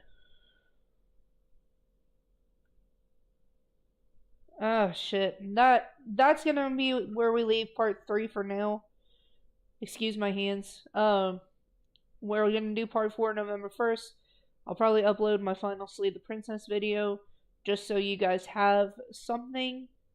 But we'll get into part 4 as soon as November 1st rolls around. But I appreciate you all for watching. Like it if you like it. Yeah, exactly. Like it if you like it. Dislike it if you dislike it. Give me criticism where needed in the comments below. And I will catch you guys in the next one. Peace.